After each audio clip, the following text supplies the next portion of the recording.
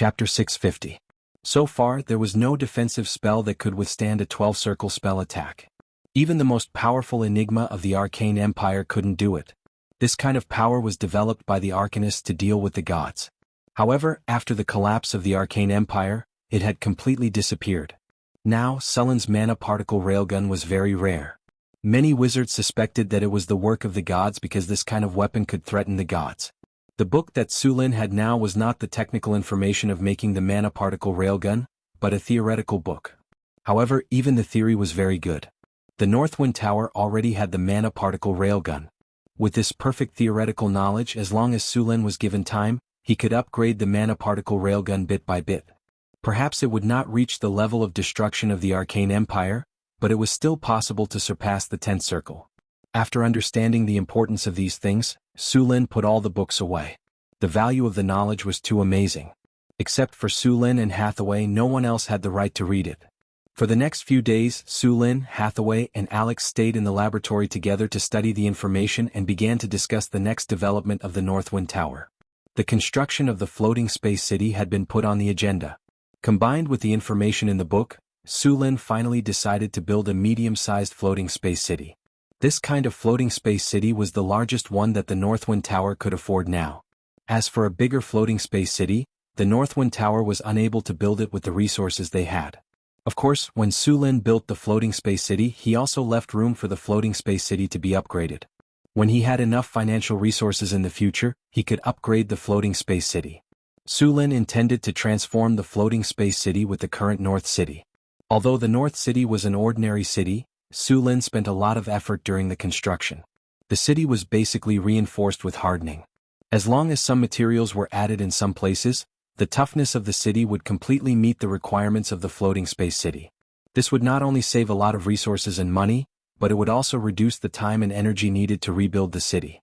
In addition, Sulin didn't want to give up the buildings of wonder that he had spent a lot of time and energy to build.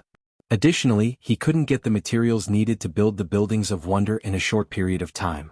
He didn't want to give up the magical effects of these buildings of wonder. Therefore, using North Town City to build a floating city was the best solution. Northern Battlefront City could accommodate 200,000 people. Of course, it was already too big, so Sulin planned to abandon some of the unimportant places. After all, the elemental furnace in the floating city had limited capacity. Unless Sulin was prepared to build another elemental furnace, or if the elemental furnace technology improved, he could create an elemental annihilation furnace that could provide more energy than the elemental fusion furnace. After deciding to build a floating city based on Northern Citadel, the rest was a lot easier. All they had to do was upgrade and modify Northern Citadel according to the standards of a floating city. The laying of various energy channels, as well as the relocation of some buildings and factories, and so on, also needed to be carried out. There was limited space in the floating city, so Sulin needed to make the best use of the limited space he had.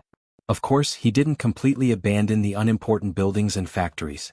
The floating city had limited space, but they could be moved to the demi-plane. Sulin had planned to link the demi-plane with the floating city.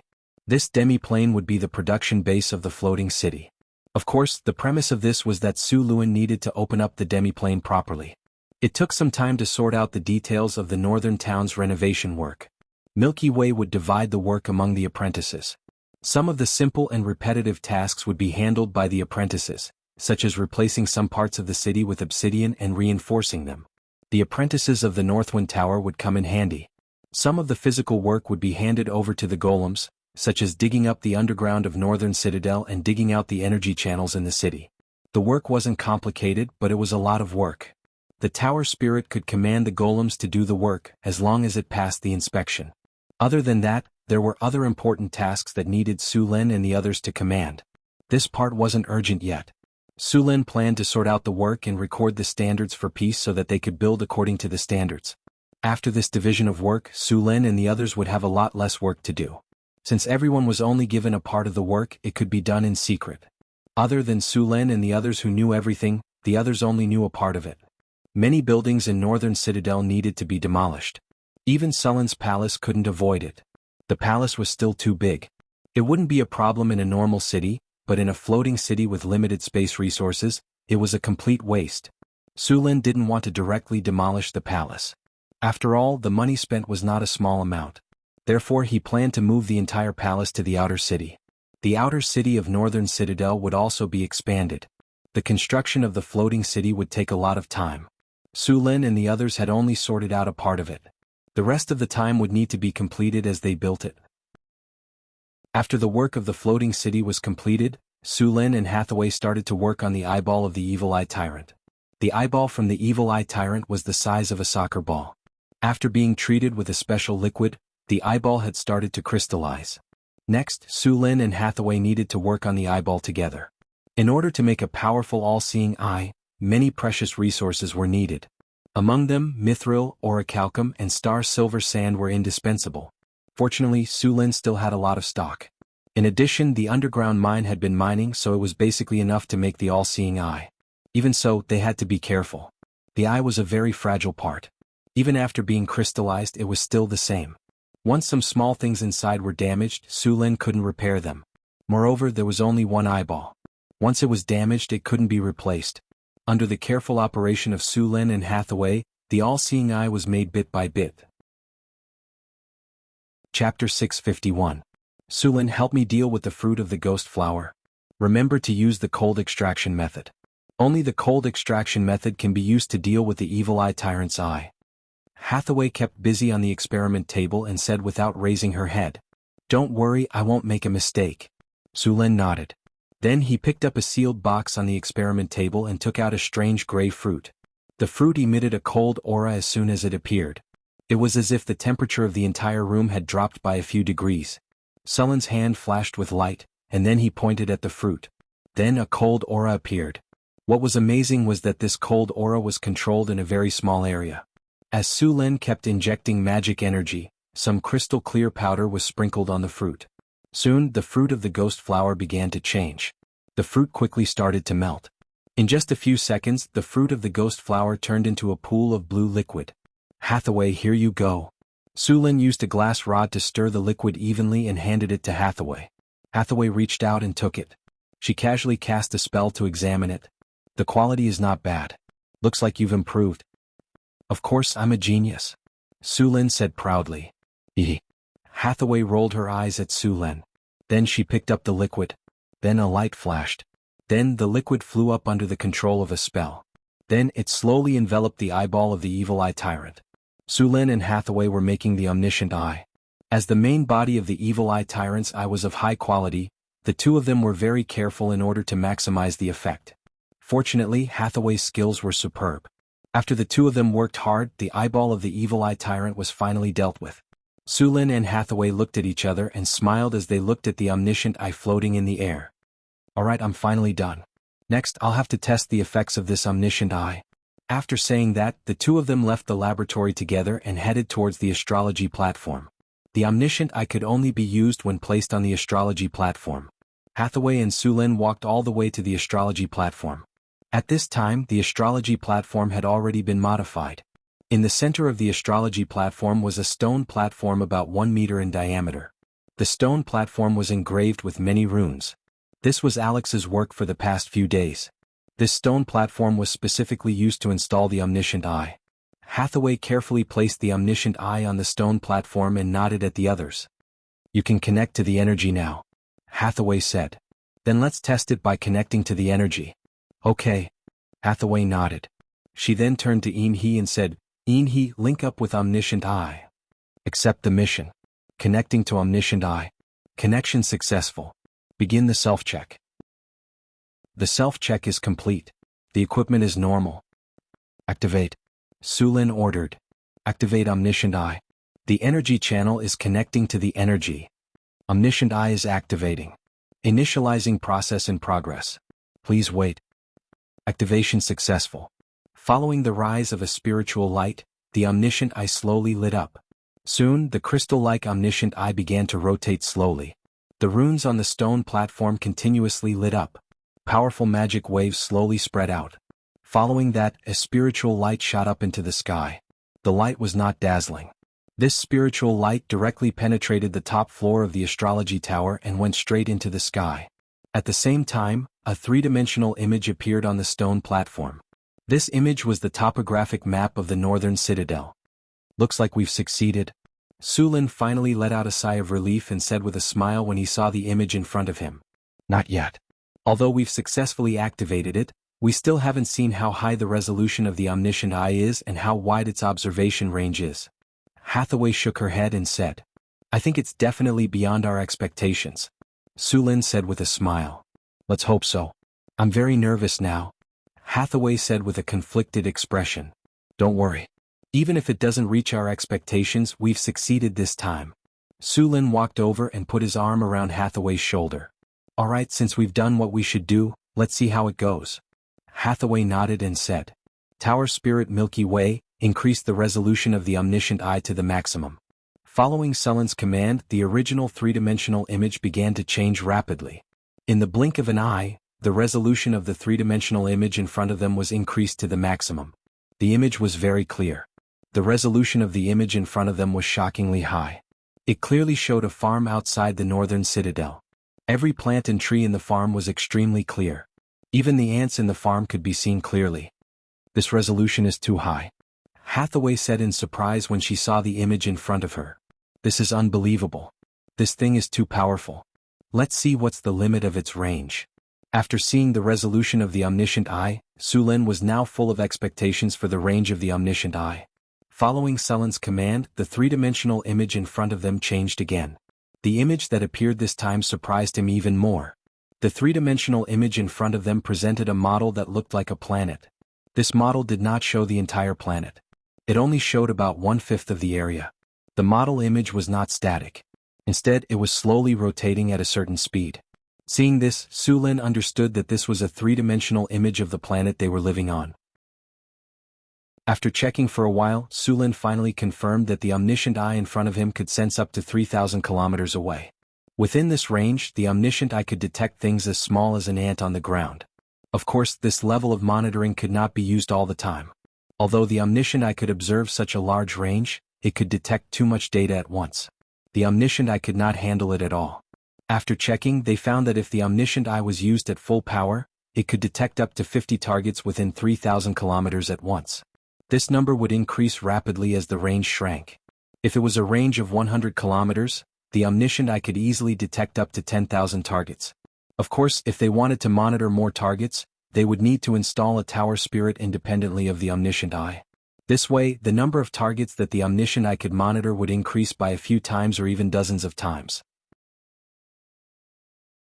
Chapter 652. Su Lin looked at the omniscient eye in front of him with a look of surprise. This thing had given him too many surprises today. After some inspection, he was shocked by the power of the omniscient eye in front of him. This thing was simply a man-made satellite. No, it was more powerful than a man-made satellite. A man-made satellite still needed to be lifted into space, and its lifespan was only a dozen years. It could not monitor invisible objects at all. However, this omniscient eye not only could detect invisible objects, but even the shadows of legendary rogues could not be hidden under it. In addition to these functions, the omniscient eye could also launch an accurate attack. The omniscient eye could launch an energy beam attack with power ranging from the 6th circle to the 9th circle. This energy beam was very fast and accurate. As long as the energy was supplied in time, it could attack targets 3,000 kilometers away. The energy beam was the talent of the Evil Eye Tyrant. Su Lin and Hathaway spent a lot of effort when making the omniscient eye, and finally preserved this talent. Now it seemed that it was completely worth it. The omniscient eye in front of him was not its limit. In fact, the platform provided by the Tower of the North Wind was still a little weak. If the omniscient eye was installed on the floating city, then it could really become a satellite. By then, as long as there were 3 omniscient eyes, Su Lin could monitor any place in the entire Tyrol world. Of course, Su Lin did not intend to do this. He did not intend to dominate the world and become the leader of Tyrol. What was the point of monitoring the whole world? Su Lin was not too ambitious. Whether the world was peaceful or not, it had nothing to do with him. As long as there was no problem with his territory, it was fine. And even if he spent a lot of effort to take down the surrounding countries, what would he do? Spend a lot of time and effort to fight with the nobles for the welfare of the masses? He was not that great. After all, before he crossed over, Su Lin was just a small citizen. He was not a revolutionary. He was not interested in promoting the development of civilization in this world. If he really did that, he would be the enemy of all the nobles in the world. Even those professions, wizards and churches would oppose him.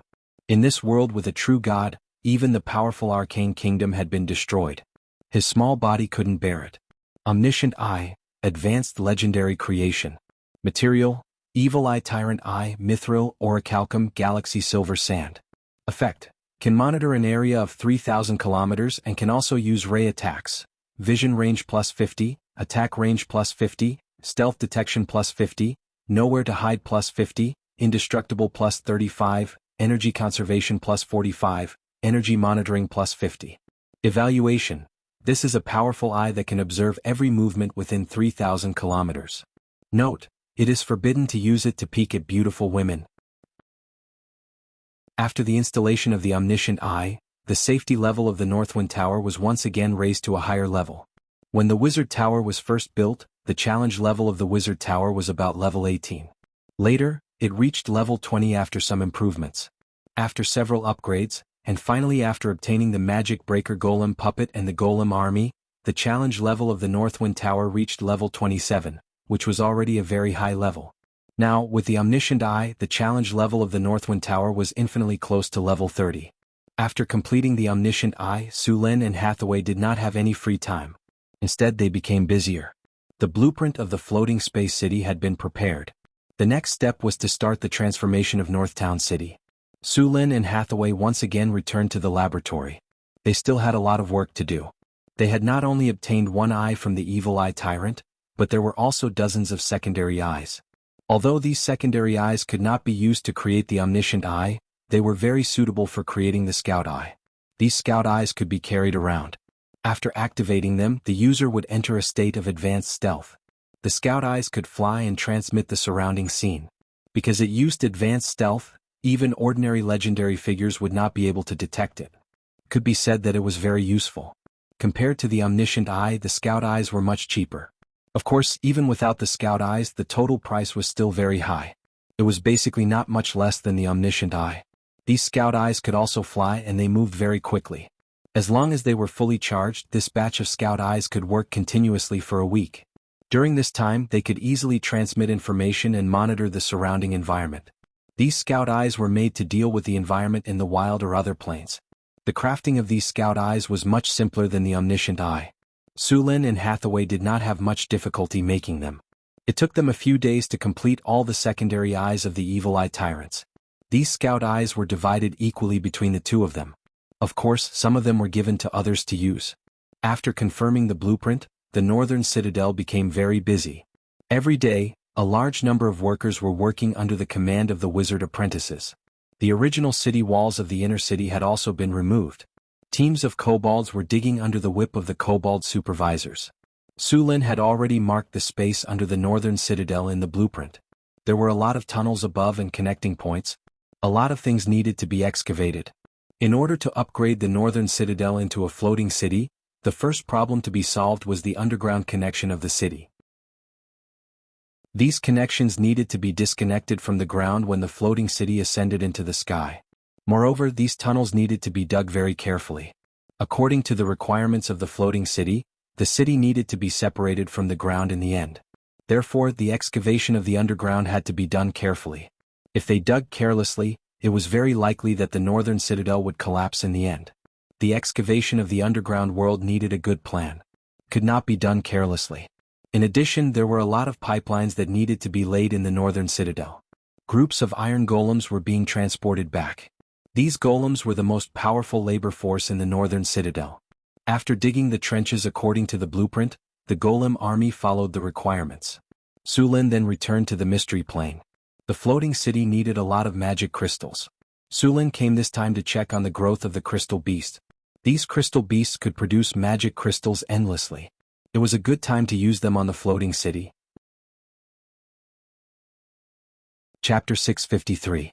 The renovation of the northern town city was going smoothly, but the amount of work this time was quite large, so it might take a long time. Building a floating city required a large amount of magic crystals, and the magic crystals of the Northern Wind Tower were all produced by the crystal beasts. After a long period of reconstruction, about 80% of the secret mirror had been repaired, and all the medicine fields had been restored. Now, many of the resources in the Northern Wind Tower were supplied by the secret mirror. In addition to supplying the Northern Wind Tower, some of the resources in the secret mirror would be sold. The ancient wisdom tree in the secret mirror was thriving. This tree had a plant domain so it could change the environment around it. All kinds of magical plants in the medicine fields would grow better.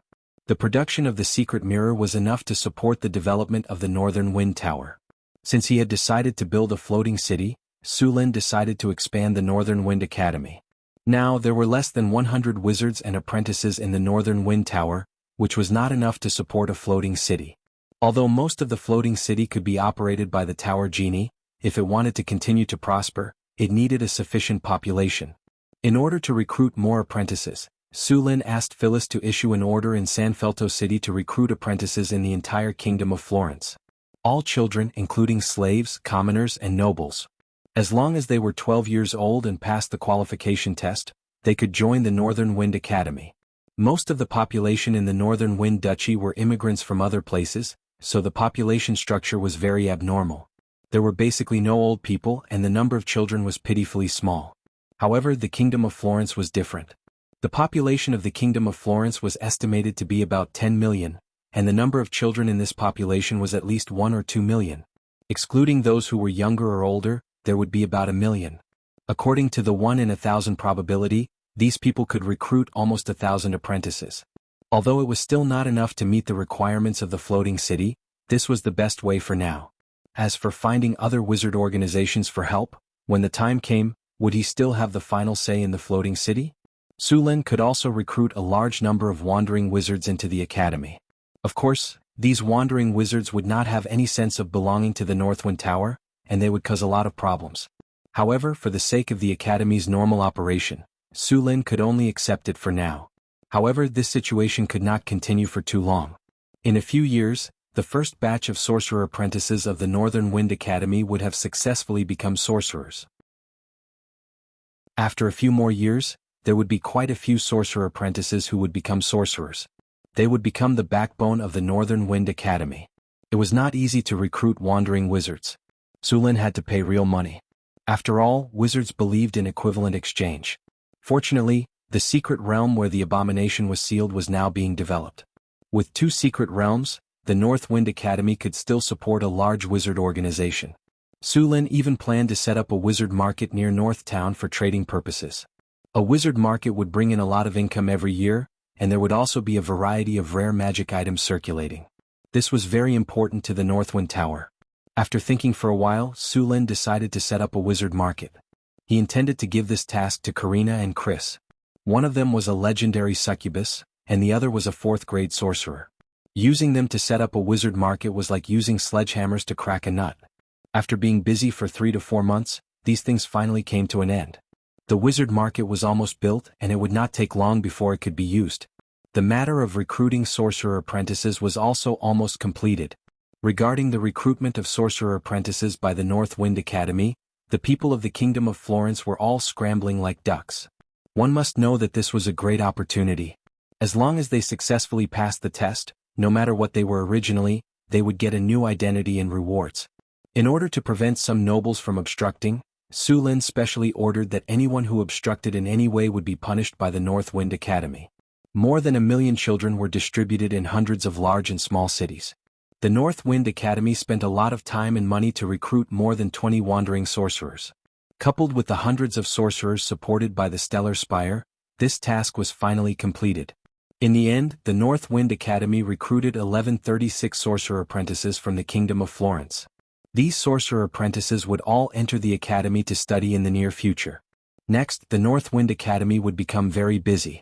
At the same time, this place would become full of vitality. At the same time, Sulin also received another piece of good news. There was new progress in the research of the elemental fusion furnace. Originally, the theory of the elemental fusion furnace was very complete.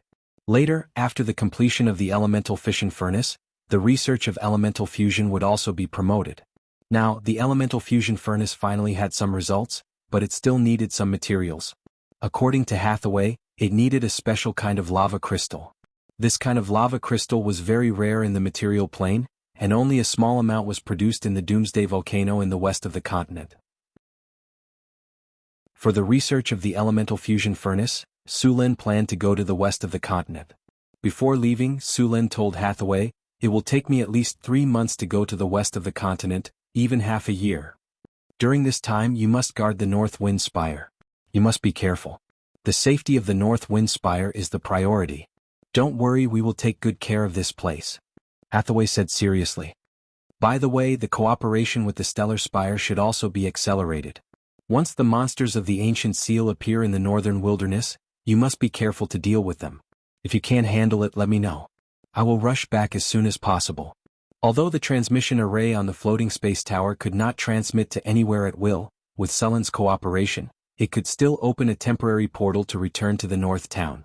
The continent where Sulin was now located was very large, equivalent to the area of Europe, Asia, and Africa combined in his previous life. Even so, it was not the largest continent in the world.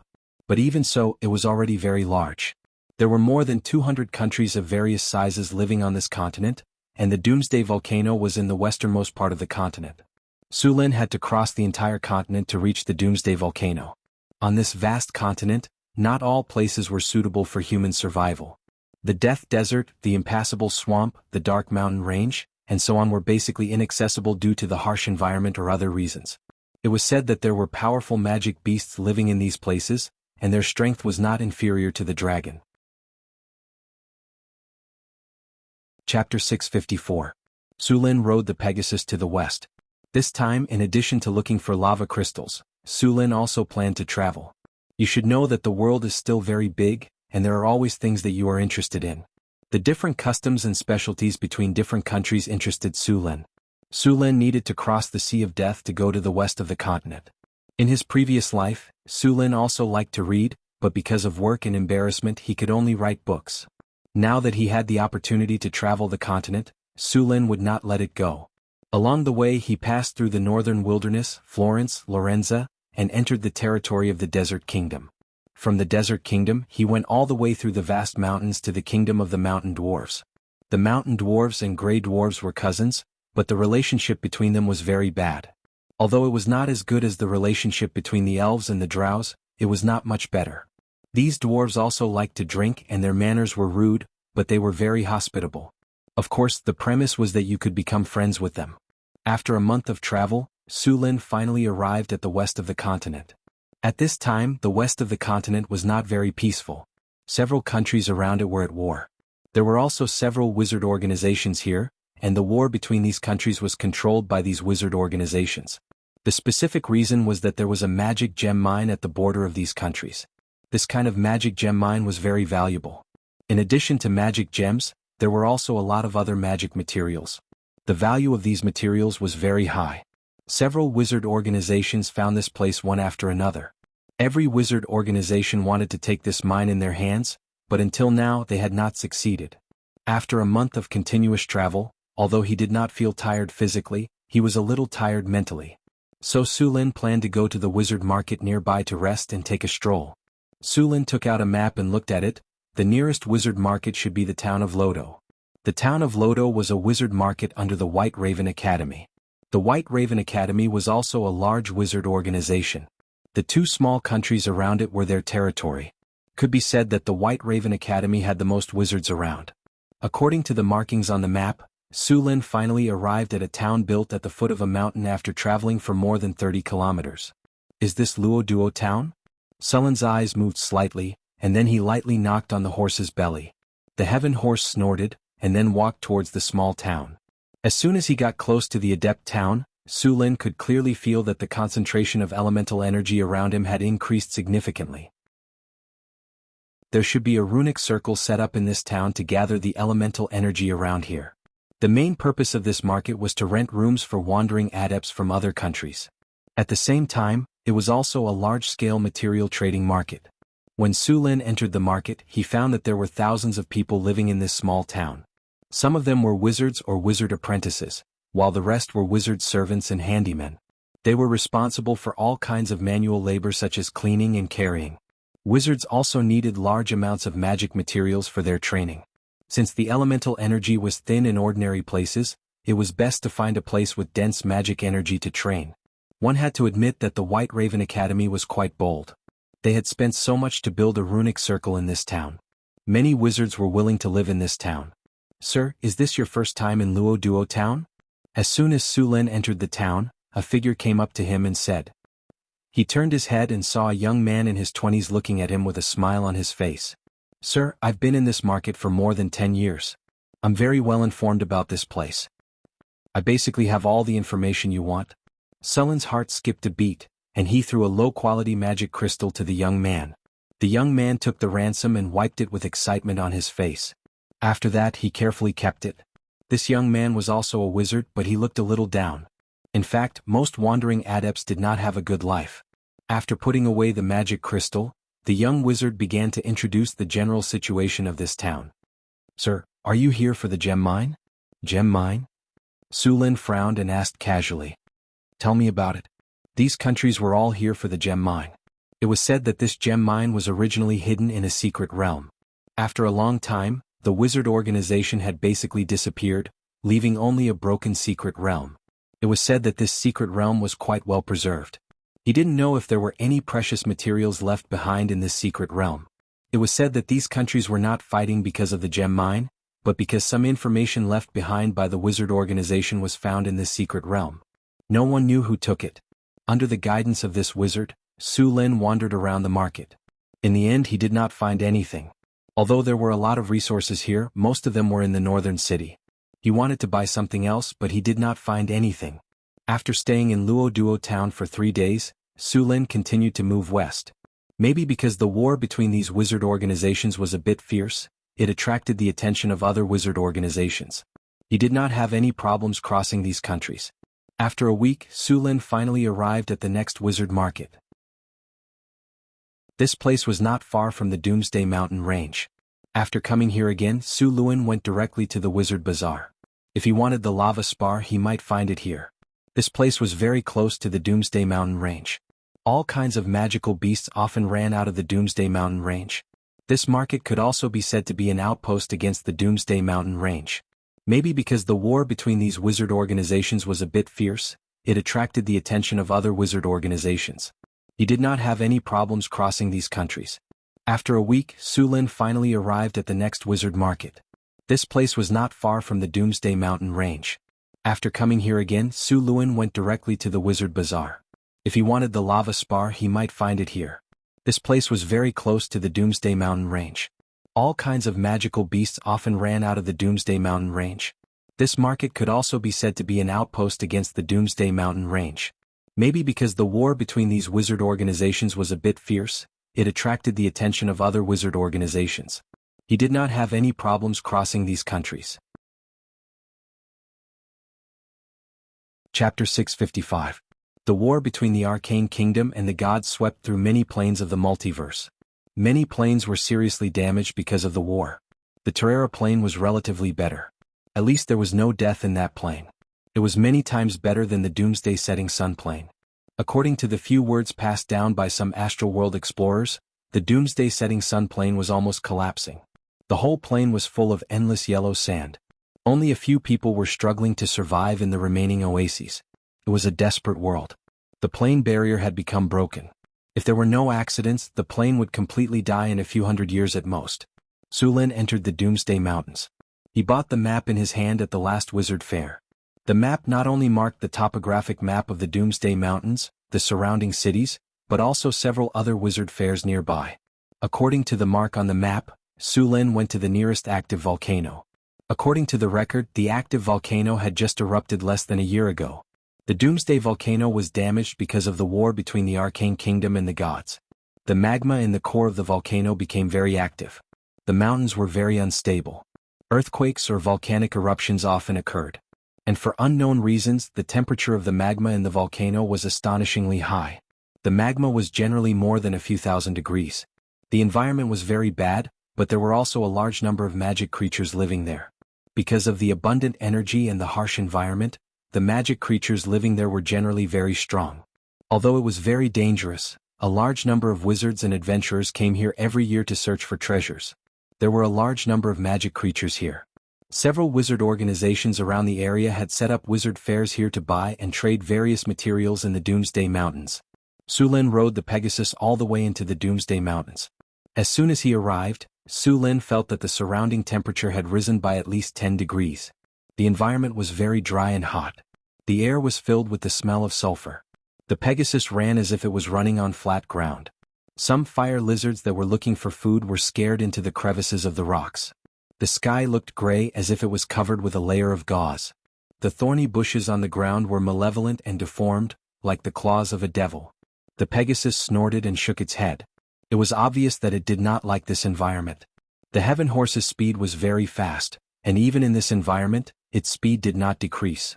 After running for about half a day, Su Lin saw his destination this time, the volcano that had just erupted. At this time, there was a thick layer of volcanic ash around the volcano. The cooling magma made the place look very desolate. The lava crystal that Su Lin was looking for was produced here, but it was very rare. When they arrived near the volcano, the surrounding temperature became even higher. The volcano that had stopped erupting was still emitting black smoke, and the surrounding air was very turbid. There was even a large amount of poisonous gas mixed in. It could be said that the environment here was very similar to the fire elemental plane. When they arrived near the volcano, Su Lin asked the Heaven Horse to find a place to play by itself. He then went to the mouth of the volcano. Although the volcanic eruption was very dangerous, it could also bring a lot of opportunities. There were all kinds of metal minerals and magic gems in the solidified magma. Many wizards and adventurers would risk their lives to collect them. Because of the eruption of the magma, these things or enchanted materials were often buried very shallow, so it was much easier to find them. Su Lin spread out his powerful power of the will and entered the solidified magma to search. All kinds of enchanted materials and magic gems were obviously different from the magma when the power of the will scanned. As long as they were not buried too deep, a wizard could quickly find these things. Soon it took Su Lin 10 minutes to search the area carefully. In the end he only found a few natural gold nuggets. He did not find a single magic gem. Su Lin was already mentally prepared for this situation. After changing to another place he began to search again. As time passed, the sky quickly darkened. After an afternoon of searching, Su Lin searched the surrounding area, but he did not find much. Only 2 peanut-sized magic gems were found and nothing else. Seeing that the sky was getting dark, Su Lin did not continue his journey. Instead he found a hidden area and prepared to camp. For wizards, camping in the wild was very convenient, especially for high-grade wizards. Su Lin gently waved his arm and a ray of light rose. Then a spatial crack suddenly appeared in front of him. Sullen's Magic Mansion. The original version of this spell was the level 7 spell Mansion. Su Lin modified this spell and rebuilt a luxurious mansion, increasing the casting difficulty and mana consumption. After completing the spell, Su Lin brought the Pegasus into the mansion, and the spatial crack disappeared without a trace. For more than a month, Su Lin basically spent his time in his mansion. He even left a clay golem in the mansion as a servant. Although it was only a low-grade golem, the intelligence of this golem was not inferior to that of a steel golem. It was completely made according to the template of a butler. The only regret was that this golem was very bad at cooking. In the next few days Su Lin began to search in the Doomsday Mountains. Unfortunately he searched several volcanoes in a row, but he did not find the lava crystal. Fortunately he also obtained some magic gems and enchanted materials.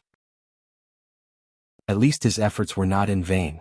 After a few days of fruitless searching, Su Lin planned to go to the surrounding wizard bazaars to try his luck. The production of lava crystals was very low, and there might be some in the wizard bazaar here. He rode the Pegasus to the nearest wizard bazaar. What surprised him was that the wizard bazaar in front of him was actually a small town. Looking at the scale, there were at least tens of thousands of people living in it. It was the first time Su Lin had seen a wizard bazaar of such a scale.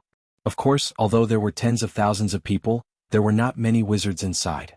Most of them were ordinary people who served the wizards. Outside the wizard bazaar, a powerful barrier was set up. According to Sullen's estimation, this barrier was at least at the legendary level. After entering the bazaar, Su Lin did not delay and directly found dozens of the largest shops, Alice's Magic Hut. This magic shop was a shop of a large wizard organization nearby, the Fairies' Garden. There were many enchanted materials inside. This fairies' garden was said to have the bloodline of fairies.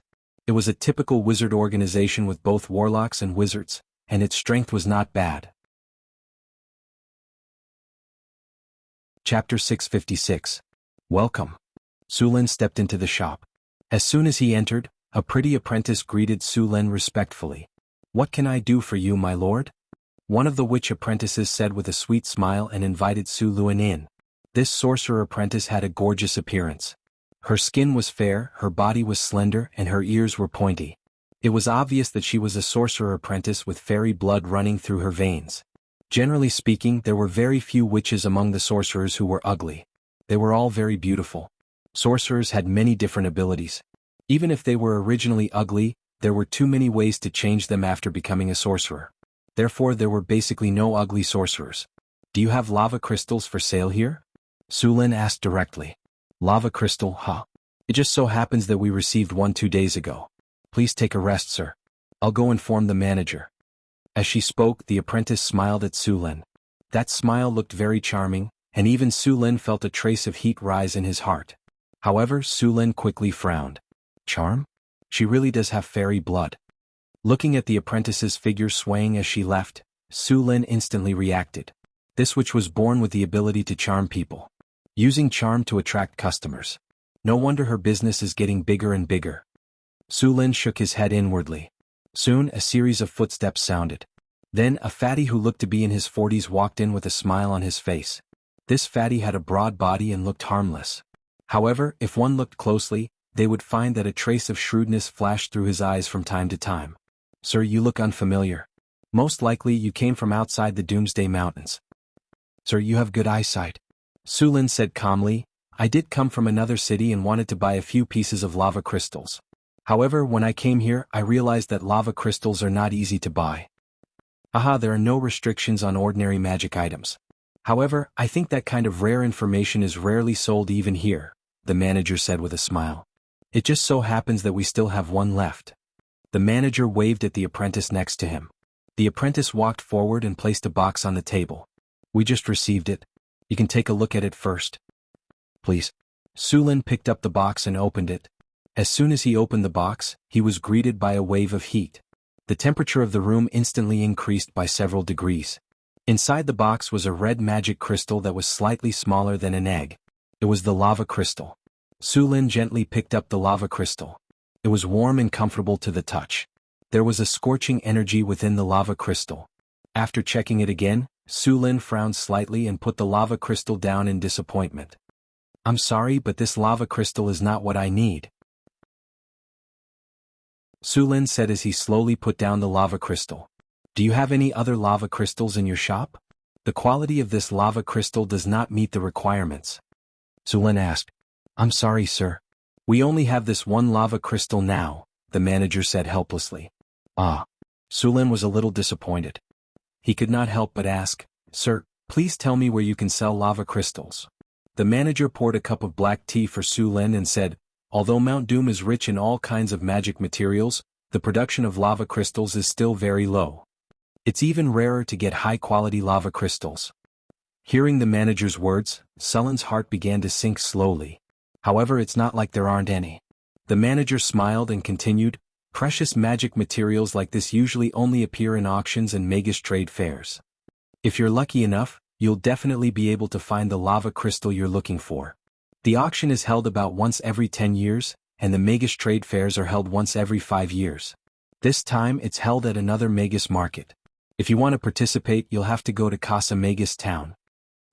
Coming out of Alice's magical hut, Su Lin frowned. He then took out a sheepskin map and looked at it. Mount Doom stretched for tens of thousands of miles. Naturally, there was more than one Magus market here.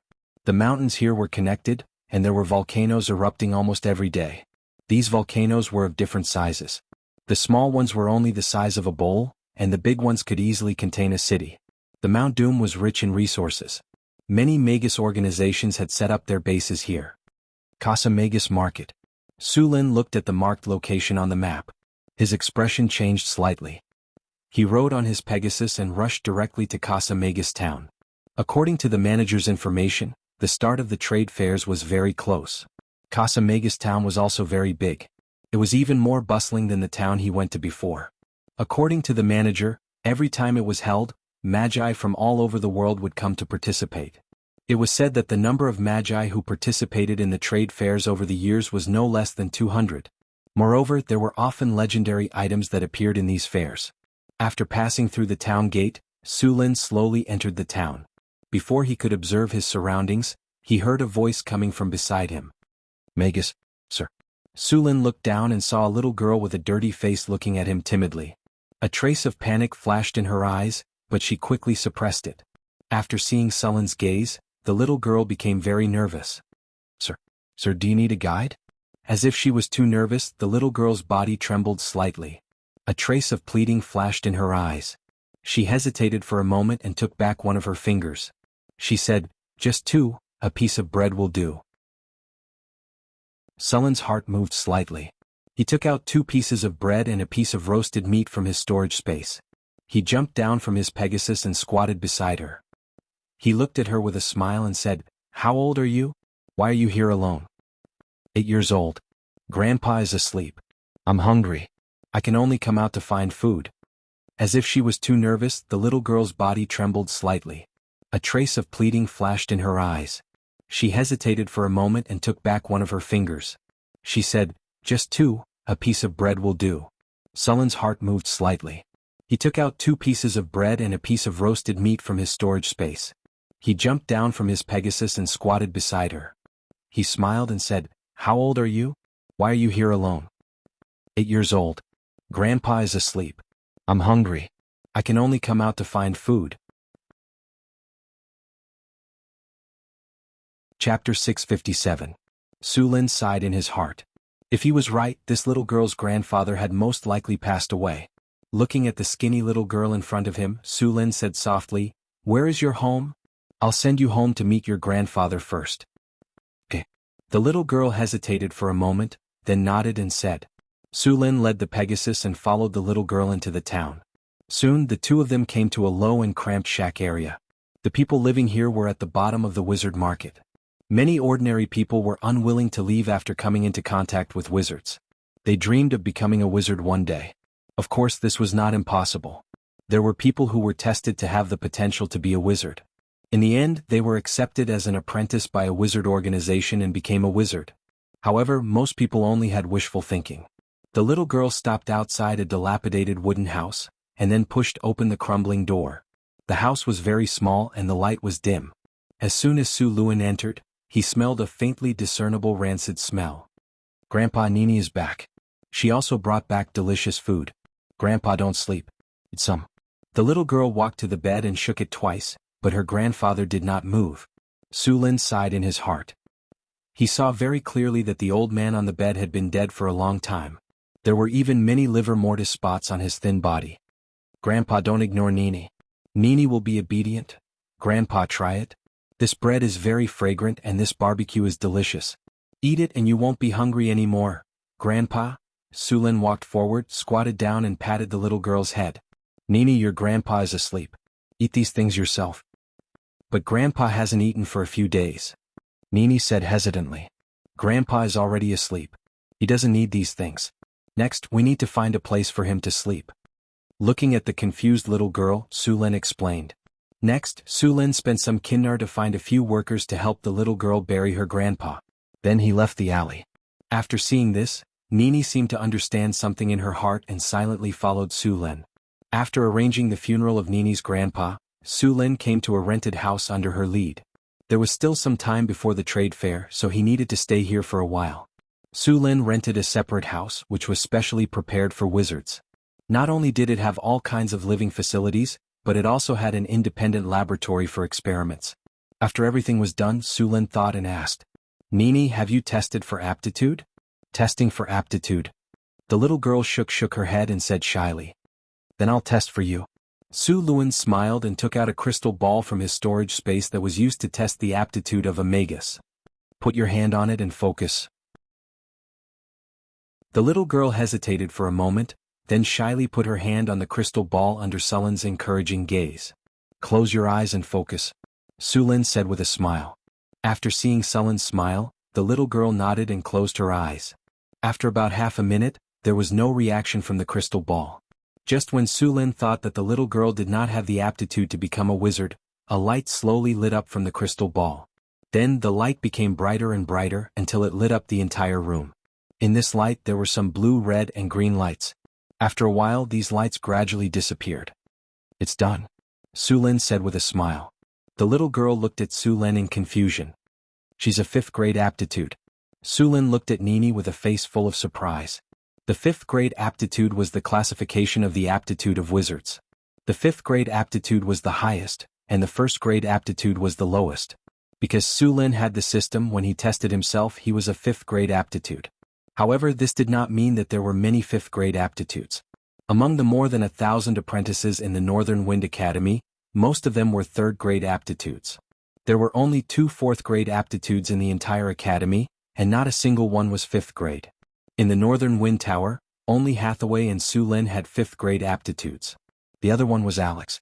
However, she was a divine creature. After fusing with her divinity, her aptitude was not inferior to a 5th grade aptitude or even stronger. He did not expect that after a long trip, he would suddenly show some kindness and take in a little girl with 5th grade aptitude. The aptitude of a wizard was very important in the early stages. A 5th grade aptitude could meditate and advance quickly. As long as there were no problems, becoming a 4th grade wizard was not a problem. It was much better than those 1st grade or 2nd grade apprentices. Many apprentices who only had 1st grade or 2nd grade aptitudes could not even touch the threshold of a high-grade wizard in their entire lives. As for becoming a legendary wizard, it was not a matter of aptitude. There was also a little bit of luck. After becoming a legendary wizard, aptitude was no longer important. At this time, aptitude was more important. In other words, as long as one had 5th grade aptitude, as long as they continued to practice, they would definitely become a high-grade wizard. The little girl looked at Su Lin with a nervous expression. As someone who lived in the wizard market, she naturally knew about the aptitude test. After seeing that the test was over, she looked at Su Lin with a nervous expression. Su Lin smiled and squatted down to the same height as her. Then he said, "Nini, what is your name?" "My name is Nini." The little girl looked at Su Lin with a strange expression. Su Lin smiled and pinched her little face. "Nini is a nickname. You still need a formal name." "A formal name?" The little girl tilted her head and looked at Su Lin. Then she shook her head. "Then I'll give you one," Su Lin said with a smile. "Okay. How about Vinia?" "Her nickname is Nini," Su Lin said. "Vinia, I'll be called Vinia from now on," Nini said happily. She was obviously very satisfied with this name. After adopting Vinia, it could be said that from today onwards, her fate would be completely different. If she did not meet Su Lin, the little girl would very likely have died in some corner of this wizard market. Even if she had 5th grade aptitude, if no one knew, there would be no change. Su Lin planned to send the little girl to the Northern Wind Academy to study. She was still young and could slowly build her foundation. With the guidance of so many wizards, as long as there were no accidents, she would definitely become a legendary wizard. Chapter 658. Since Nini was still young and her soul had not yet stabilized, Su Lin did not enlighten her too early. The best time to start learning was from the age of 10, but before that he could let her know about all kinds of wizardry knowledge. At first, Su Lin thought taking care of a young child would be troublesome, but to his surprise, Nini was very smart and sensible. She didn't need him to take care of her at all. She even took care of him, the young master. In the end, Su Lin couldn't take it anymore. He spent money to hire a maid to take care of their daily life. Then he began to teach the little girl how to read. The first language she learned was the common language of the continent, then the Nesser language, the demon language, the heavenly language, and the Byron language. These were the basics of wizardry. A qualified wizard would need to master more than 10 languages. After all, a lot of magic information was recorded in these languages. The little girl was very smart and had a good memory. She could remember all the knowledge Su Lin taught her 2 or 3 times. Although she was not as good as Su Lin and Hathaway, there was not much difference. Seeing this, Su Lin was very surprised. This little girl was a potential wizard. After living in this wizard town for about a month, the long-awaited wizard trade fair was finally going to start. After telling Nini to stay at home to study and not go out, Su Lin went to the trading hall in the wizard market. In order to participate in the trade fair, one had to be a wizard and buy a ticket. The ticket price was not cheap. It was equivalent to 10,000 kinners worth of magic crystals or gems. Of course, this was not a problem for Su Lin. He arrived at the trade fair hall. As expected of the trade fair held once every 5 years. Su Lin hurriedly looked around. There were about 300 wizards in the hall. Although half of them were low-grade wizards, there were only a few high-grade wizards. As for legendary wizards, Su Lin did not see any of them. Legendary wizards were very busy, and more than 80% of them were otakus. There was almost no one like Su Lin who liked to wander around. Normally, legendary wizards would rarely participate in this kind of trade fair, but they would usually send their disciples or representatives. After all, this sort of trade fair, which was held once every few years, would often have some good items. As a new face, Su Lin did not have many acquaintances at this trade fair, so no one came to disturb him. Su Lin found a quiet place to sit down and waited quietly. After sitting down, Su Lin kept observing the wizards around him. Many of them were obviously regulars here. They were chatting with their friends and introducing other wizards from time to time. Su Lin was obviously interested in the news as well. He was eavesdropping on the conversation. Soon, he had a general understanding of the adepts around him. A few of them were very strong in Beijing, and they were backed by legendary wizards. Most of them were disciples of legendary wizards, and you could tell from their arrogant expressions. The highest profile wizard was actually a direct descendant of a legendary wizard. This wizard was a grade 4 wizard and was the son of a legendary wizard. It was important to note that after advancing into an adept, the fertility of an adept would greatly decrease. This kind of fertility would become more and more difficult to achieve. After becoming a legendary wizard, the chances of having a descendant would be even lower. It was 1,000 times harder for a legendary wizard to have a descendant than a normal person. However, once a descendant was born, they would receive a lot of benefits. Their aptitude would be at least grade 4, and even grade 5 would not be rare. "Who is that adept?" one of the adepts asked softly. Another wizard followed his gaze and quickly whispered, "That's Meister from the Brandon family. His father is the Sage of Fire. Don't offend him. This guy is very vengeful and he has a legendary wizard behind him. It can be said that no one dares to offend him." With that wizard's whisper, Su Lin roughly understood the basic information of this Meister. Meister's father, the Sage of Fire, spent countless resources and finally succeeded in giving birth to a child, which was Meister in front of him. To have a son at such an old age and to be a sorcerer's seed, one could imagine how much the Sage of Fire doted on him. Moreover, he himself was a grade 4 sorcerer with great strength. There were also a few wizards who were representatives of other wizard organizations. It could be said that the qualifications of the entire trade fair were very high. The trade fair has begun.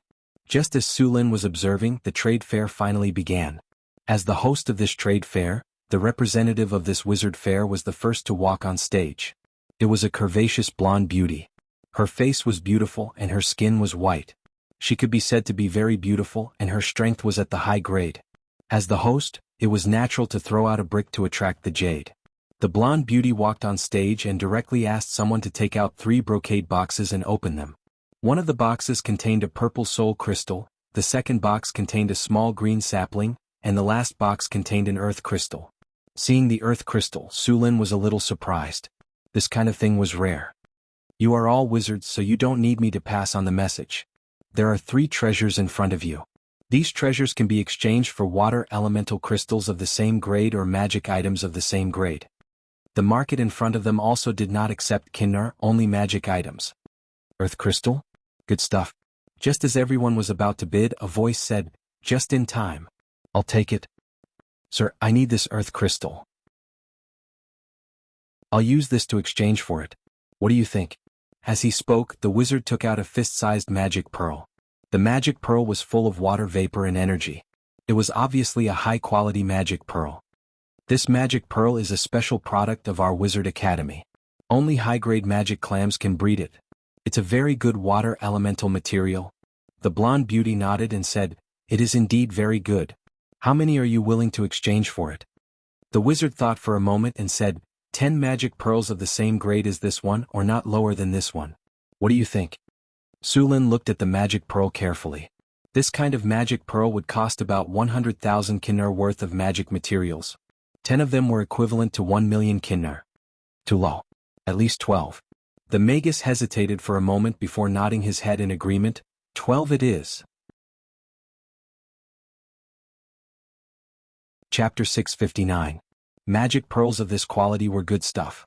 They could be used to make some magic tools or set up some large-scale magic runes or magic runes. However, these were not their most important uses. The most important use of magic pearls was to make youth potions. This potion could not increase the power of the will or break through bottlenecks. However, it had one effect: eternal youth. After taking this potion, one's body would remain active. As long as one did not die, they would always be in a youthful state. In addition to these effects, the youth potion also had some beautifying effects. such as making the skin white and tender. Although this potion could not increase the power of the will, it was not cheap at all. It could be said that the witches were crazy about this potion. It had to be said that no matter the time, women's pursuit of beauty was crazy. In the eyes of many wizards, this potion was completely a waste of resources, but the price was shockingly high. Seeing that the first round of transactions had been completed, the next two items were quickly bid on. The high-grade soul crystal was exchanged for a magic wand, and the remaining sapling was a magic willow. It was a plant-type magic beast that was similar to a tree ant. It could be used to guard a house, and the trunk of this magic willow was a very good enchantment material. However, the prerequisite was that this magic willow had to be raised. This plant-type magic beast usually took dozens or even hundreds of years to grow. If it was not a wizard organization or a wizard family, basically no one would raise this kind of creature. After the first person completed the transaction, the venue became lively. Then the second wizard went on stage and took out the item he was going to trade. It was a very simple item, just a magic scroll. However, the items that could be traded here were not cheap. The Heart of Lava meditation technique. It can increase the affinity of shadow and fire elemental energy. It has a 7th circle, an 8th circle, and a legendary spell. I'll trade it for a bottle of elemental essence. As soon as the voice of this magus fell, the entire venue immediately began to scramble for it. Elemental essence could be called a heavenly treasure.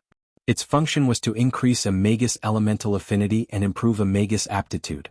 Of course, it could only be raised to grade 4, but even so, it was still very precious.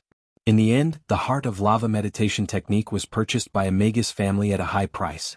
Not only did they pay an elemental essence, but they also paid 100,000 kinar worth of magical materials. After that, one magus after another went up to trade. There were even 1 or 2 items that caught Sulin's attention. Although these items were precious, they were not the lava crystals that Sulin wanted. As time went by, there were fewer and fewer wizards who had yet to make a deal. Sulin was getting a little anxious. However, at this moment, Sulin suddenly heard a wizard on the stage say, 1 top-grade lava crystal for true dragon blood essence or a bloodline of the same level. Hearing this, Sulin's eyes lit up. He didn't expect that what he wanted would really appear. As soon as the top-grade lava crystal appeared, many wizards wanted to buy it. One of them took out the blood essence of a grade 4 frost Quetzalcoatlus and some other things, but he was still rejected. Another wizard took out a bottle of legendary sea monster blood. Seeing that the person was interested, Sulin immediately took out a bottle of red blood and said, 1 bottle of white dragon blood from the ancient dragon stage in exchange for this lava crystal. White dragon blood from the ancient dragon stage. Hearing Sulin's words, a trace of surprise flashed across the wizard's face. He couldn't wait and said, as long as it's confirmed that it's white dragon blood from the ancient dragon stage, we can make the exchange immediately. True dragon blood was very rare, but it wasn't impossible. For example, finding some dragon creatures to purify the blood, but there was a limit to this kind of purification. In order to obtain true dragon blood, it had to be at least a legendary dragon descendant. Sulin's bottle of white dragon blood was from the ancient dragon stage, and its effect was far stronger than that of ordinary legendary dragon blood. It could be said that it had exceeded the target that he wanted to exchange. Morton looked at the bottle of dragon blood that contained rich energy in Sulin's hand, and his eyes were full of enthusiasm. He thought to himself, dragon blood from the ancient dragon stage. Although it's from a white dragon, it's still not bad. It'll definitely be good to use it to make dragon blood potions. With my qualifications, it's impossible to rely on a wizard to advance to legendary. However, if I have this bottle of dragon blood, the success rate of advancing to legendary by relying on a dragon disciple warlock is still very high. A legendary dragon disciple warlock is not inferior to a legendary wizard in the slightest. Moreover, he can establish a warlock family and even control a country behind the scenes. At the thought of this, Morton's heart was full of enthusiasm. He smiled and said, no problem at all. I agree to the exchange. As he said that, he handed the top-grade lava crystal to Sulin, ready to exchange for the dragon blood. Wait. Sulin stopped. The value of my bottle of dragon blood is higher than your lava crystal. You can't afford the difference. This? Morton was a little hesitant, but after glancing at the bottle of dragon blood, he immediately nodded and agreed. I can compensate you with 20,000 kinars worth of enchanted materials. Sulin nodded and agreed. Since the price had been discussed, the two quickly completed the exchange after confirming that there was no problem with the item. Su Lin held the fist-sized lava crystal in his hand and sighed in relief. After the exchange was completed, Su Lin was not in a hurry to leave here. He had to bring some gifts back for a long trip, didn't he? Otherwise, the few people at home would be in a mess. Su Lin already had a target. The enchanted pearls that the wizard used to exchange were pretty good. Although Hathaway, Chris, Alex, and Karina were all long-lived species and could be regarded as eternal youth, no woman would refuse to become more beautiful. Therefore, Su Lin planned to buy or trade some enchanted pearls from the wizard. Soon, Su Lin found the wizard and used 100 milliliters of spring water and some other magical materials to exchange for 5 enchanted pearls. It was not that he did not want to exchange for more, but the key was that these were the last 5 enchanted pearls he had. The production of enchanted pearls was not high. It was mainly produced by a special kind of enchanted clam. If one could obtain an enchanted clam, it was equivalent to obtaining an endless source of wealth. Of course, enchanted clams also had a limited lifespan. There were many of them in the hands of the sea folk. Su Lin found some pearl clams in the sea of the eastern continent and wanted to cultivate enchanted clams.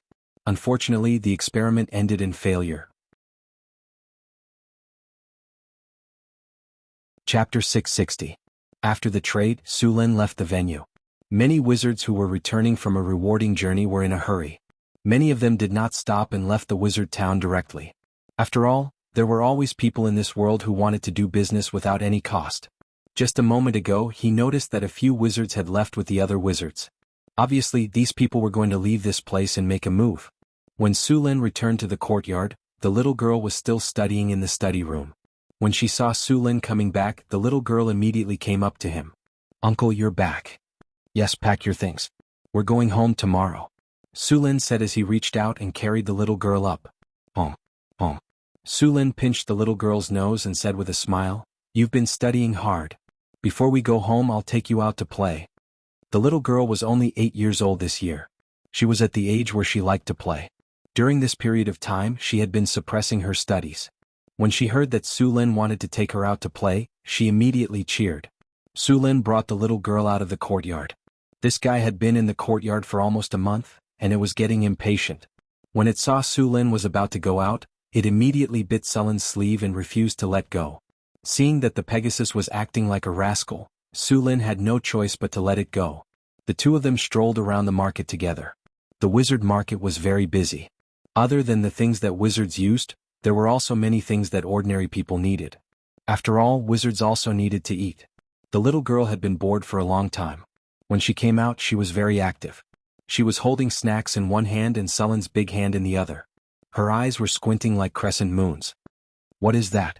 At this moment, a man not far away suddenly had a flash of inspiration in his eyes. He looked at the horse beside Su Lin and a trace of surprise flashed across his face. He quickly ran up and stopped Su Lin. "Sir, please wait a moment." "Huh?" Suddenly, a shadow appeared in front of Su Lin and blocked his way. After seeing who it was, Su Lin's eyebrows furrowed. He had seen this wizard before. It was the very high-profile Wizard Meister at the trade fair not long ago. Wizard Meister glanced at Su Lin and turned his gaze towards the Pegasus behind Su Lin. A flash of greed flashed in his eyes as he spoke to Su Lin in an arrogant tone. "Is that your horse? It looks pretty good. I just happen to be lacking a fine horse. If you sell this horse to me, I can give you 10,000 kinnar, or an equivalent magic item." When the Pegasus behind him heard his words, it snorted in dissatisfaction and even made a move to kick him. Su Lin stroked the Pegasus' head to comfort it before turning to Meister with a calm expression. "This horse is my mount. I will not sell it." "Not sell?" After hearing Su Lin's words, a cold light flashed in Meister's eyes. He then snorted coldly, "Do you know who I am? In the Doomsday Mountain Range, the Brandon family is the ruler. You only have 2 choices. Either you accept the friendship of the Brandon family, or you become the enemy of the Brandon family." A flash of murderous intent flashed in Su Lin's eyes. Ever since he became a legendary, no one had dared to talk to him like this. Even the chief wizard of the Stellar Spire spoke to him as an equal. This was the first time he had been verbally threatened since he became a legend, and it was from a wizard who had yet to reach the legendary level. Although Meister had the backing of the Brandon family, and his father was the Sage of Fire, a legendary wizard, Meister was still not a legendary. It was a miracle that someone as arrogant as him could survive until now. Most legendary wizards like to stay at home. If Meister had offended a legendary wizard, he would have been killed on the spot. Even if his father, the Sage of Fire, came to find him, it would still be difficult. With the strength of a legendary wizard, it was hard to say who would win. After all, as a legendary wizard, who didn't have a few trump cards in their hands. Su Luan was very clear about how powerful a legendary wizard could be when he was prepared. Even if he didn't offend a legendary wizard, if he offended a rank 4 great wizard, he would be killed without hesitation. This was especially true for wizards who came from other regions. They could just run away as soon as they were done. The Sage of Fire wouldn't even be able to catch up with them. Meister's arrogance was completely the style of a spoiled brat. He had grown up in a greenhouse and the Brandon family had protected him too well. He had never tasted the cruelty of society. Since everyone wanted to teach him a lesson, Su Lin would take it upon himself to teach him a lesson about the evils of society. After glancing at Meister, Su Lin didn't make a move. After all, this was the wizard market and there was a wizard organization behind it. It wouldn't be good to smash the shop after buying something here. I said, I'm not selling. As for the friendship of the Brandon family, how much is it for 500 grams? After saying that, Su Lin didn't want to talk to a dead man. He turned around and left with the little girl and the Pegasus. Seeing that Su Lin had ignored him, Meister's face turned green.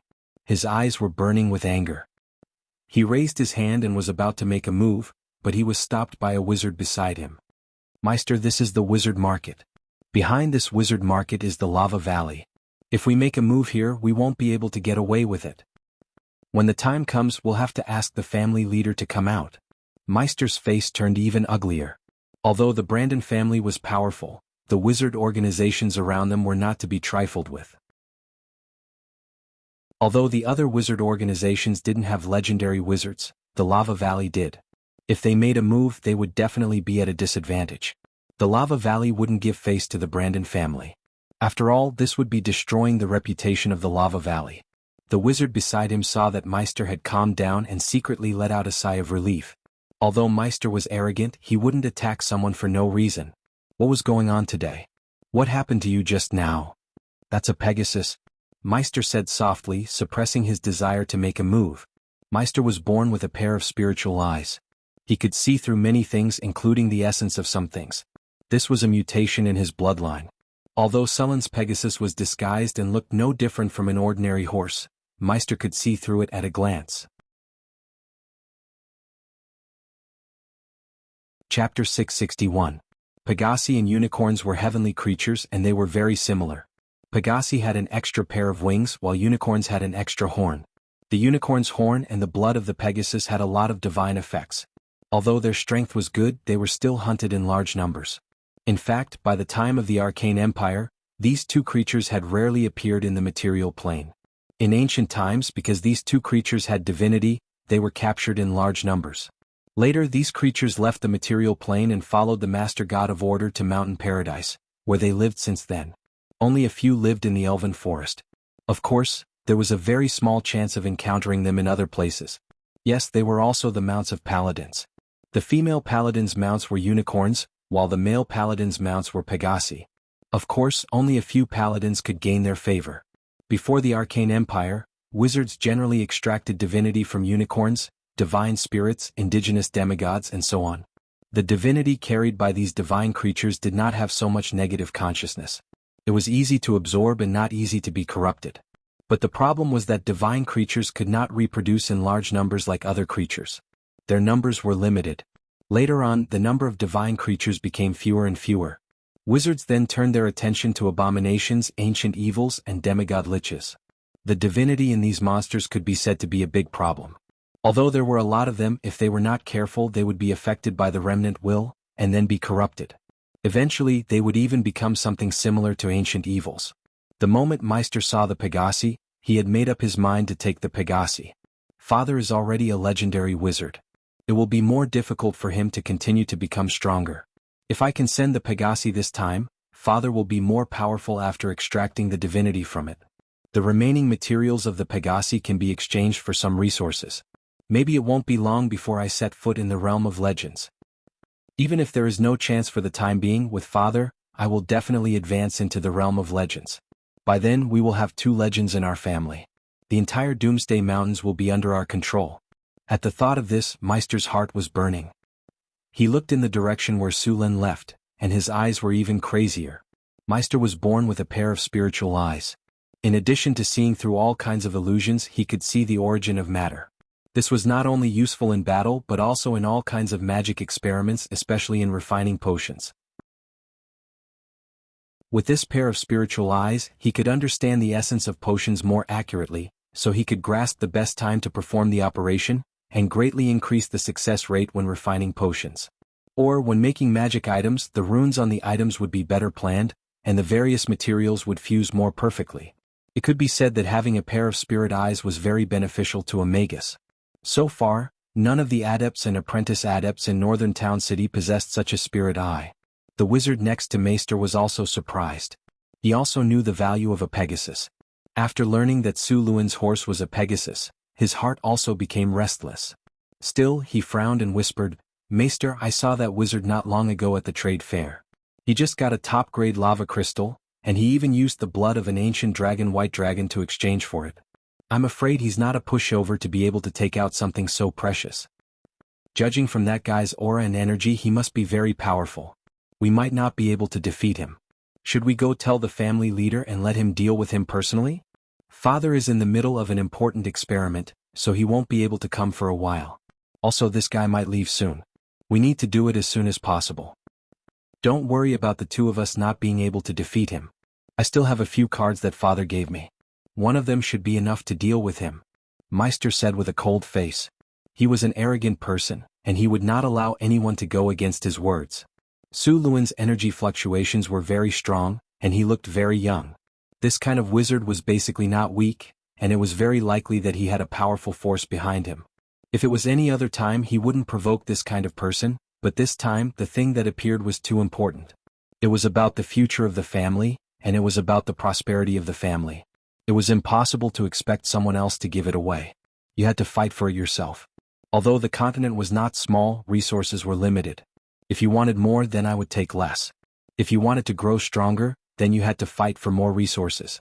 Why did all the major adept organizations have enemies?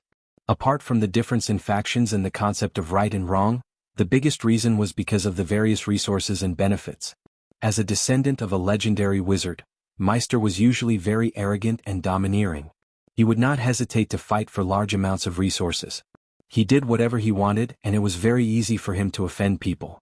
Now that he saw a Pegasus, how could he hold back? That was almost impossible. That heavenly horse is something I must get. It's related to the prosperity of our Brandon family. My brother is proficient in tracking magic and has extraordinary strength. If we work together, we will definitely be able to successfully kill it. Please help me. After it's done, I will personally tell my father about it and give you more cultivation resources in the family," Meister said directly. "All right." After a moment of silence, the wizard from the Brandon family agreed. "But don't be impulsive. Give me some time to find out more about him. Then I'll leave it to you, brother." Meister finally smiled when he heard that the wizard had agreed to help. After being spoiled by a fly, Su Lin did not continue to stroll around. He brought the little girl and the Pegasus back to the small courtyard he rented. In the next 2 days, Su Lin bought some other things in the wizard market. Then he left the wizard market with the little girl.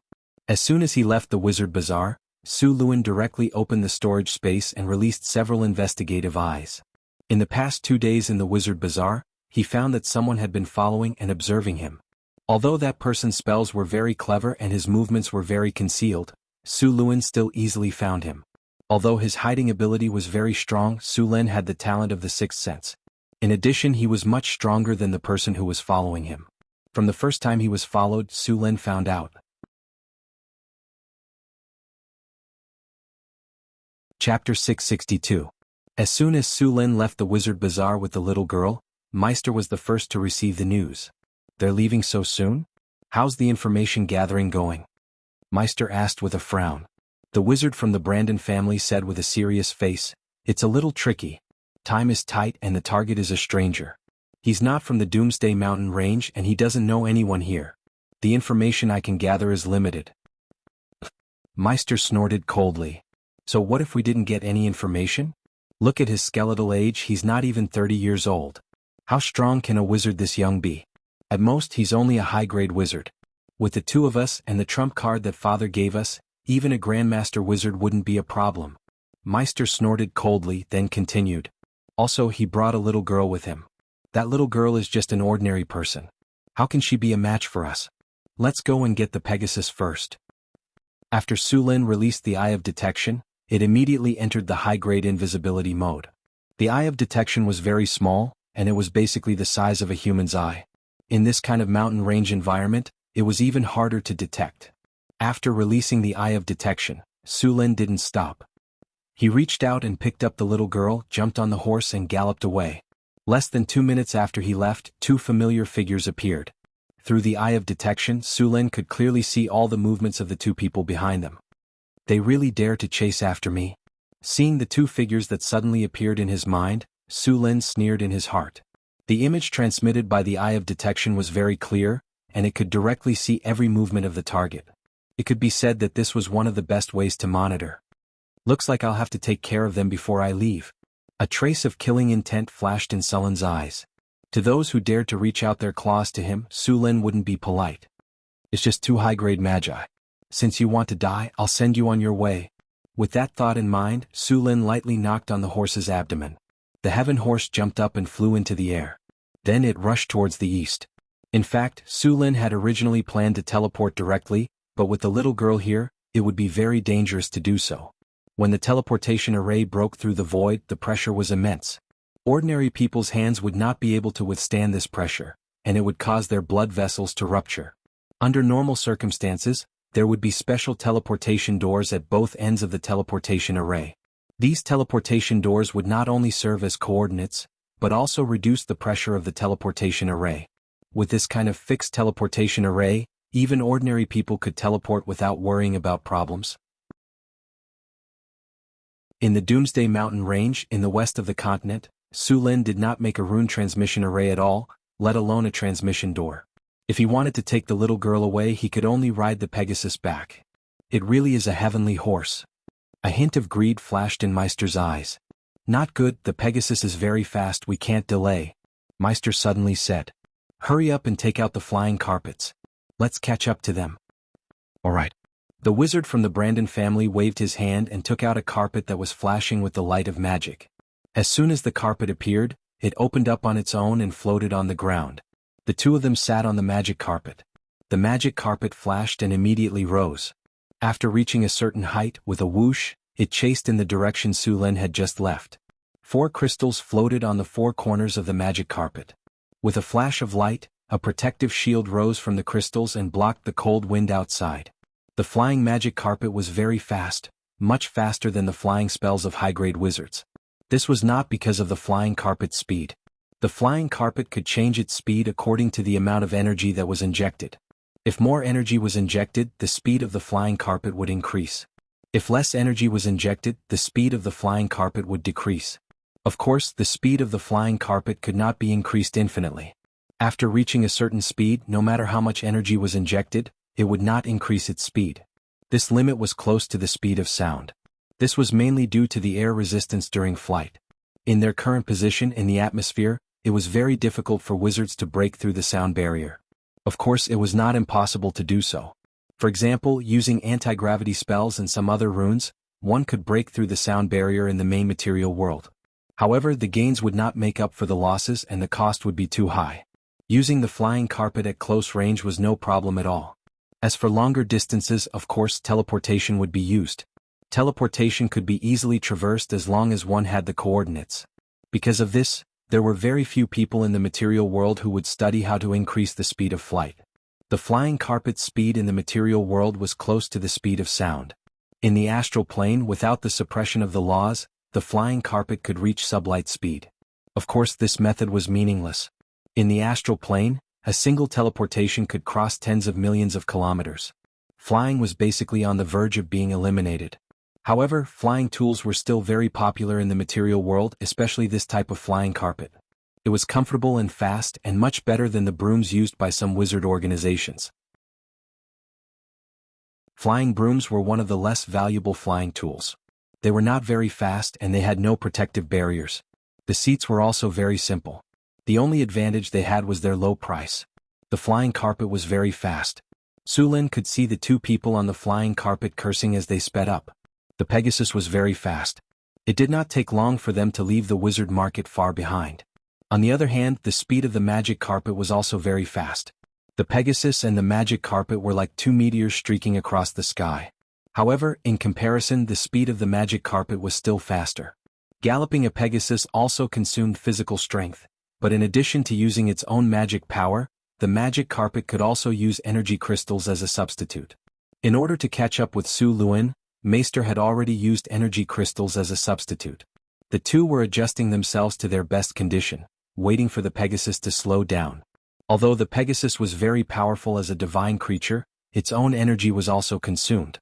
Naturally, it could not be compared to the energy crystals used by the flying carpet. Su Lin did not plan to use the Pegasus to escape. He just wanted to lure the two to a suitable place. The Pegasus had been bored for a long time and wanted to run. Soon, the Pegasus would be tired and it would be time for the two to die.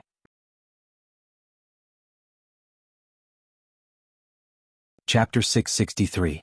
The two groups of people continued to fly in the sky, one in front and one behind. They were like two meteors that streaked across the sky. Su Lin flew for thousands of kilometers until he reached the Sunset Mountains. He then patted the Pegasus to stop. Hush. After running to its heart's content, the Pegasus snorted happily and shook its head before stopping in midair. Su Lin patted the little girl's head. Ride the Pegasus and don't move. I'll come back after I've dealt with the two guys behind us. The Pegasus will protect you. Uncle, when will you be back? The little girl asked reluctantly. I'll be back soon. Don't worry. Su Lin smiled and pinched the little girl's cheek. He then let the Pegasus run into the forest below and hide with the little girl. As soon as he was done, the two people behind him caught up. When they saw Su Lin, they laughed maniacally. Kid, you can't run anymore, right? Hand over the Pegasus. If I'm in a good mood, I might even let you. Boom. Before Meister could finish his words, a bolt of lightning fell from the sky. The lightning was so fast that it appeared in front of them before they could react. Watch out. The other wizard's expression changed. He immediately activated the defensive runic array on the flying magic carpet. An energy barrier appeared in front of them and blocked the lightning. However, the power of the lightning was beyond their imagination. The barrier, which could withstand the full power of a seven-circle spell, shattered like glass under the attack of the lightning. Meister and the other wizards' expressions changed. The seven-circle defensive spell was broken directly. This person's strength was obviously beyond their expectations. You're a fourth-tier great wizard. Meister shouted loudly. Why are you shouting so loudly? Are you looking for help? This is a place with good feng shui that I specially selected for you. You don't have to thank me. Su Lin smiled. Your magic carpet is not bad, but it'll be mine soon. You're shameless. Go to hell. A ferocious glint flashed across Meister's eyes as he took out a magic scroll and activated it. The surface of the magic scroll had a dark golden brilliance, and the mana fluctuations on it were very astonishing. There was at least an 8th level spell sealed inside. Raging Firestorm. The dazzling light of the spell flashed and shrouded Su Lin. Su Lin frowned slightly. Then a ray of light rose and blocked the spell. The raging flame storm was indeed powerful. The endless flames were like a rain of fire, forming a flaming tornado that fell from the sky. However, after touching the elemental barrier in front of Su Lin, they all dissipated. How can a great wizard be so powerful? This is the trump card my father gave me. It contains a strand of his consciousness. Even a tier 4 great mage won't be able to stop it, unless he's, mythic. A hint of surprise flashed across Meister's ferocious face. Then his expression changed drastically. He didn't have time to say anything. He immediately took out another magic scroll that wasn't inferior to the previous one and was about to activate it. However, just as he took out the magic scroll, his body suddenly froze. Trying to run? Did you ask for my permission? A cold voice sounded in his ear. Then he saw a hand reach out and easily take the magic scroll in his hand. A teleportation scroll? You're quite generous. Su Lin took the magic scroll and examined it. It was a teleportation scroll. Once activated, it could teleport the user to a distance of 2,000 kilometers. The craftsmanship of this magic scroll was very good. Moreover, the runic circle was engraved with a spell that could resist the dimensional anchor. If the person who cast the dimensional anchor was not a legendary, the teleportation spell would not be interrupted. Could be said that this was one of the trump cards used to escape. However, before Meister could use it, Su Lin had directly used the human immobilization spell to control him. This magic scroll became his spoils of war. Not bad. I'll take it as payment for burying it. Su Lin directly put the magic scroll into his pocket. A magic scroll like this could be sold for at least 300,000 kinar in the wizard market or even more. Alright, we've wasted a lot of time. It's time to end this. Su Lin clapped his hands. Then a bright flash of lightning fell from the sky. The ferocious look on Meister's face had long since disappeared. Instead it was replaced by fear. He struggled desperately to break free from the spell, but it was destined to be futile. Soon, his consciousness fell into darkness, and he was completely submerged by the endless thunder and lightning. When the lightning dissipated, the place where the two wizards originally stood was empty. Only a pile of gray powder was left. A gentle breeze blew, and everything disappeared without a trace. This lightning is so convenient. It's even better than cremation. What's this called? Did you scatter the ashes? Su Lin clapped his hands. Good control of the force. The two portal bags are not damaged. Su Lin then waved his hand and took the flying magic carpet and the two portal bags. After a simple inspection, the flying magic carpet was a little damaged.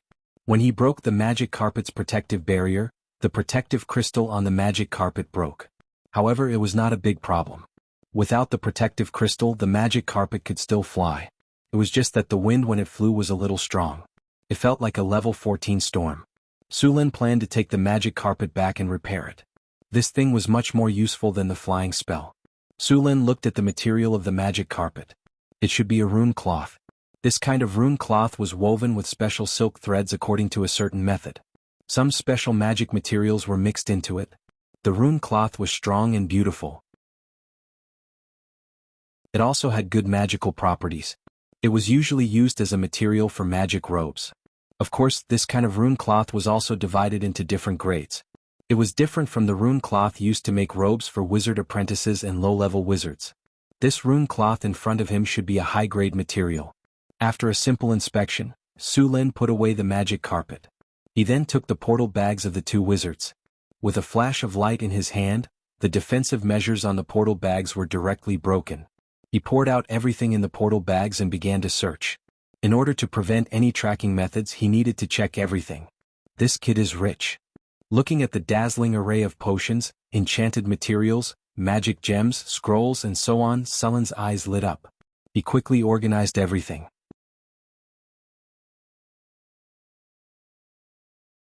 Chapter 664. 63 pieces of high-quality magic gems, 21 bottles of various magic potions, and more than 300 pieces of magic crystals and energy crystals. 4 magic scrolls, 1 for escaping, 1 for banishing and 2 for attacking. TSK so rich. Su Lin looked at the pile of items in front of him. The value of these things added up to at least 2 million kinar. Killing and arson was indeed a golden belt. Su Lin threw away the space bag with satisfaction, then put all the items into the storage space.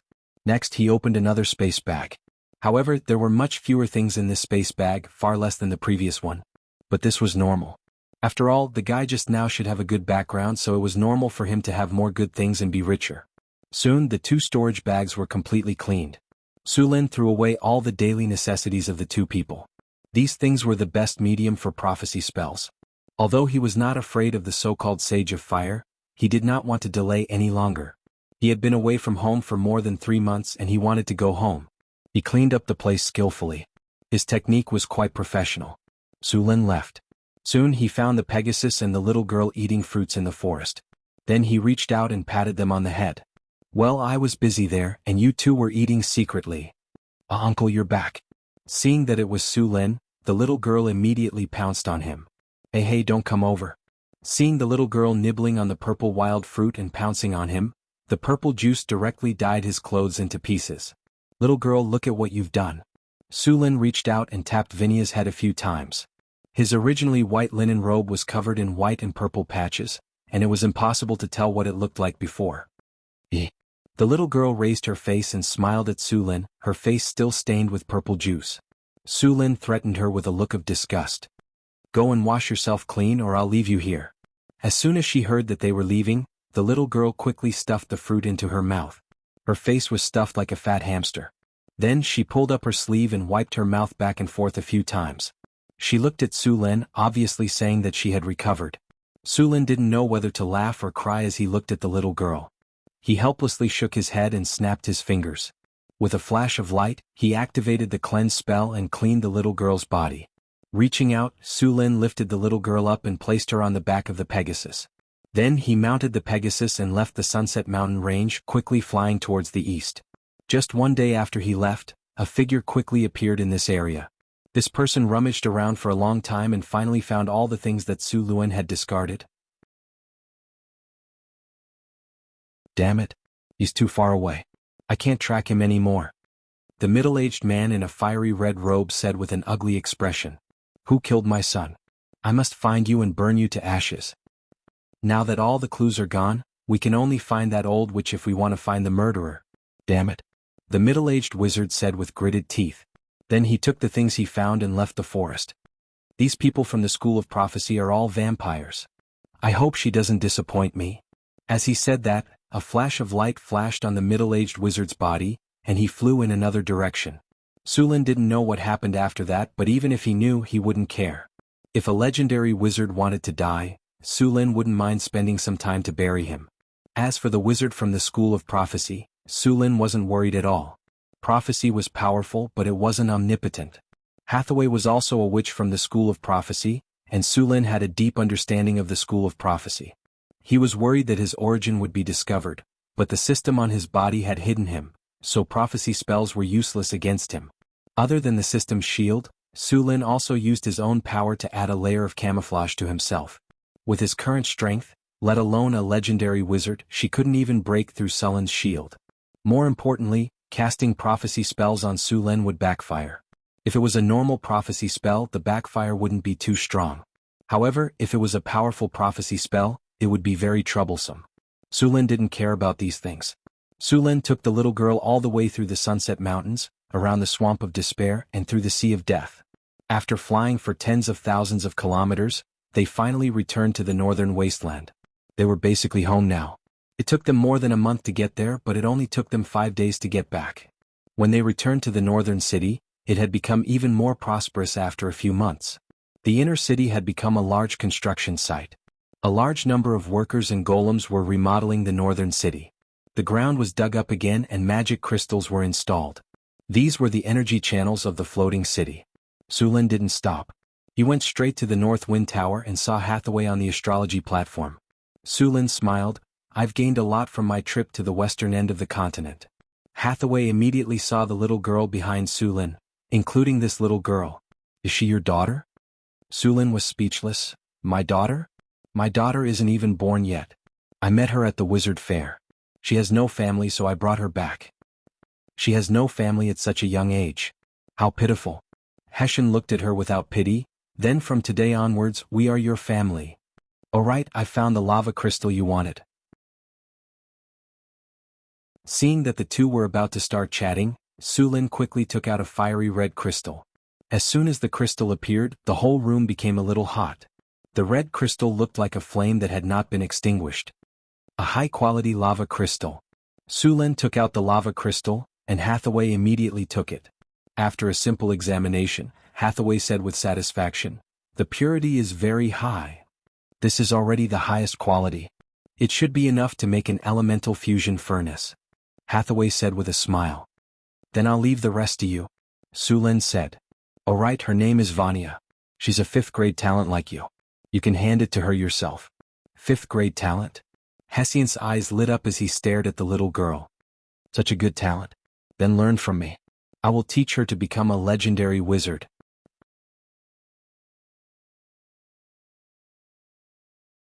Chapter 665. After Hathaway became a legendary wizard, the speed of her strength improvement slowed down.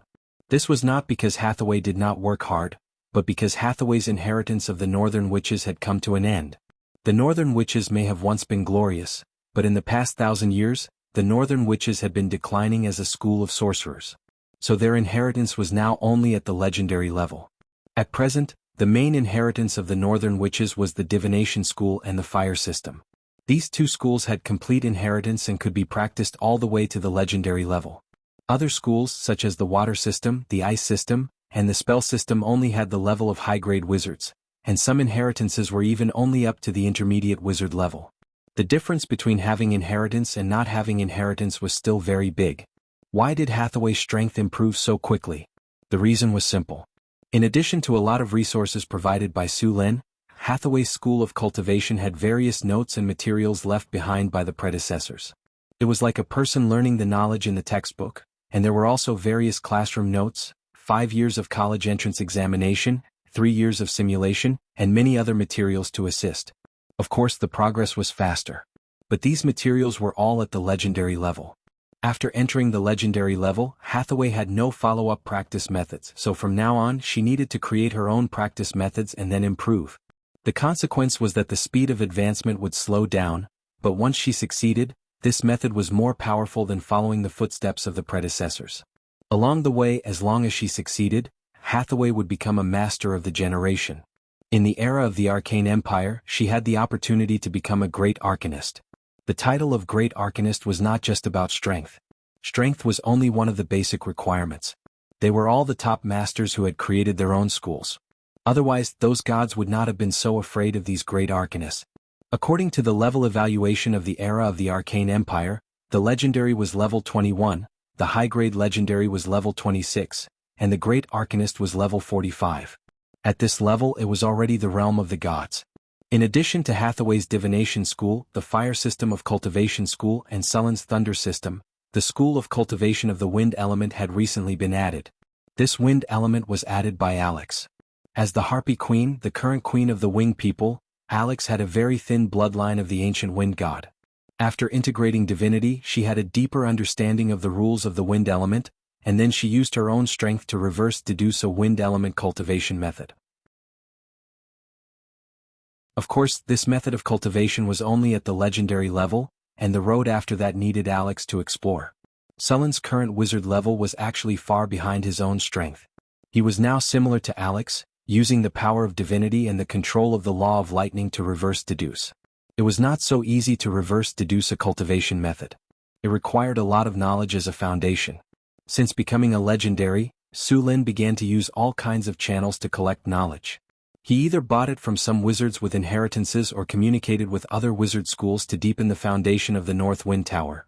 Fortunately, Su Lin obtained a lot of wizard knowledge from the treasure chest. Through this knowledge, Su Lin and the others continued to grow. Now Hathaway and the others' strength could be said to be not weak among the legendary wizards. Time passed quickly, and in the blink of an eye, it was winter again. It was also on this day that the first batch of wizard apprentices in the North Wind Academy began to become rank 1 wizards. After becoming a rank 1 wizard, the previous contract they signed with the North Wind Academy would automatically become invalid.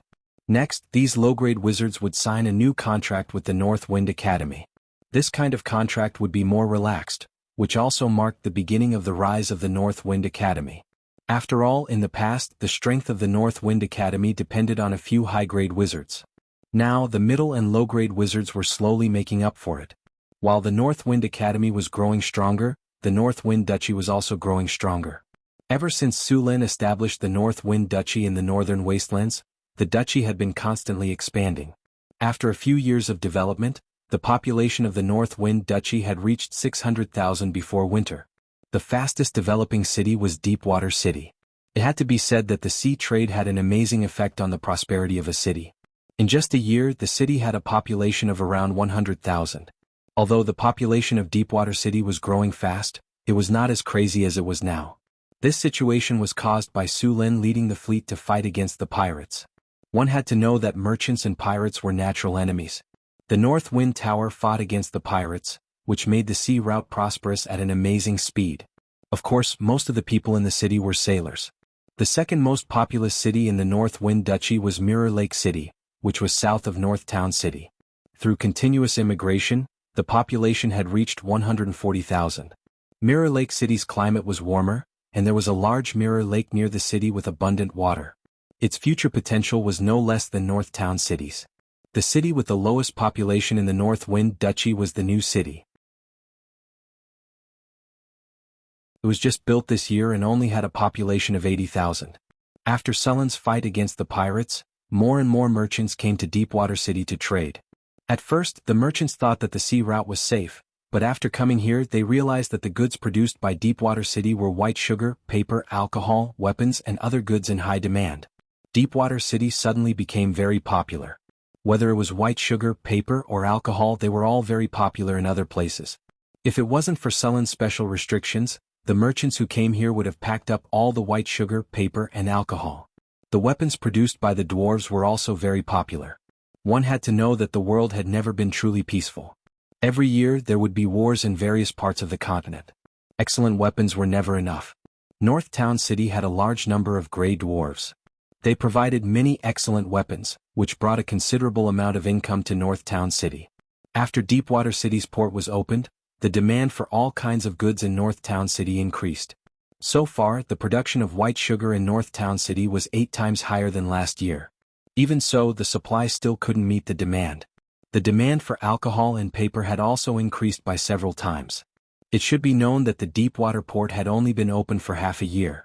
According to the current growth rate, the demand for next year would increase by at least 3 to 5 times.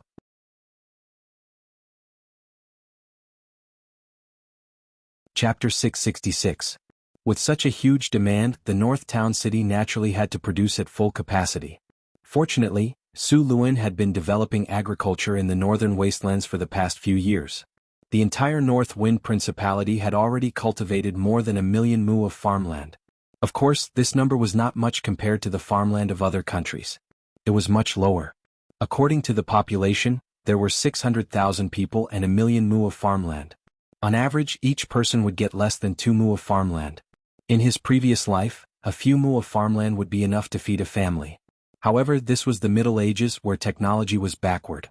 Normally, even with a high-yield crop like potatoes, a family would need at least 30 mu of farmland. If all kinds of taxes were taken into account, this number would increase by 50 mu. After all, potatoes were not expensive. If one wanted to make money, they had to grow wheat and oats. Moreover, the feudal lords only collected a small part of the taxes. Most of the farmers in this world grew potatoes for their own consumption. Most of them grew wheat, barley, oats and other crops.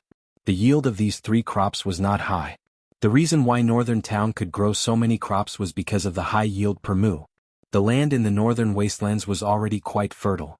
With the addition of the harvest altar, the yield of wheat in Northern Town could reach 600 caddies per mu. Although there was a huge difference between the yield of 600 caddies per mu and the yield of 1,000 caddies per mu in his previous life, the wheat in his previous life had undergone professional breeding and the use of various fertilizers to reach 1,000 caddies per mu. There were no fertilizers in this world. Under normal circumstances, the yield of farmland in the southern provinces was around 300 caddies per mu. In the north, it was around 250 caddies per mu. Many barren lands only had 200 caddies per mu. The fact that Northern Town's farmland could reach 600 caddies per mu was already a miracle in this era. The main reason for this was the harvest altar. Apart from the harvest altar, Su Lin also built a fertilizer factory. The manure produced in Northern Town would be collected and transported to the fertilizer factory to be fermented. After fermentation, it would be sent to the farmland. Although the fertilizer was not as good as the fertilizers, it was better than no fertilizers. With the help of the fertilizer and the harvest altar, Northern Town also planted a lot of cash crops in addition to food. Among them, the planting area of beets was the highest. After all, the demand for white sugar was too high. Moreover, the residue left after the sugar extraction of beets was not useless. These beet residue were also good fodder. At the same time, the sweet tea dregs were mixed with wheat bran, soybean dregs, and soybean dregs from extracting soybean oil. This was a very good feed. Centaur City currently had a total of several 100,000 horses, cows, and sheep, so the demand for feed was very high. The best horses would be used as war horses for Northern Town City, and the second best horses would be sold to other countries. However, even the second best horses were still good war horses. Normally, these war horses would be used by heavy cavalry. The second best horses would also be sold as war horses, and these horses would be used as normal war horses. The rest of the horses were used as draft horses or pack horses.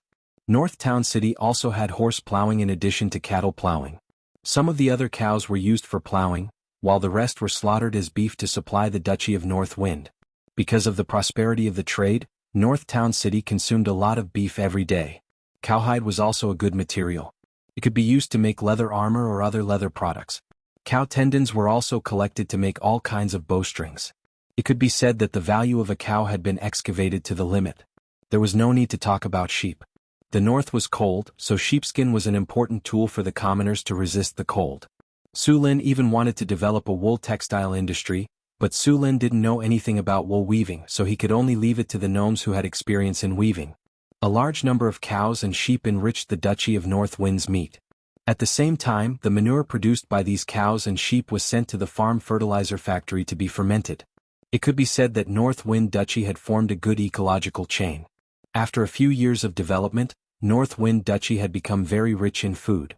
However, in order to continue to expand the sea trade, North Wind Duchy's various grain crops had to continue to expand. The planting area of beets was actually not enough.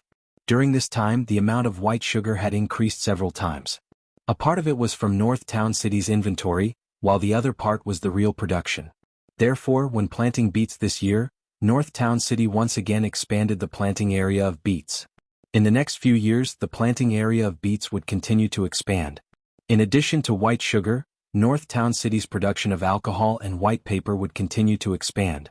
Alcohol was a little simpler because rum was made from the leftover caramel from the production of white sugar. As the production of white sugar increased, the production of rum would also increase. As for vodka, this kind of liquor was not very popular in the south, but it was very popular in the north. Now, in addition to these two kinds of alcohol, North Town City had also started to brew iced wine, barley beer, and other drinks. However, the production of these drinks was still low. Paper was popular among the nobles. In order to produce paper, Su Lin cut down a large number of trees near Mirror Lake City. At the same time, he was preparing to plant bamboo. Because bamboo grew quickly and had a lot of fiber, it was far more suitable for paper than plants. Su Lin planned to plant a large number of bamboo to use as the raw material for paper. To Su Lin's surprise, he originally thought that the most popular paper should be various kinds of writing paper, but to his great surprise, the sales of writing paper could be said to be very poor. On the other hand, the sales of toilet paper, which he did not think highly of, continued to rise. It was simply unexpected. For this matter, Su Lin purposely asked the merchants who bought paper. According to them, the preservation time of words written on paper was short, it was easy to damage, and it was not as strong as parchment. As for Su Lin's claim that the paper was cheap, the same weight of paper could record more words, and it was more beneficial for the spread of knowledge. However, this claim was ridiculed by the merchants. According to the merchants, the nobles did not want more people to have knowledge. It was best for knowledge to be in the hands of people like them. Therefore, after seeing the advantages of paper, they ignored it.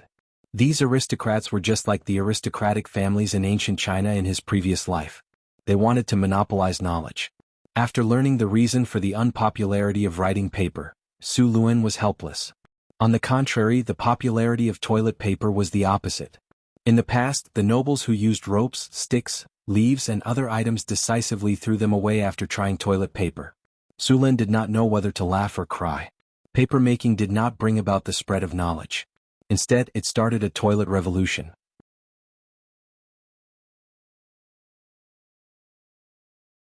Chapter 667. Although the nobles refused to use paper to write in order to prevent knowledge from being spread on a large scale, this method was only temporary. As paper spread more and more widely, more and more areas used this paper, and eventually some people would use paper to write. After all, not all scholars were nobles.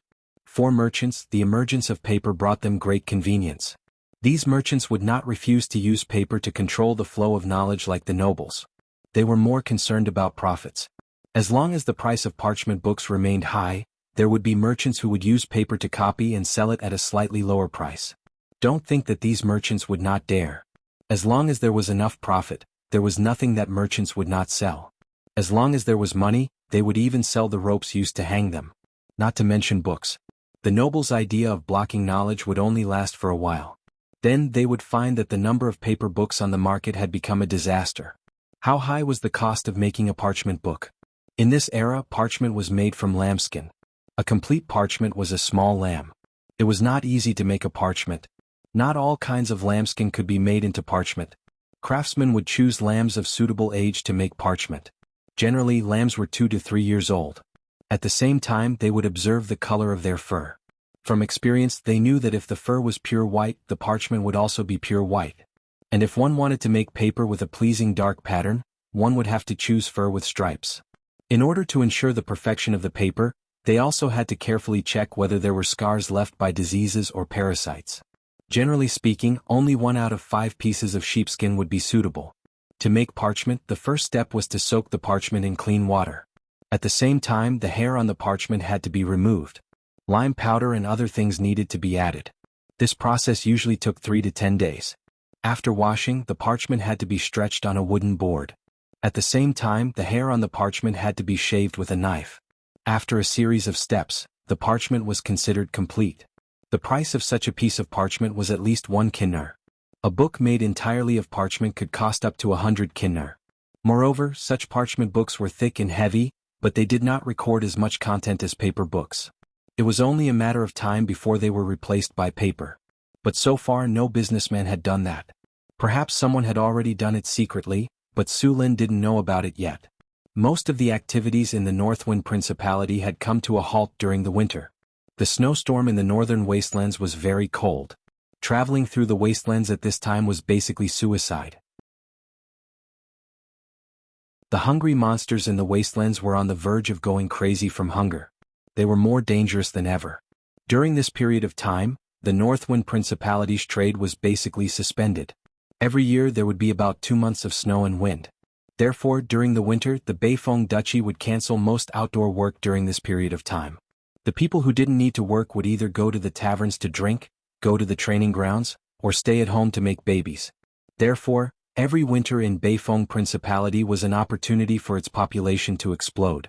Under normal circumstances, around August next year, the Northwind Principality would usher in a baby boom. Although the snowstorm had interrupted the Northwind Principality's trade for 2 months, and although it had lost a lot of income, it had also gained an opportunity for population growth. However, during this winter, although the other cities in the Northwind Principality had cancelled outdoor work, the Northtown city did not. The design of the floating city had been completed, and all kinds of renovation work were being carried out in an orderly manner.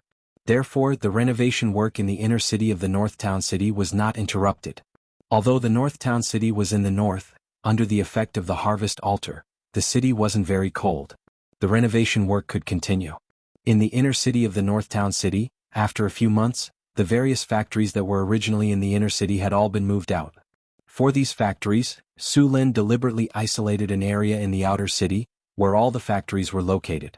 The palace, which originally occupied the largest area in Su Lin, had also been moved to the outer city. The floating city's area was limited, so Su Lin had decided to live in the Northwind Tower. The land that was saved would be used to build other buildings. The first phase of the renovation of the floating city was progressing smoothly. The first phase of the renovation was more focused on the underground. Here, the underground network of the floating city would be laid out. The energy of the elemental furnace could enter all parts of the floating city through the underground network. By then, it would basically become a magic city. In the Northtown city, there were actually a lot of very good magic props, but it was still at the level of medieval civilization. For example, the magic lamp, which had been widely used as early as the era of the Arcane Empire, but until now, the magic lamp was only used inside the major wizard organizations and wizard towers. In addition to the price, there was also the energy needed for the magic lamp. Compared with the electricity in his previous life, the magic energy in this world was more violent and more difficult to control. In addition, stable and continuous energy was not easy to obtain. However, with the elemental furnace, the energy problem of the Northtown city was temporarily solved. After laying out the underground network, Su Lin could even build rows of street lamps in the inner city. In his blueprint, the inner city of the elemental pool was more advanced than in his previous life. After all, many times, magic could do things that couldn't be done by technology in his previous life. Magic energy couldn't be used without restraint. Detailed planning must be done before use.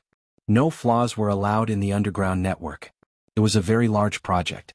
Su Lin and Hathaway did a cost calculation. It would cost about 10 to 20 million kinnar to complete it. Fortunately, Su Lin had been making money in various ways. He had obtained hundreds of millions of kinnar from the southern pirates, and this time he had made a lot of money in the west of the continent. All of these together were basically enough to cover the cost of the first phase of the floating city. The second phase of the project required the income of the Northtown city. The income of the Northtown city was now very high.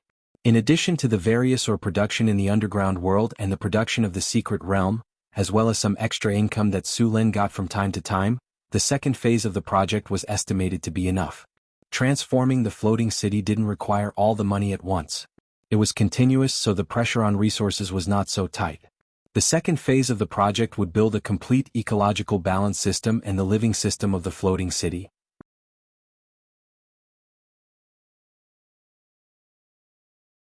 Chapter 668. North Wind Tower, Astrology Platform. Su Lin had been studying legendary spells all this time. The last time the Northwind Tower traded with the Stellar Tower, in addition to obtaining some legendary grade knowledge, they also obtained several legendary grade spells. The spells he was studying now were Sword of Annihilation, Time Stop, Chain of Accidents, Mage's Disjunction, Imprison, and so on. Some of these spells were exchanged and some were inherited from Hathaway and the others. The number was not small. Legendary spells were difficult to learn. Even Su Lin had no way to master them quickly, unless he was willing to spend legendary skill points to learn them. With just one legendary skill point he could master a legendary spell quickly.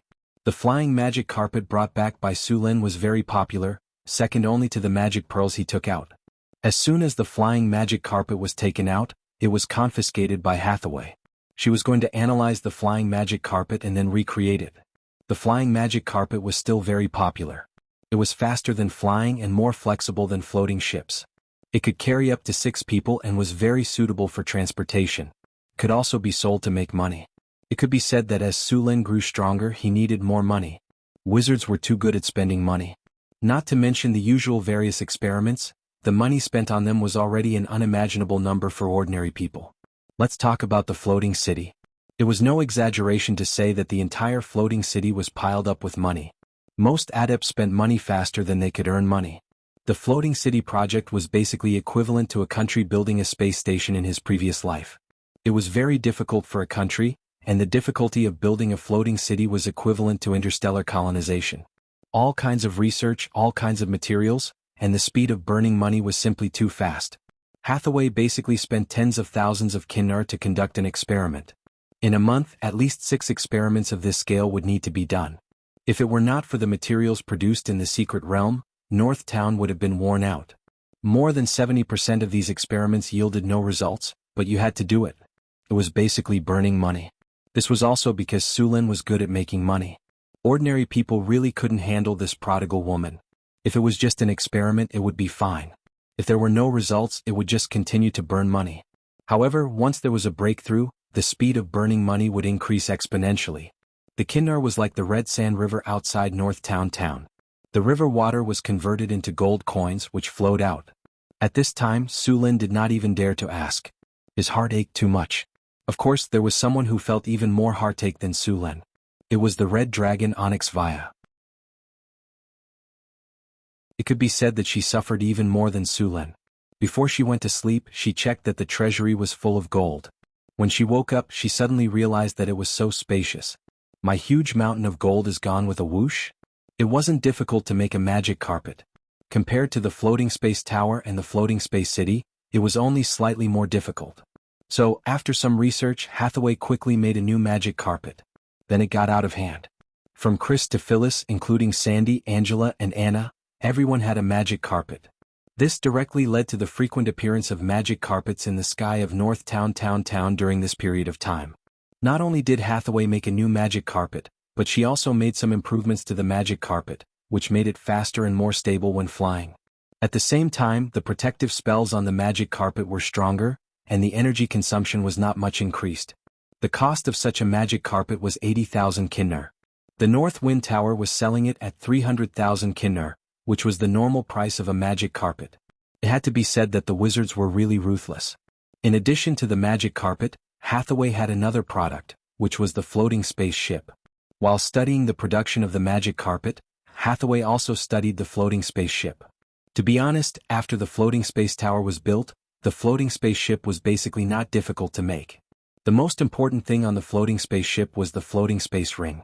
In addition to the floating space ring, there was the energy system and the protective system. The energy system of the floating space ship was a bit troublesome. After all, it was not like the floating space tower which could build an elemental pool. As for building an elemental pool in the floating space ship, not to mention other things. The cost alone was very high. A miniaturized elemental pool would cost at least 200,000 kinner to barely make it. In addition to some other materials, the cost of a floating spaceship would be at least 800,000 kinner, and the price would be even higher. Such an expensive price was not suitable to be used as a tool of trade. However, when studying the magic carpet, Hathaway prepared another plan, which was to use energy crystals to drive it. At the same time, she also built an energy-gathering rune array on the floating spaceship, which could gather the elemental energy in the air into the floating space tower. After doing so, the floating spaceship's endurance would be reduced. However, the advantage was that the transportation cost would be reduced. From Sullen's point of view, the floating spaceship was not very cost-effective for transportation. However, as soon as the floating spaceship appeared, many businessmen saw a business opportunity and bought it at a high price. After completing the research on the floating spaceship and the flying magic carpet, Hathaway no longer cared about these things. Instead, she continued to study the elemental fusion furnace. The elemental fusion furnace was very dangerous and she had to be careful. Once there was any problem, it would cause very serious consequences. If this thing were to accidentally explode, the entire North Town city would be reduced to nothing. The function of the lava crystal that Su Lin brought back this time was to make the elemental fusion furnace more resistant and sturdier. The principal experiment of the elemental fusion furnace had been completed long ago, and the technical difficulties were almost solved after Hathaway's research. After Su Lin prepared all kinds of raw materials, the construction of the elemental fusion furnace began officially. The elemental fusion furnace was the core of the entire floating space city. Only with the elemental fusion furnace, the floating space city could fly. Of course, if you found the mice energy core that had been passed down from the Arcane Empire, you could fly without building an elemental fusion furnace. Moreover, the mice energy core had another advantage, which was that it did not consume fuel. The mice energy core could directly extract a steady stream of energy, which was more useful than the elemental fusion furnace. Only the elemental annihilation furnace could be slightly better.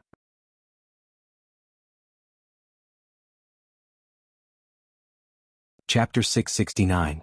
As the ice and snow melted, the northern wasteland became lively again. The caravans that had endured the winter began to prepare for departure as soon as the ice and snow melted. Although the weather was still a little cold at this time, the road from the northern provinces to the northern wasteland would become muddy and very difficult to walk on once the ice and snow completely melted. Therefore, the experienced caravans would set off a little earlier. After entering the Beifeng Principality, the road was completely different. The Beifeng Principality had a special interest in road construction. They connected all the cities in the Beifeng Principality with stone roads. According to them, these were official roads. The official roads in the Beifeng Principality were very extravagant. In Old Han's opinion, this was completely a waste of money. The average width of the official roads in the Beifeng Principality was 6 meters, which could easily accommodate 4 carriages side by side. This was something that the roads in many cities in other countries on the continent could not compare to. As the ice and snow melted, the migration to the Beifeng Principality began again.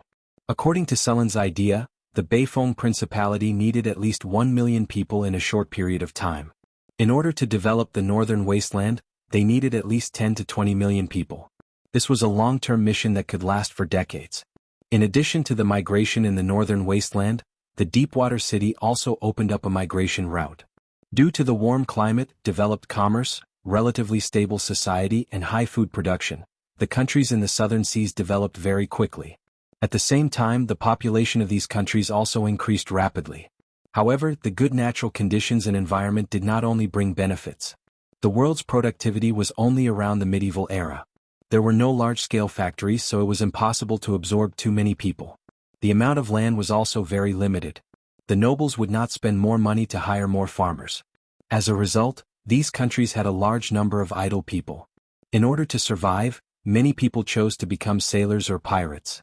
After all, the navigation technology of this era was very dangerous every time they went out to sea.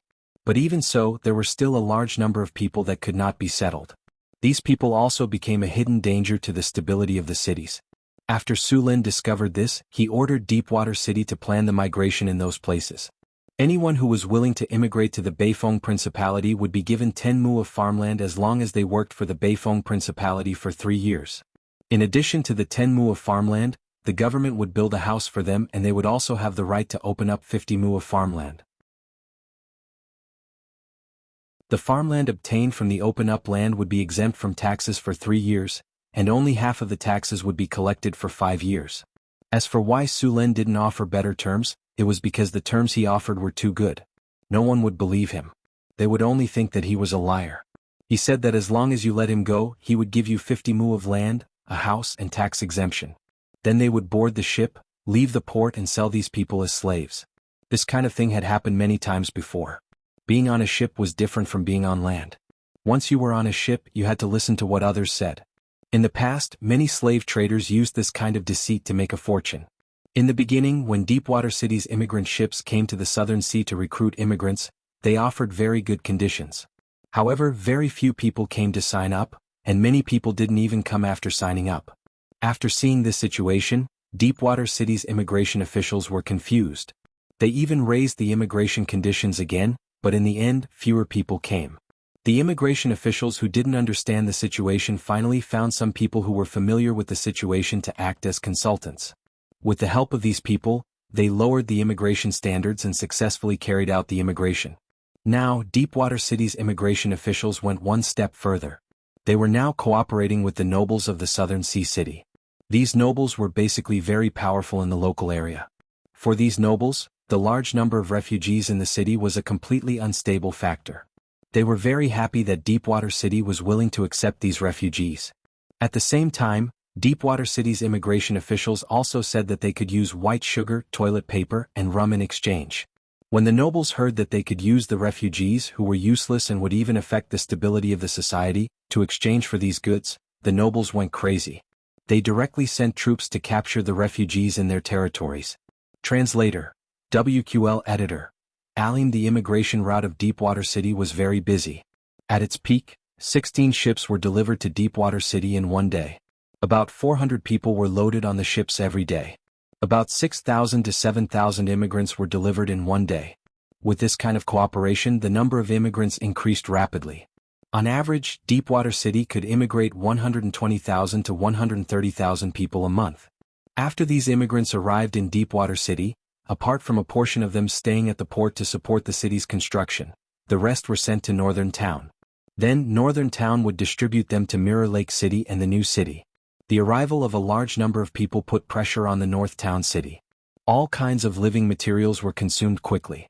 The most urgent thing was food. Fortunately, Su Lin had always been very careful, so the North Town city stored a large amount of food every year. It was also because of this food that Su Lin dared to immigrate so many people. Because of the harvest altar in Northern Town, the production of food was very high. 1 mu of land could produce 2,000 to 3,000 pounds of potatoes. In Northern Town, Su Lin planted 500,000 mu of potatoes. The output of potatoes alone was enough to feed 1 million people for a year. Moreover, potatoes could be planted in Northwind Principality for 2 seasons. In addition to the fish and various kinds of beef and mutton around Northern Town, it could be said that Northern Town had enough strength to feed these immigrants. As long as they could survive the first year, the food production in Northern Town would increase. Basically, they didn't have to worry about not having enough food. However, the large number of immigrants also brought a lot of problems. For example, there wasn't enough housing, and there was a serious shortage of grassroots officials. With the arrival of these new immigrants, the city's environment began to deteriorate. These immigrants didn't have any hygiene awareness. It was common for them to urinate and defecate everywhere. Originally, it was the grassroots officials who trained them. However, there were too many immigrants. Northern Town was seriously understaffed. At the same time, many immigrants took advantage of the lack of manpower in Northern Town and began to commit all kinds of crimes. Many of these immigrants used to be gang members. When they saw that Northwind Principality was prosperous and didn't have any gangs, they were overjoyed. They quickly contacted their old friends to form gangs and divide the territory. However, they didn't expect Su Lin to attach so much importance to the safety of the city. After discovering that the grassroots officials were understaffed, they immediately called in the army of Northern Town to help maintain order.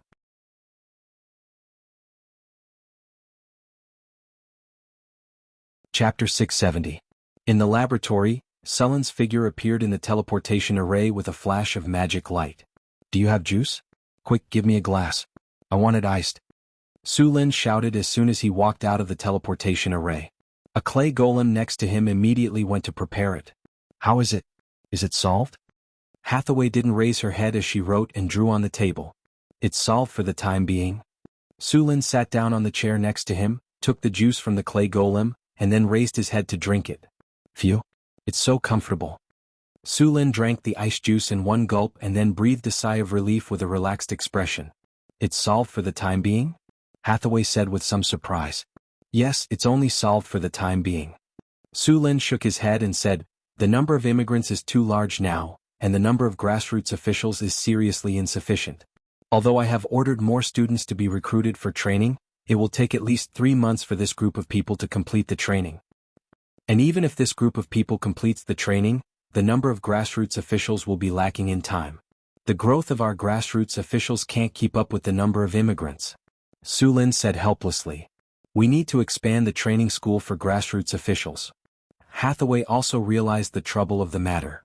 I also thought of this, but the problem is that we have a serious shortage of teachers and can't expand the scale of the school. However, I have asked the immigration officials of Deepwater City to recruit scholars from the south. I believe the first batch of scholars will arrive soon. We can promote some people from those immigrants. There should be some suitable people among these immigrants. I remember that during the immigration process, these immigrants have been divided into different groups. Those group leaders can play a role. Hathaway thought for a moment and said, we can conduct emergency training for these group leaders. They don't need to be strong as long as they can complete some simple tasks and reduce the burden of grassroots officials. By the way, some of the soldiers in northern Battlefront City can also be transferred to deal with emergencies. You should know that the soldiers in northern Battlefront City are basically elites, obedient and highly disciplined. They can temporarily serve as grassroots officials. Hathaway quickly came up with a solution. Sure. Su Lin agreed after thinking for a while. The army in North Town City was indeed elite. These soldiers had gone through strict training. They were very good at obeying orders and executing orders. After some simple training, they would be able to do the work of the grassroots officials. Of course, it was only a temporary measure. The best way was to let the grassroots officials do the work. What they needed to do now was to continuously expand the number of people the academy could recruit. Well, that's it for the time being, Su Lin said. By the way, how's your experiment going? We've already started the first experiment, Hathaway said with a smile. After several years of research, the elemental fusion furnace was ready to be officially tested. Of course, the experimental elemental fusion furnace was much smaller, only about 1% of the energy efficiency of a real elemental fusion furnace. This was naturally done to prevent the explosion of the elemental furnace from causing serious damage. I'm planning to put the experiment in the half-plane we've established. That way, even if the experiment fails and the elemental fusion furnace explodes, it won't cause any damage to the material world or the city, Hathaway said. Alright, I agree. But I have to go with you to the experiment. You have to stand at a safe distance during the experiment, Su Lin emphasized. Alright. Hathaway nodded in agreement. This is the experimental version of the elemental fusion furnace I just made. Hathaway snapped her fingers. A space portal opened. Inside the portal was something that looked a little rough and strange. It looks so ugly, Su Lin said with a frown. It can't be helped. This is only the first version of the experiment. It will definitely be improved in the future. By then it will look even prettier.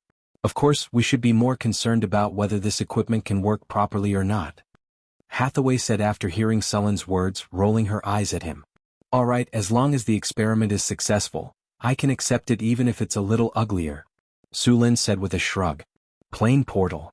A flash of light descended from the sky and directly tore through space. Su Lin and Hathaway entered the plane one after the other. This plane was the half-plane that Su Lin and Hathaway had opened together. At this time, the half-plane was already 3 kilometers wide. The half-plane still looked very simple. The ground was dry, the gravity was very low, and the water source was obviously smaller. It would take at least a few hundred years to transform this half-plane into an existence that was not inferior to the material plane. But now, the simple environment here was just right for the experiment. The rock golems are ready. Let them move the elemental furnace over, Su Lin kept urging. Soon, the 2 rock golems carefully moved the elemental furnace over. After arriving at the center of the half-plane, Hathaway did not immediately start the experiment. Instead, she began to set up various defensive runic circles around the elemental furnace. These defensive runic circles would reduce the power of the explosion of the experimental model layer by layer. After all, the half-plane was not large. If it really exploded, these defensive measures would minimize the damage. Although Su Lin agreed to use the half-plane as a test site, he did not want the half-plane to collapse in the event of an explosion. After all, it was very safe to open a half-plane house. After confirming, Hathaway put a small spoonful of elemental fuel into the elemental fusion furnace. Next was the most crucial moment. Elemental fusion furnace number 1 experimental body is undergoing actual combat training. System self-check is in progress. System self-check has been completed. Connecting the energy channel. Everything was carried out in an orderly manner. All the tests were completed. The elemental fusion furnace experimental body was quickly completed. Hathaway took a deep breath and suddenly opened her eyes. Begin. Elemental fusion furnace number 1 experimental body is in operation. Igniting. An extremely dazzling light fell from the sky. This light beam fell from the sky and instantly hit the fuel in the elemental furnace. The fuel in the elemental furnace was ignited by the light beam and instantly started working. A powerful elemental energy quickly appeared. In just a few minutes, it reached an astonishing level. Then, a shocking amount of energy surged out of the energy channels connected to the elemental furnace. This energy was quickly injected into the half-plane under the effect of the elemental runic circles. With the injection of this energy, the half-plane slowly began to expand.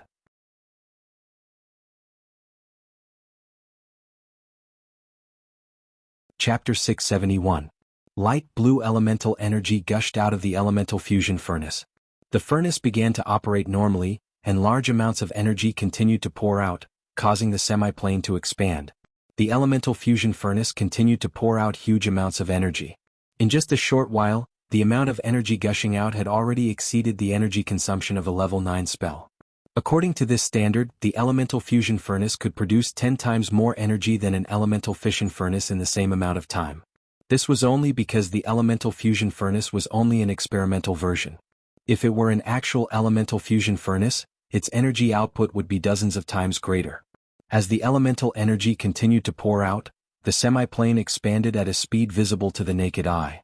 Su Lin and Hathaway did not relax in the slightest. Although the elemental fusion furnace had been operating well for a while, no one could be sure that it was safe before the experiment was completed. Elemental furnace current load is 60%. Current operation is normal. Energy transmission is normal. Elemental furnace target room temperature is 28 million degrees, the temperature is still rising. Binding force field is stable. Elemental combustion is accelerating. Streams of data were constantly being collected, and then appeared on the virtual screen in front of them. On the other side of the virtual screen was a three-dimensional model of the elemental fusion furnace. Every part of the model had a different color, and these colors represented the current state of the elemental furnace. Everything is operating normally now.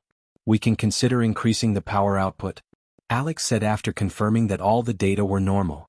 From the beginning until now, the elemental furnace has been operating according to our plan. We can try increasing the power output, Hathaway said seriously. Then let's begin. Su Lin said with a serious expression. Begin pressurizing. With Hathaway's command, the elemental furnace continued to pressurize. The energy binding force field restrained the energy produced by the elemental fusion to the center, and the temperature of the elemental furnace began to rise. Elemental fusion furnace temperature is rising. Current temperature is 32 million degrees. Energy binding force field is operating normally. Elemental furnace output is increasing. Energy channel is operating normally. Current load is 65%. Elemental fuel combustion is accelerating. Searing beam activate. As the order was given, scorching rays of extremely high temperature were instantly activated, and then heated up the center of the energy binding force field. If one were to observe the interior of the elemental furnace at this time, they would discover that it was as if a small sun had risen inside. Unimaginable light and heat were being emitted from this sun, and a heart-palpitating energy was spreading from here. The originally astonishing energy increased once again. In the monitoring runic array set up by Hathaway, the demiplane's expansion speed increased once again, and the entire demiplane's energy fluctuations were abnormally active. On the virtual projection, the original projection of the elemental furnace began to change. Originally, most of the projections of the elemental furnace were green or blue, but after the increase in efficiency, the color gradually began to change to yellow. As the energy core of the floating space city, the elemental furnace was the energy source of the entire floating space city. The amount of energy it needed to provide was astonishing. How heavy was a city? A floating space tower alone weighed millions of tons. In comparison, the larger floating space city weighed at least hundreds of millions of tons. The amount of energy needed to lift such a heavy object was astonishing, and just lifting it was not enough. The elemental furnace needed to steadily supply energy to the floating space city for a long time, so the requirements for the elemental furnace were even higher. In the period of the ancient arcane empire, only the mice energy nucleus could do this. The mice energy nucleus was a miracle creation that Su Lin did not know its specific structure and operation method until now. It did not need to be added with dyes, it was completely clean and pollution-free, and its operation was stable, and its energy output was gentle. It could be said to be a very ideal energy core. It was said that this energy core was made by the goddess of magic and some great arcanists, and it used the power of the magic net. The mice energy nucleus was a hub in the magic net. The magic net was a power woven by the goddess of magic that covered the entire demi-plane. The existence of the magic net made the originally free and violent elemental energy calm down and tame the energy. This big net that covered the demi-plane could control an amazing amount of energy. From the age of thorium to the early period of the arcane empire, all the floating space cities relied on the magic net and the mice energy nucleus.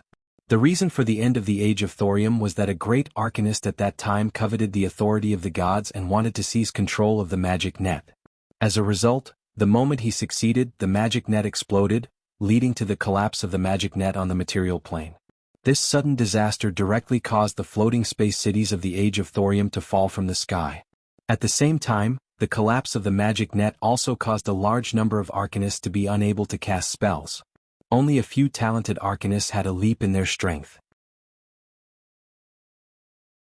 By the time of the arcane empire, the arcanists learned the lesson of the destruction of the age of thorium and began to create energy hubs that did not rely on the magic net. The elemental furnace was born on this basis. Because of the great arcanist, the gravedigger of the age of thorium, the goddess of magic blocked spells above the 10th circle, and at the same time blocked a lot of knowledge. The arcanists once again established a glorious arcane civilization from the ruins of the age of thorium. However, the floating space cities were still not solved. The only floating space cities were basically built together with the goddess of magic. Some wizards also found one or two complete mice energy nuclei from the ruins of the age of thorium. In order to develop another energy source that could replace the mice energy nucleus, these arcanists also began to study the power of the magic net. After in-depth study of the magic net created by the goddess of magic, these great arcanists combined the characteristics of the magic net with the riddles after many years of research and finally created something very similar to the magic net. This was called the artificial magic net, but unlike the magic net of the goddess of magic, which could cover the material plane, the artificial magic net could only cover an area of 50 kilometers around the floating space tower. But even so, the power of this artificial magic net was extremely amazing. In the artificial magic net, the great arcanists did not have to worry about the lack of magic power at all. The artificial magic net could provide almost endless energy. This was also the reason why the great arcanists during the arcane empire could rival the gods.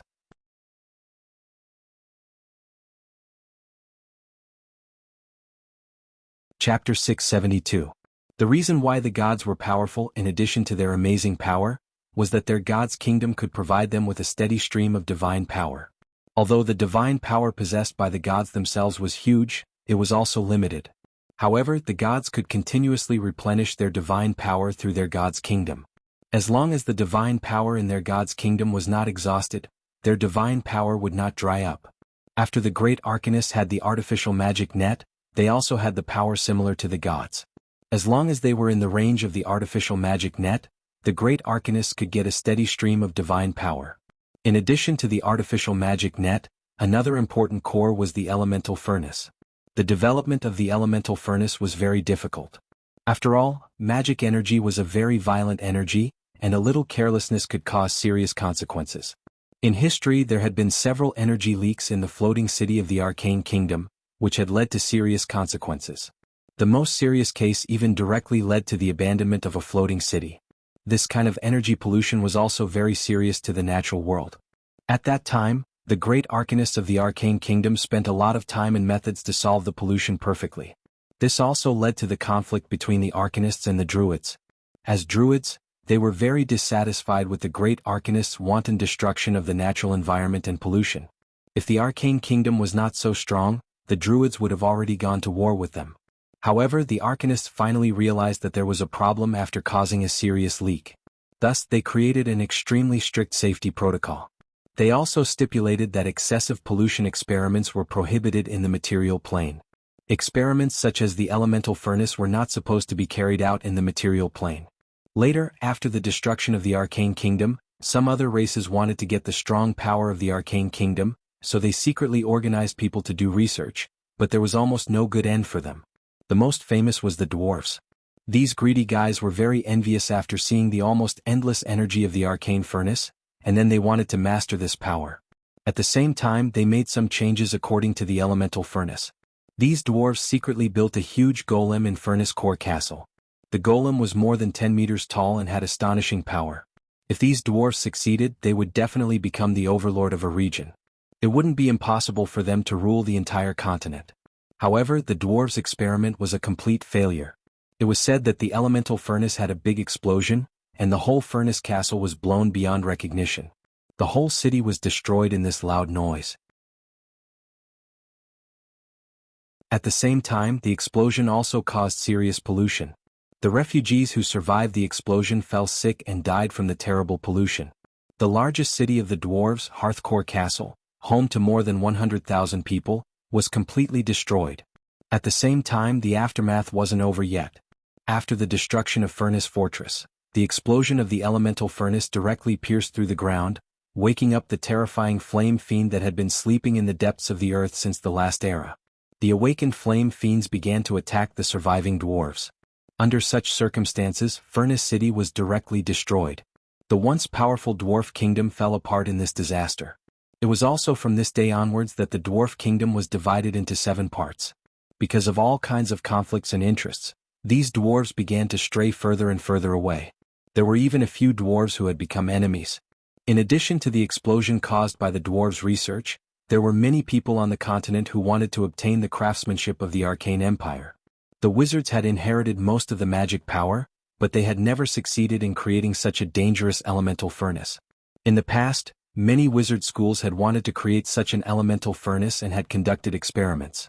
To prevent accidents, these people had purposely chosen deserts to conduct their experiments. Naturally, they had also failed. As a result, the elemental furnace had been abandoned. The elemental furnace continued to operate. Massive amounts of elemental energy continuously surged out of the furnace, and the energy in the pseudoplane became more and more abundant. Elemental furnace operating normally. Energy channel operating normally. Energy channel not overloaded. Energy binding force field operating normally. Elemental fusion furnace load reached 73%. Elemental furnace operating normally. As the voice of Tower Spirit number 1 rang out, various indicators of the elemental furnace appeared in front of him. As the elemental furnace continued to operate, so did the numbers. Elemental fusion furnace temperature rising. Current temperature is 52 million degrees. Energy binding force field operating normally. Energy output from elemental furnace increasing. Energy channel operating normally. Current load is at 82%. Elemental fuel burning increasing. As time passed, more and more elemental energy was transported to other parts of the pseudoplane by the energy channel. Compared to the beginning, the pseudoplane had expanded many times. The pseudoplane was originally only 3 kilometers in diameter, but with the powerful energy supply from the elemental furnace, it had reached a shocking 10 kilometers in diameter. It only took him 2 to 3 hours to do so. The growth rate of a pseudoplane like this was extremely shocking. Sufficient energy was pushing the pseudoplane to expand. Beep beep beep. Elemental furnace load has reached 85%. Elemental furnace operating normally. Energy binding force field fluctuating. Increasing energy binding force field. At this moment, a notification sounded. Sulin, Hathaway, and Alex looked at the elemental furnace nervously. After reaching 85% of the energy load, the elemental furnace finally had some minor problems, but it was quickly improved. Continue to increase the load. Su Lin glanced at the elemental fusion furnace and said, "Success or failure depends on this."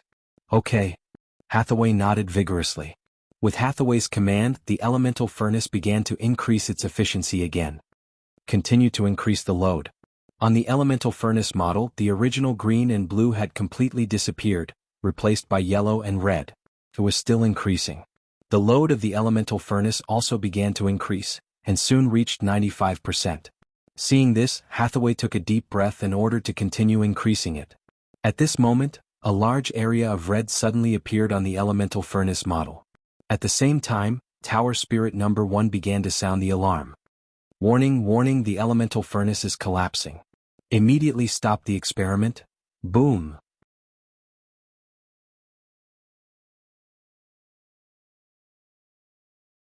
Chapter 673.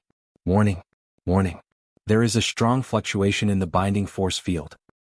Warning. Warning. The pressure in the combustion chamber is rising rapidly. Warning. Warning.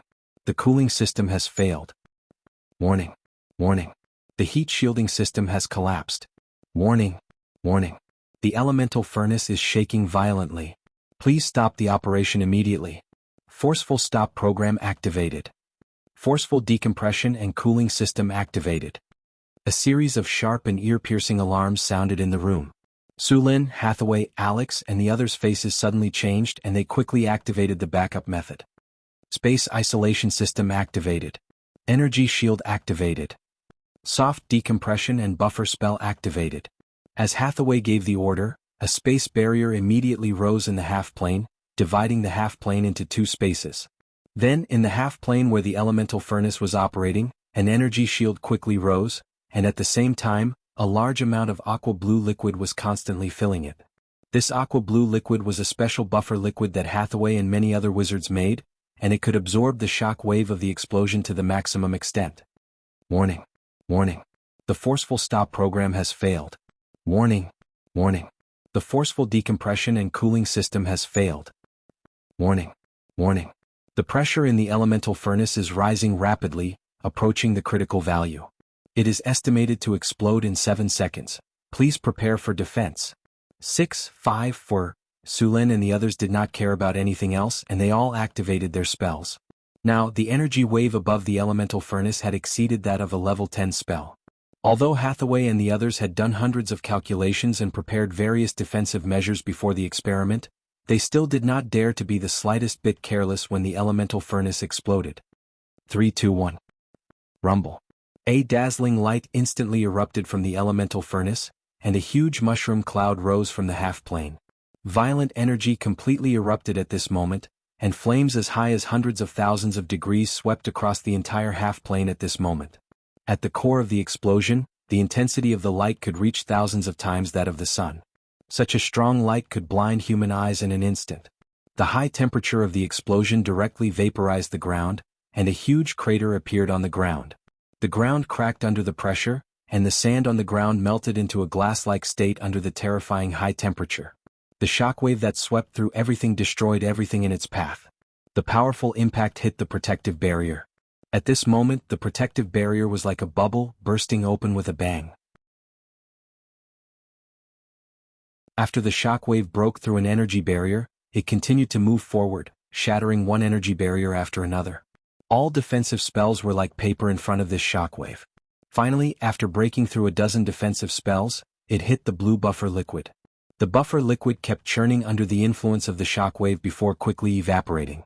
It only took a few seconds for the buffer liquid to completely evaporate. The explosion brought a tyrannical power that destroyed the defensive measures Hathaway and the others had set up in advance. The entire demiplane was swept away by the shockwave, and a layer of the demiplane's ground was fiercely scraped by the shockwave. After the shockwave broke through all the defensive barriers, it fiercely hit the spatial barrier. Then, that powerful shockwave started spreading in all directions. But before that shockwave dissipated, an even more powerful shockwave surged over. One after another, the shockwaves kept bombarding the demiplane's spatial barrier. The narrow demiplane made these shockwaves bounce back and forth, but the shockwaves kept being generated until the entire half-plane was filled with shockwaves. The entire demiplane was like a cork blocking the mouth of a volcano. Under the influence of this powerful force, The originally hard space barrier began to loosen under the impact. The planar barrier began to slowly expand outwards, and the speed of expansion was getting faster and faster. Under the continuous impact of the powerful shock waves, the planar barrier was forcibly squeezed and expanded. The entire half-plane looked like it had reached the end of the world. The ground was fragmented by the shock waves, and cracks appeared on the spatial barrier due to the rapid expansion. The demi-plane was on the verge of collapse from that explosion. It looked like the demi-plane would have been destroyed if the power had been just a bit stronger. Fortunately, Su Lin and Hathaway's previous arrangements had some effect and weakened the power of the explosion. Although the spatial barrier was on the verge of collapse, it was still stable. At the same time, the demi-plane's elemental forge's explosive peak finally passed. After the peak, the power of the shockwave started to slowly decrease. The shockwave started to weaken, and the flames caused by the explosion also started to slowly decrease, but the temperature of the demi-plane was still extremely shocking. "What's the situation in the demi-plane now?" Su Lin asked. The explosion just now directly destroyed all the monitoring equipment and detection runic arrays in the demi-plane. Even the part of the space that was separated by the spatial barrier in advance was destroyed in the explosion. After all, the spatial barrier that was temporarily separated wasn't very strong. Under such circumstances, it only lasted for a while before completely collapsing. However, even if it only lasted for a while, a large amount of information was collected. This information was immediately transmitted to the Tower of the North Wind's astrology platform. According to our calculations, it will take at least 3 to 5 days for the demi-plane to calm down. As for entering again, it will take at least a month. The shockwaves caused by the explosion destroyed everything in the demi-plane. The ground shattered, the water evaporated, and the dust was completely raised and covered the entire demi-plane. This dust will continue to float above the demi-plane for at least half a year. The most serious thing is the magic energy pollution caused by the explosion. This kind of pollution will cause serious harm to living things. If this pollution isn't cleaned up, it will exist for at least 30 years. Judging from the energy produced by the explosion, a large amount of the spatial barrier has been shattered. It is very likely that a spatial storm will appear in the plane. However, this is also a good thing. The creation of a spatial storm can help us clean up the pollution faster. Although this experiment failed, we still gained a lot of benefits.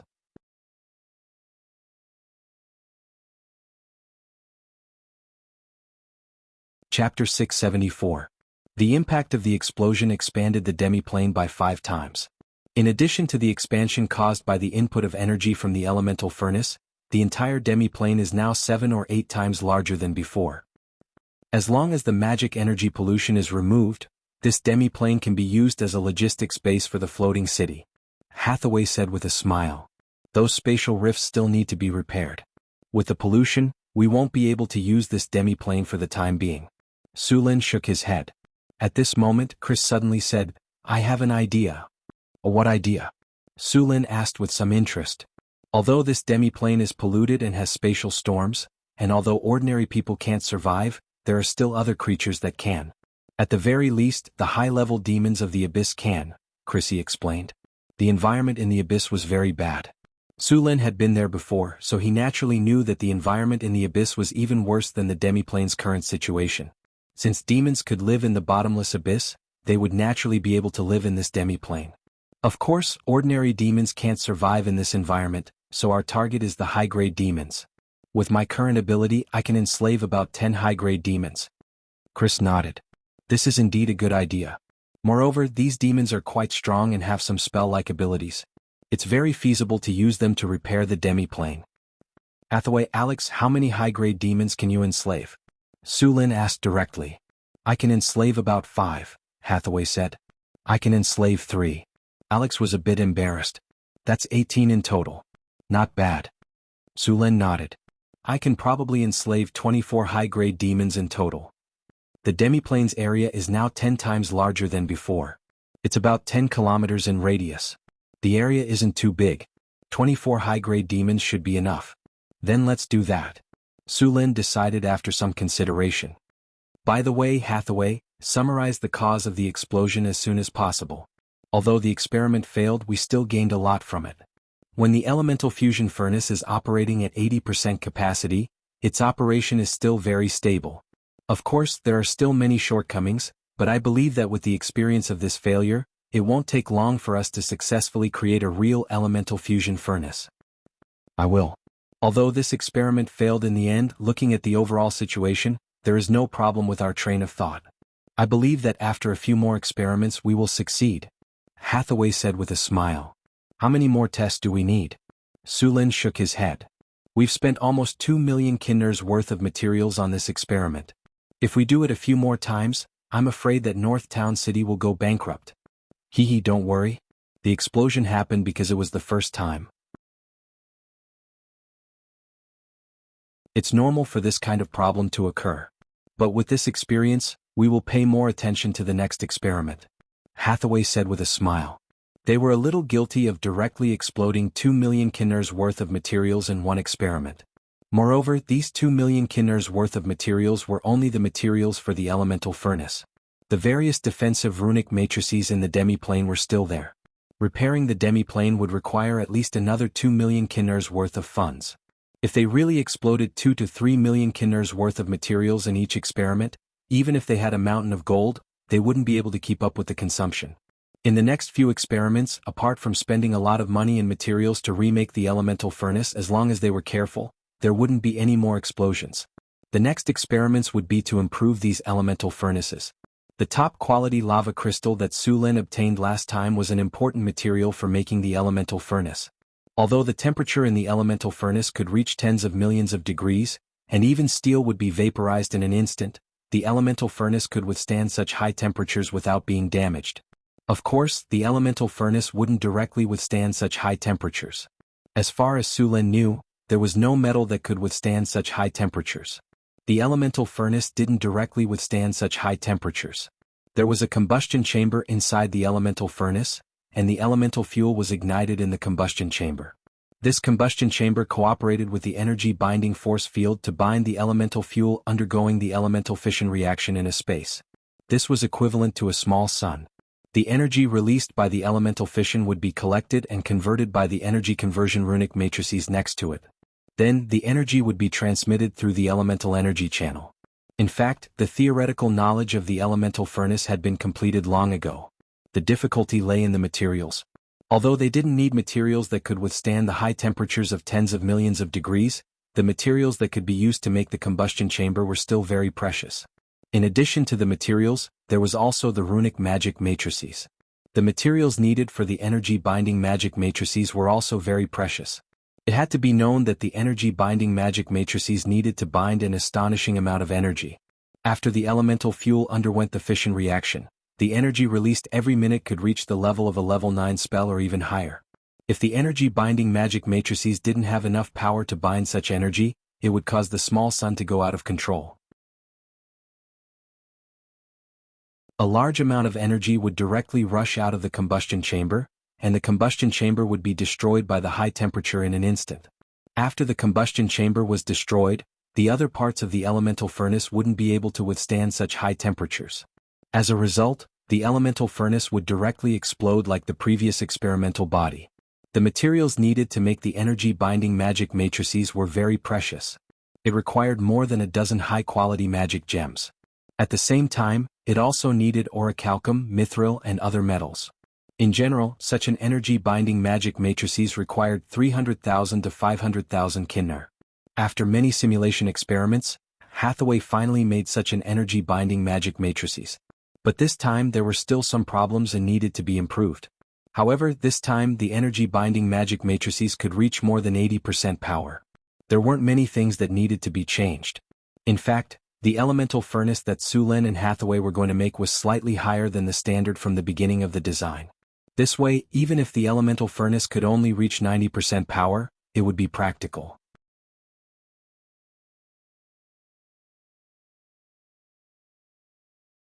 Chapter 675. The failure of the elemental fusion furnace experiment did not affect Northern Town at all. Other than Su Lin and a few others, no one knew about this experiment. The explosion in the half-plane did not affect other places at all.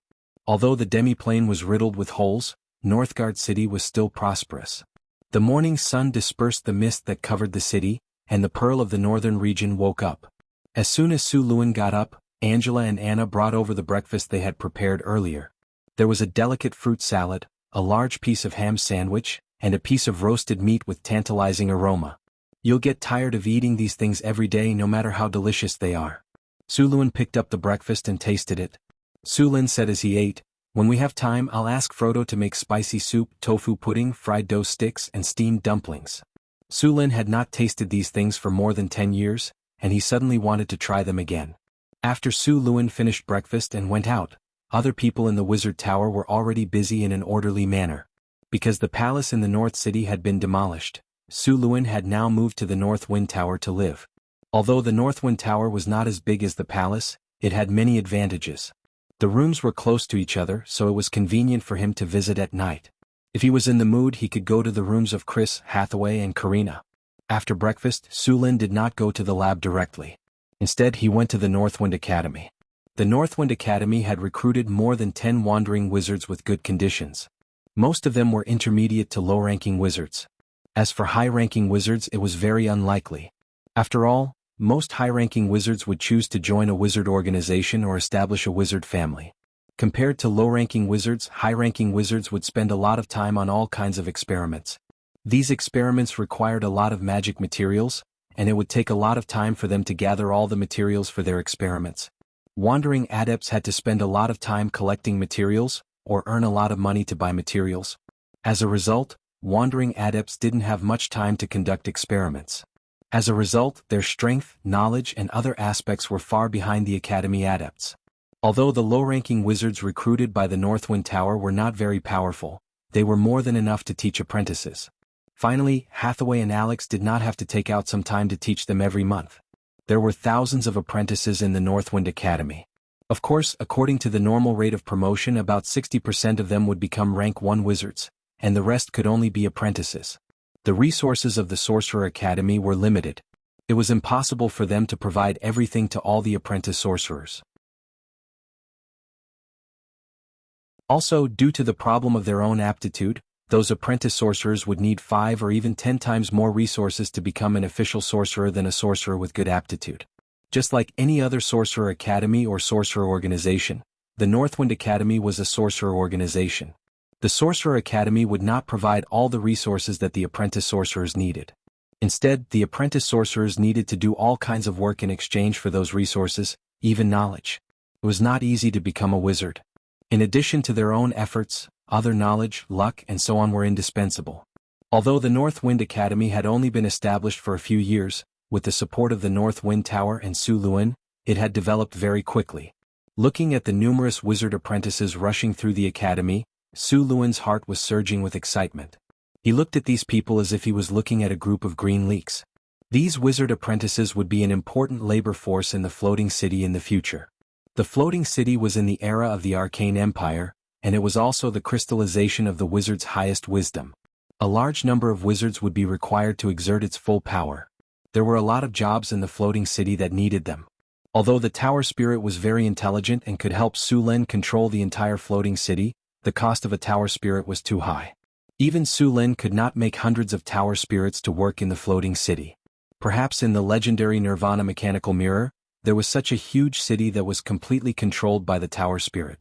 The Nirvana mechanical mirror was said to be a world created by the great arcanists of the Arcane Empire. This world was a magical plane.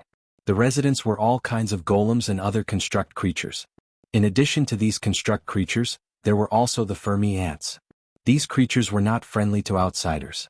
Legend had it that the floating city of the Arcane Empire was preserved in the Nirvana mechanical mirror. The entire mechanical plane had a golem factory, which could produce all kinds of golem constructs. However, since the destruction of the Arcane Empire, the Nirvana mechanical mirror had been closed. Until now, no one had been to that world. Sullen's design of the floating city would have 50,000 to 100,000 people living in it, including at least 3,000 wizards. As far as the current situation was concerned, there was a big shortage of wizards.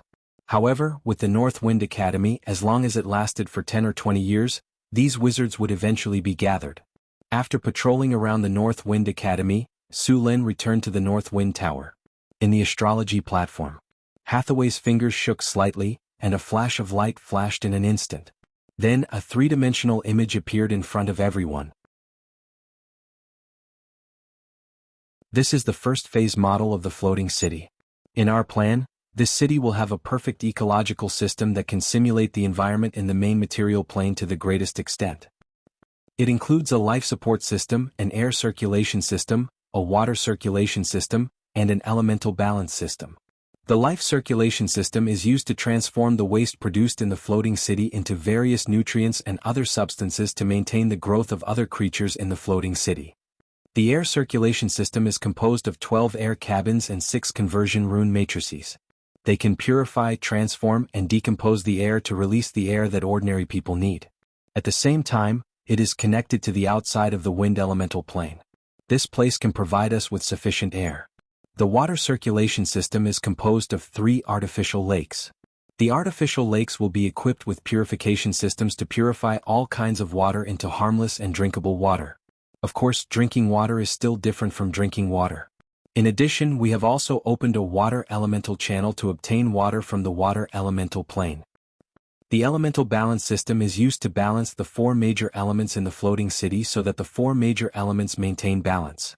There will not be too many elements that affect the balance and eventually lead to the collapse of the elements.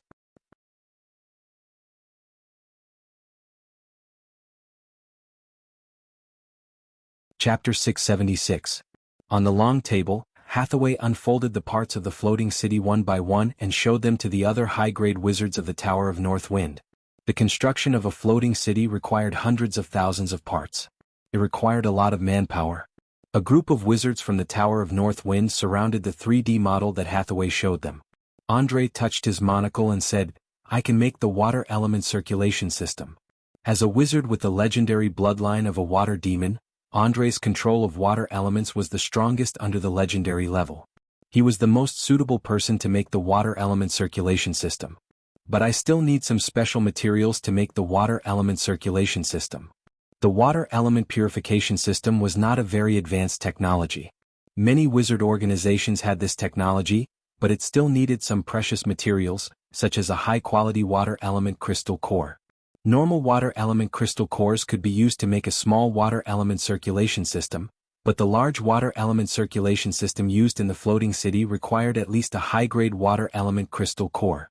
A water element crystal core of this quality could only be obtained by going to the water element plane. "I need to go to the water element plane," said Andre. "Do you need me to send someone with you?" Andre shook his head and said, "No need. My bloodline allows me to be like a fish in water in the water element plane. Other people will only slow me down." "All right then." Sulin nodded and said, "Leave the air circulation system to me." Seeing that the water element system was taken over by Andre, Alex said. As a legendary figure who had divinity and mastered the law of the wind element, making the air circulation system was a piece of cake for Alex. With her strength, it was not a problem for her to go to the wind element plane or open up an elemental tunnel later. "Leave the life circulation system to me," Hathaway said when she saw that both the air and water circulation systems were being made. Sulin looked at Hathaway with surprise and said, "You're in charge of the elemental furnace and you still have time to deal with the life circulation system?" "It's okay. The elemental furnace is already half completed. The rest of the work is not much. Just leave the life circulation system to me," Hathaway said with a smile. "All right then." Seeing Hathaway's insistence, Sulin nodded and agreed. Sulin and Hathaway did not talk about the life cycle system in detail. This life cycle system was a bit special. Sulin and Hathaway needed the wisdom tree to carry it out. This circulation system was only owned by a few wizard organizations, and Surin and Hathaway were only thinking of an alternative. Other than these, the elemental balance system was much simpler. He only needed to build an elemental pool, and then set the critical points of various elements in the elemental pool. If there was more to be extracted and less to be replenished, it would be fine. Other than the fact that the elemental pool was a little expensive to build, there was no other difficulty. "Since the tasks have been assigned, we'll wait for you to finish them. As long as you don't take more than 2 years, it'll be fine," Sulin said in a deep voice. It would take a long time to build the floating city. Even if they directly used the North Town city to modify it, it would take at least a few years. Therefore, they were not in a hurry to install these supporting systems. As for the other things, let's distribute them for construction. There were still a lot of things to do in the floating city. Sulin only arranged a part of it this time. In the blink of an eye, more than a month had passed. During this time, Hathaway carried out another experiment with the elemental furnace. With the experience from last time, these elemental furnaces did not explode. Of course, there were still some problems, and this experiment ended up consuming hundreds of thousands of kinnar. The elemental furnace was constantly being perfected. Sulin, Hathaway, and Chrissy also began to summon demons. Demonology was a very important subject in the wizard school. Wizards had done a lot of research on demons. After all, demons were, in a strict sense, on the same level as the angels created by the gods. Demons also had a powerful ability to evolve. The original form of the Tana-Ri demon was just a soul worm. This kind of creature could be stomped to death by a normal person. However, after countless battles, this soul worm could grow into a powerful Baylor demon. From the weakest existence all the way to a powerful legendary demon, it was simply incredible. In addition to the powerful ability to evolve, demons also had divinity. Of course, it was different from the divinity of the gods. The divinity of demons was chaotic, depraved, and so on. Many of the demigod liches extracted divinity from these demons. Demons were essentially soul creatures. Wizards were very interested in demons, especially this kind of evolutionary genetic chain. Many wizards were very envious of this kind of evolutionary ability. They wanted to have this ability, but so far no one had succeeded. The research of these wizards was not without results. Demon warlocks and enslaving demons were all invented by them. In a special laboratory in the North Wind Tower, there was a tall altar in the center of the laboratory. There were a lot of strange symbols around the altar, and there was blood smeared on the side. A corpse was lying on its back. There was a dagger in the corpse's heart, and a lot of blood was flowing out from the heart. The whole altar looked gloomy and horrible, and it made people feel a chill in their hearts. This was the altar where Sulin and Hathaway were summoning demons. It was not easy to summon a high-grade demon. Sulin sent a few death row prisoners from the death row prison, and then used them to summon demons. As a light rose from Hathaway's body, a chaotic, twisted, and evil power appeared on the altar. Blood flowed on the ground, and the surrounding walls were carved with various demon reliefs. These demons looked ferocious and horrible, but they were lifelike. It seemed that they would come to life in the next second.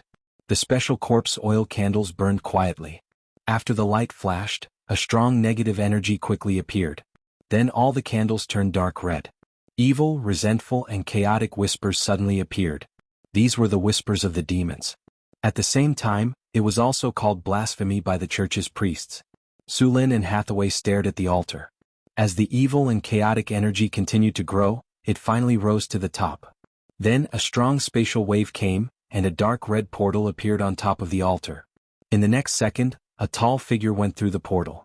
Who is summoning the Almighty? Bang! Sulin's body flashed and appeared on the altar in an instant. Without saying a word, he punched the demon with his big fist and directly hammered it down. Cut the crap and get ready for the next one.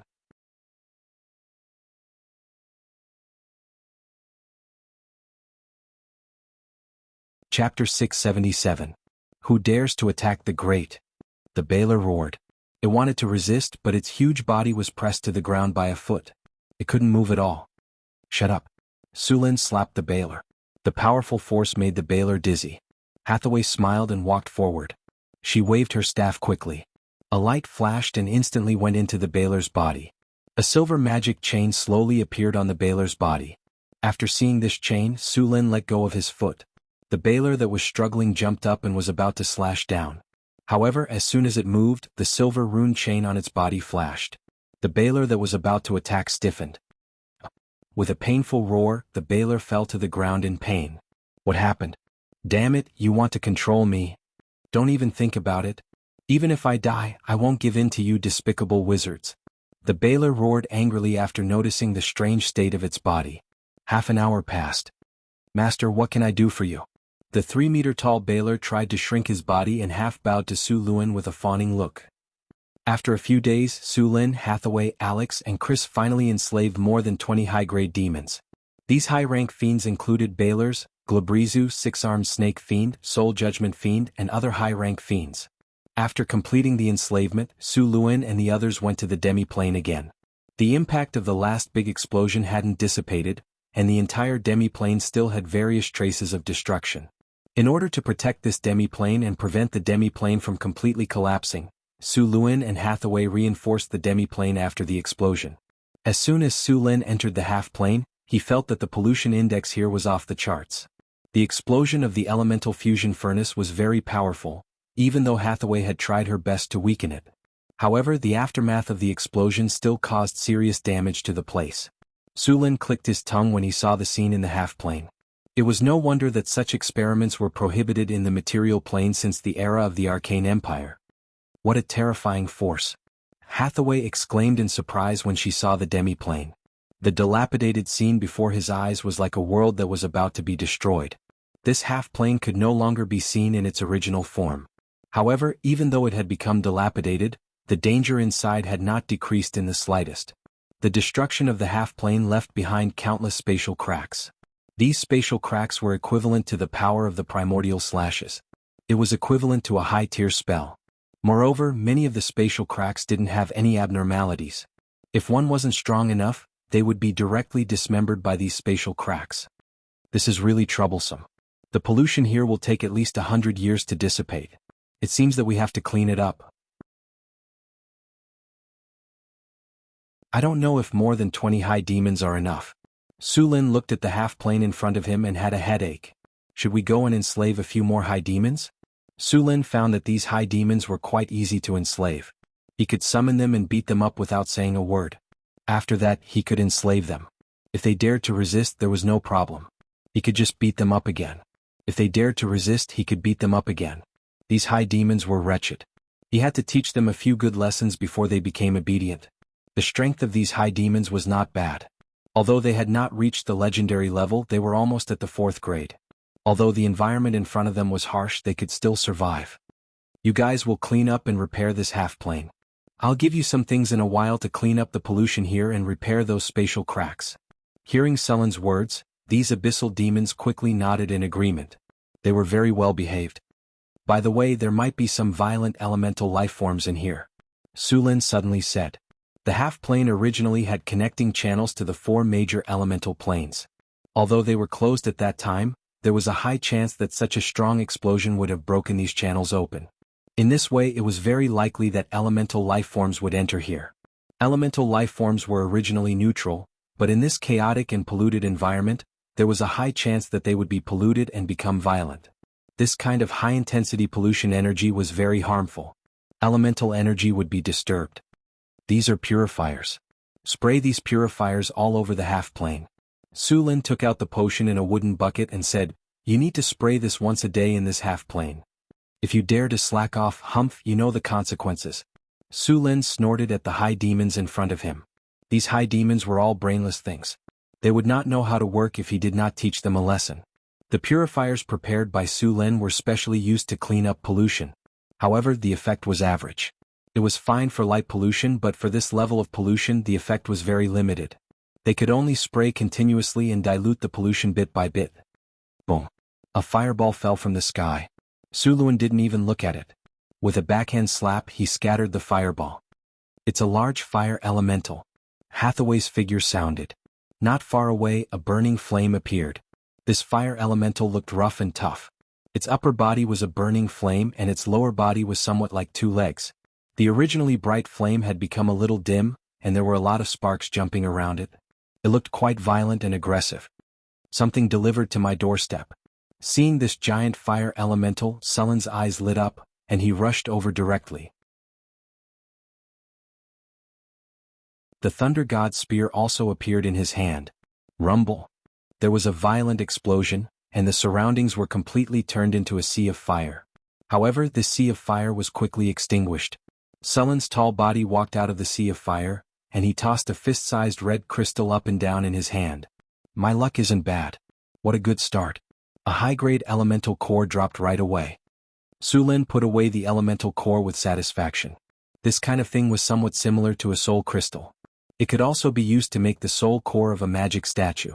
Such an elemental core could be used to make a set of steel magic statues.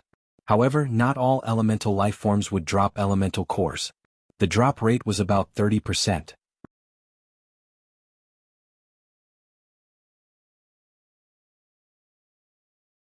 Chapter 678.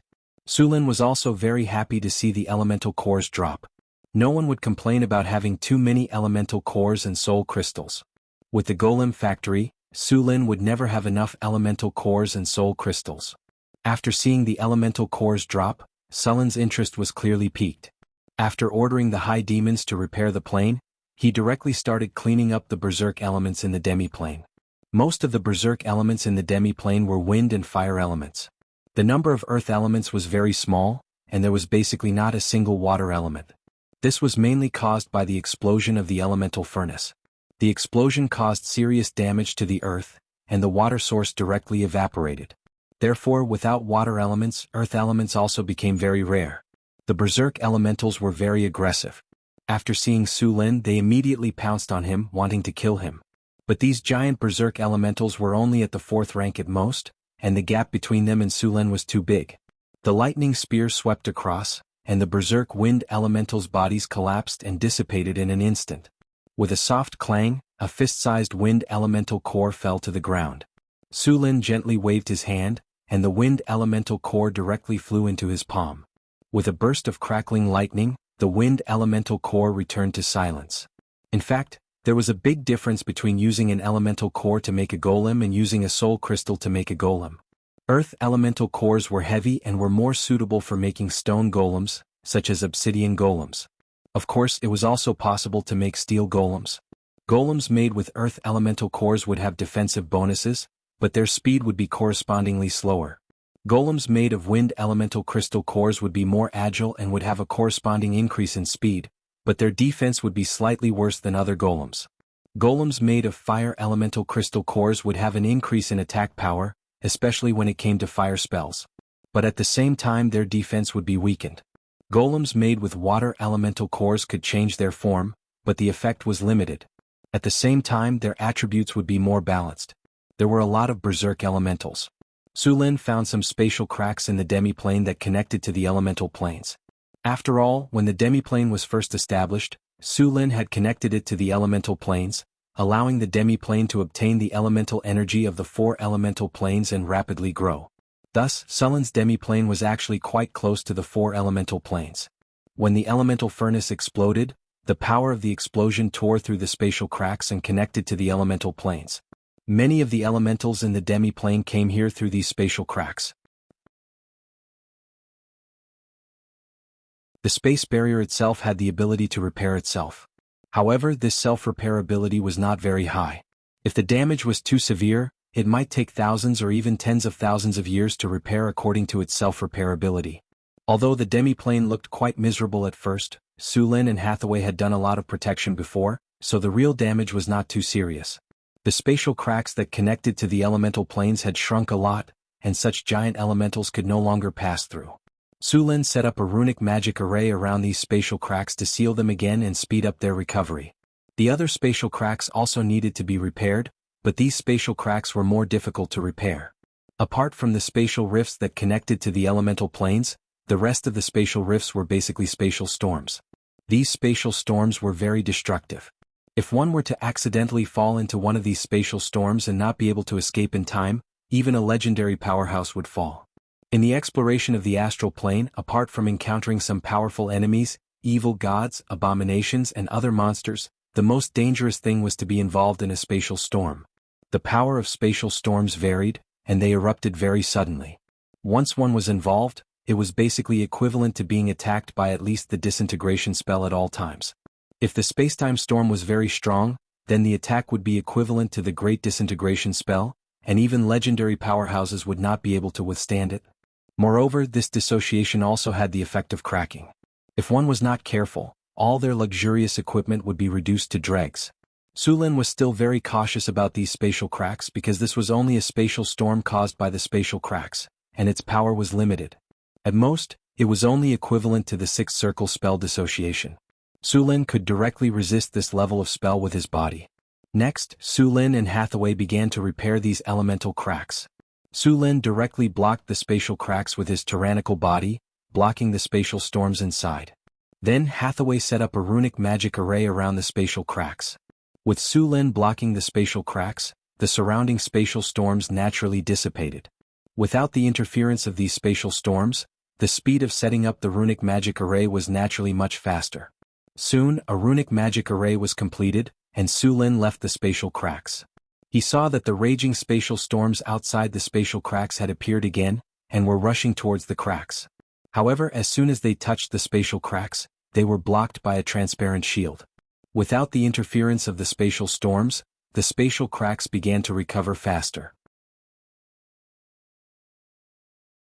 The spatial cracks that would have taken at least 5 or 6 years to recover now only took a little more than a year.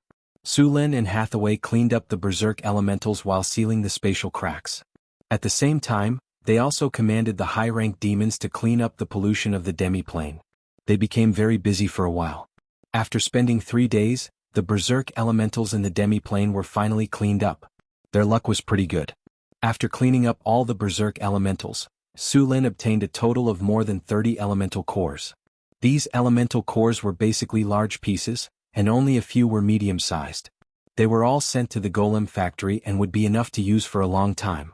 Su Lin looked at the elemental cores in his hand and grinned. His luck was still pretty good with more than a 30% drop rate. Elemental cores were still very mysterious. Sometimes, killing a dozen elemental cores might not necessarily result in one drop, and sometimes, it would continuously drop. However, legendary elemental creatures were bound to drop elemental cores after death. It was just that very few dared to go to the elemental planes to hunt legendary elemental creatures. After all, elemental creatures in the elemental planes would be enhanced and become very difficult to deal with. Moreover, elemental creatures were rare creatures that could be the rulers of high-rank elementals. If one was unlucky, it was very likely that they would be ganged up on by a legendary elemental creature leading a large number of elementals.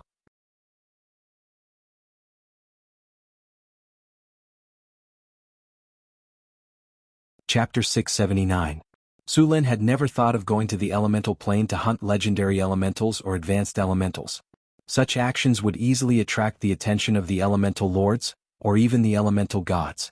There were a large number of elemental lords, elemental gods, elemental oracles, and so on living in the elemental plane. Those elemental creatures were basically their people. Although the elemental gods rarely meddled, no one dared to underestimate their influence. It should be known that the elemental gods had directly defeated the demon army in the abyss.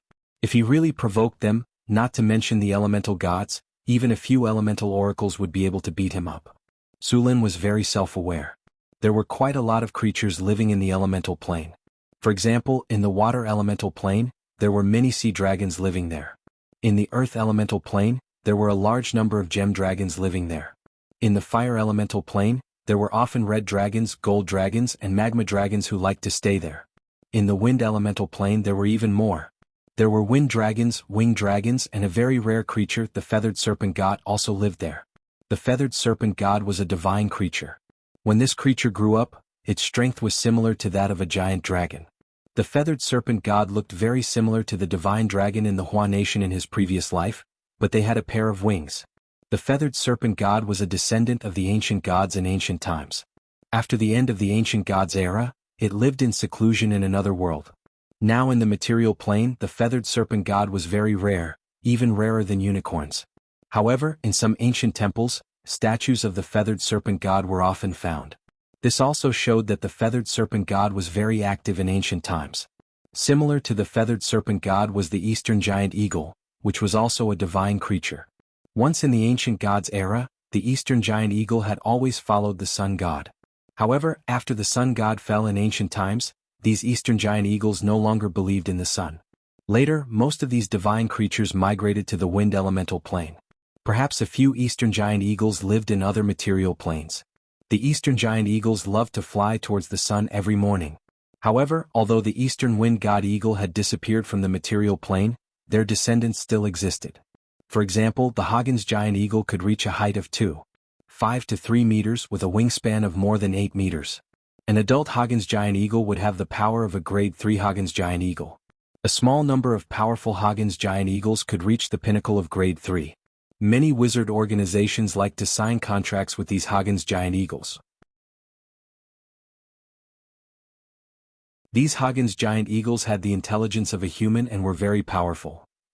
After Su Lin and Hathaway cleaned up the berserk elementals, they began to repair the remaining spatial cracks. Due to the explosion, in addition to tearing a large number of cracks in the spatial barrier of the demi-plane, the area of the demi-plane had also expanded several times. This was also one of the reasons why Sulen was conducting experiments here. Even if the experiment failed, he could still expand the demiplane. If the demiplane was expanded normally, it would take decades or even centuries to expand to its current extent. Now that the elemental furnace had exploded, it saved a lot of time.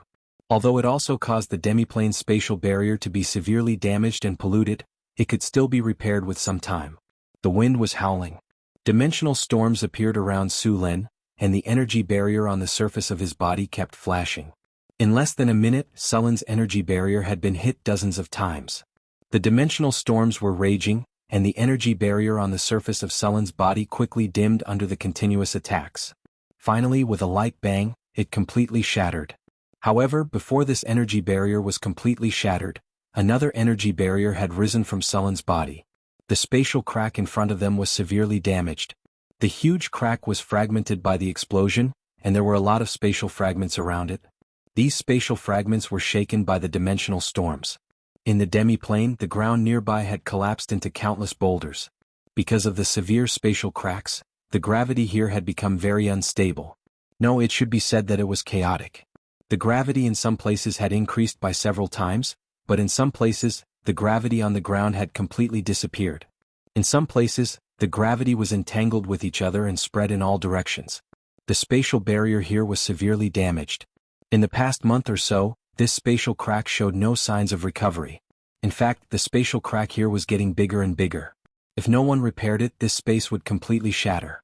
If left alone, the spatial crack would keep expanding, and the entire demiplane would eventually turn into nothingness. Sulen's body shone brightly, and then, a magic barrier rose from his body and blocked the huge spatial crack in front of him. The power of the dimensional storms in this spatial crack had already reached the 8th circle. It could be said that Sulen was being bombarded by 8 circle spells every minute. Fortunately, Sulen was powerful. He could resist all these spells. A huge boulder flew towards Sulen at an extremely fast speed. Sulen's eyes flashed, and then lightning flashed in his eyes. The next second, a bolt of lightning appeared out of nowhere and fiercely hit that huge boulder. The boulder, which was the size of a carriage, was instantly torn apart under the bombardment of the lightning. Then it was sucked into a spatial storm and instantly turned into fine dust, disappearing without a trace. "What is that?" Hathaway suddenly said, pointing not far away. Sulen looked up and saw that in that dark space, the space of the demiplane was continuously shrinking. The other side of the demiplane had already become a chaotic void zone, and the berserk spatial power was continuously eroding the demiplane. This was the demiplane that Sulen had transformed. It was constantly collapsing and had no power to resist the dimensional storms. This spatial crack was very dangerous. "Hathaway, be careful," Sulen said in a deep voice. "Don't worry. You also have to be careful. Leave a spatial coordinate here. If you can't resist it, immediately teleport back," Hathaway said solemnly. Lightning domain. Powerful lightning power instantly gushed out of Sulen's body. The lightning domain instantly opened, and the tyrannical domain power instantly blocked the spatial crack. Those dimensional storms kept attacking the barrier of the lightning domain, but it was useless. These dimensional storms were firmly blocked by Sulen. Next, Hathaway started to quickly arrange a spatial runic array in the surroundings.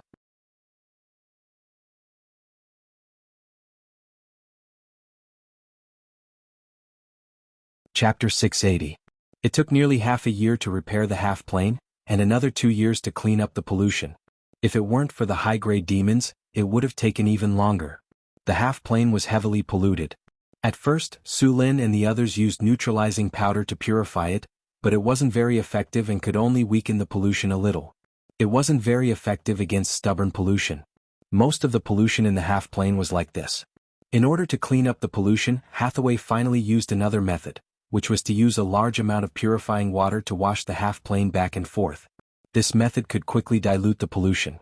If it was in a material plane, this method would remove the pollution, but at the same time, it would cause the pollution to spread. However, it was different in a half-plane. The half-plane was a sealed space and the pollution couldn't spread at all. After using the purifying water, Sulen would directly open a space crack and let the polluted water flow into the void. The void's omnipresent space storm would completely tear the polluted water to shreds.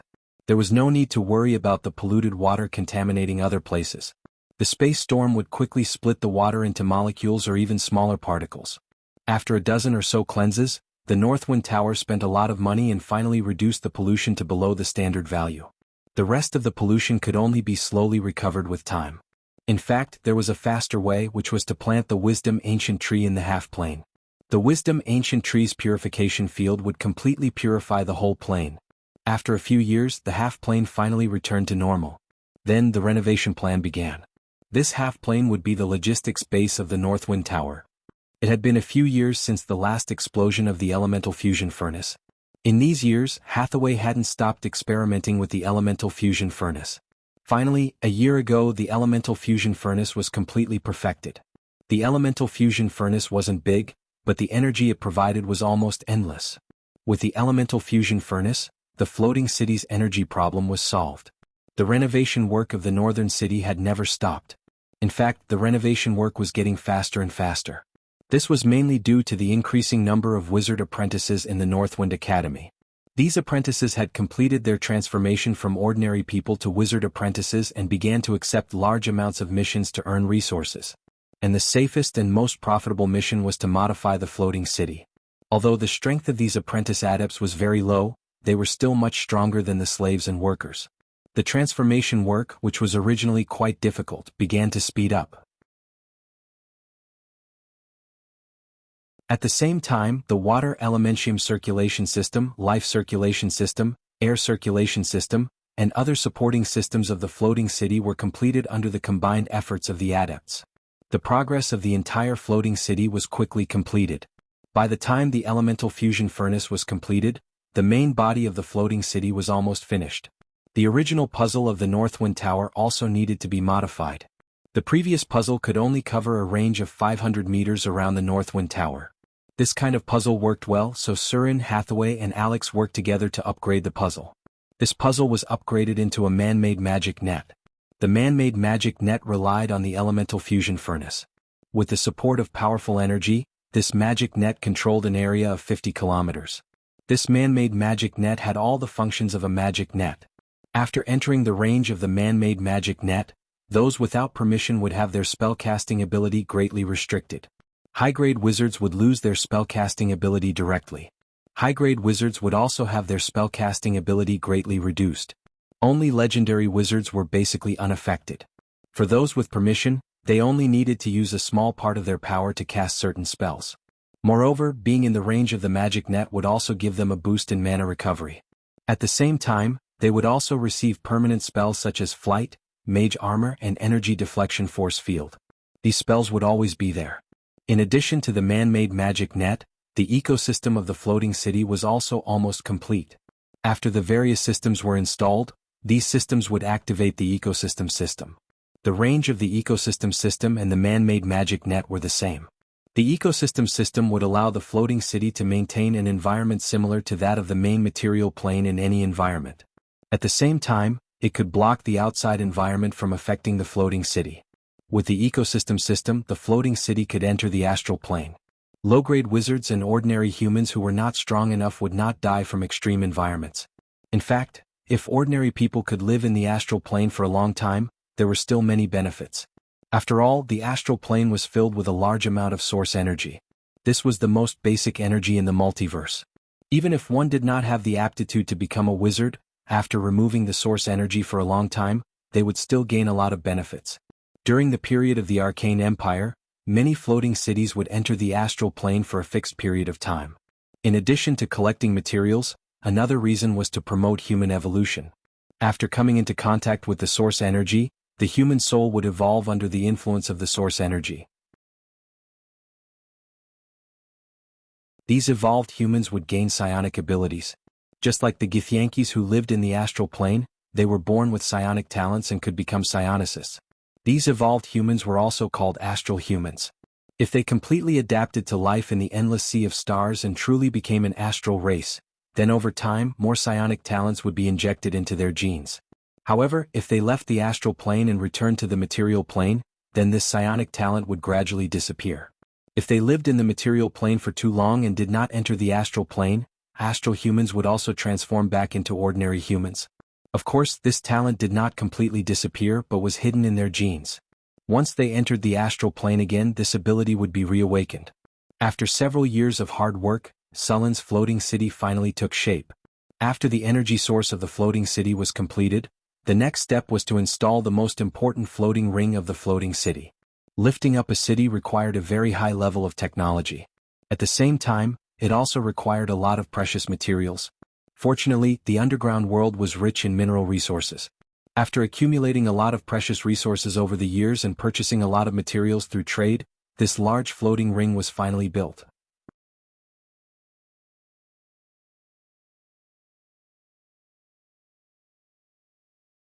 Chapter 681. Northern Wasteland, Northgard City. Early in the morning, the soldiers of Northern Town appeared on the streets of the city. The residents of Northern Town felt strange. Soon the inner city was completely under martial law. No one was allowed to get close and the whole city was in a state of alert. There was a 50-meter barrier between the inner city and the outer city. At the city gate, all caravans were forbidden to enter. At the same time, many people were sent out of the city in batches. Although they were puzzled by the situation, they left with the soldiers. Sullen's control of the whole city was not just for show. The whole city would act as soon as he gave the order. Soon, the evacuation of Northern Town was completed. Even the original soldiers retreated to the city wall. Accompanied by strong elemental fluctuations, a muffled sound was heard, and the whole ground shook violently. In the Tower of the North Wind, Hathaway was wearing a gorgeous wizard robe and standing on the astrology platform. Next to her were Chris, Alex, Karina, Grace and the others. On the other side was Su-Len. On the astrology platform, a huge amount of elemental energy was constantly gathering toward the wizard tower. The elemental energy in the entire wizard tower was almost condensed. With the strong energy, the energy nodes in the wizard tower were quickly activated, and the energy channels were shining with a faint light. Activate the elemental furnace. Elemental furnace igniting. Igniting complete. Elemental furnace igniting. Floating space tower charging. Safety check in progress. All procedures are operating normally. Floating space ring charging. Main floating space ring activated. Main floating space ring operating normally. Prepare to take off. Hathaway was surrounded by strong energy. The originally loose wizard robe was also supported by this energy. Her body floated directly under this strong elemental energy. Hathaway nodded to Su-Len. Then lightning flashed on Sullen's body, and a spiritual light rushed to the sky. The golem army in the wizard tower was busy. Andre, Lorraine, and several other wizards were constantly commanding the golems to work. Magical-looking metal constructs were transported to various locations in the city. Start assembling the floating space city. Prepare to activate the auxiliary floating ring. In other parts of the floating city, the wizards were waiting for orders.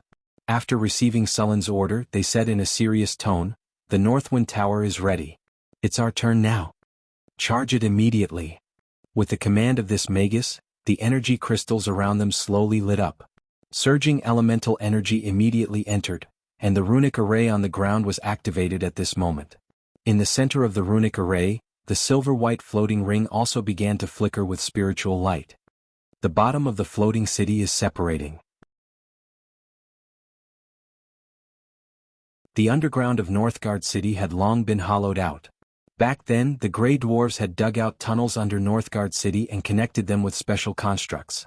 It could be said that the floating city was now completely supported by these constructs. On the astrology platform, a three-dimensional virtual image of the entire floating city appeared before everyone's eyes. At this time, below the virtual image of the floating city, there were red dots marked, which were the link constructs. Begin automaton separation. Su-Len said in a deep voice. With his command, the many red dots at the bottom of the floating city began to separate. In just a few breaths, all the link constructs had completed their separation.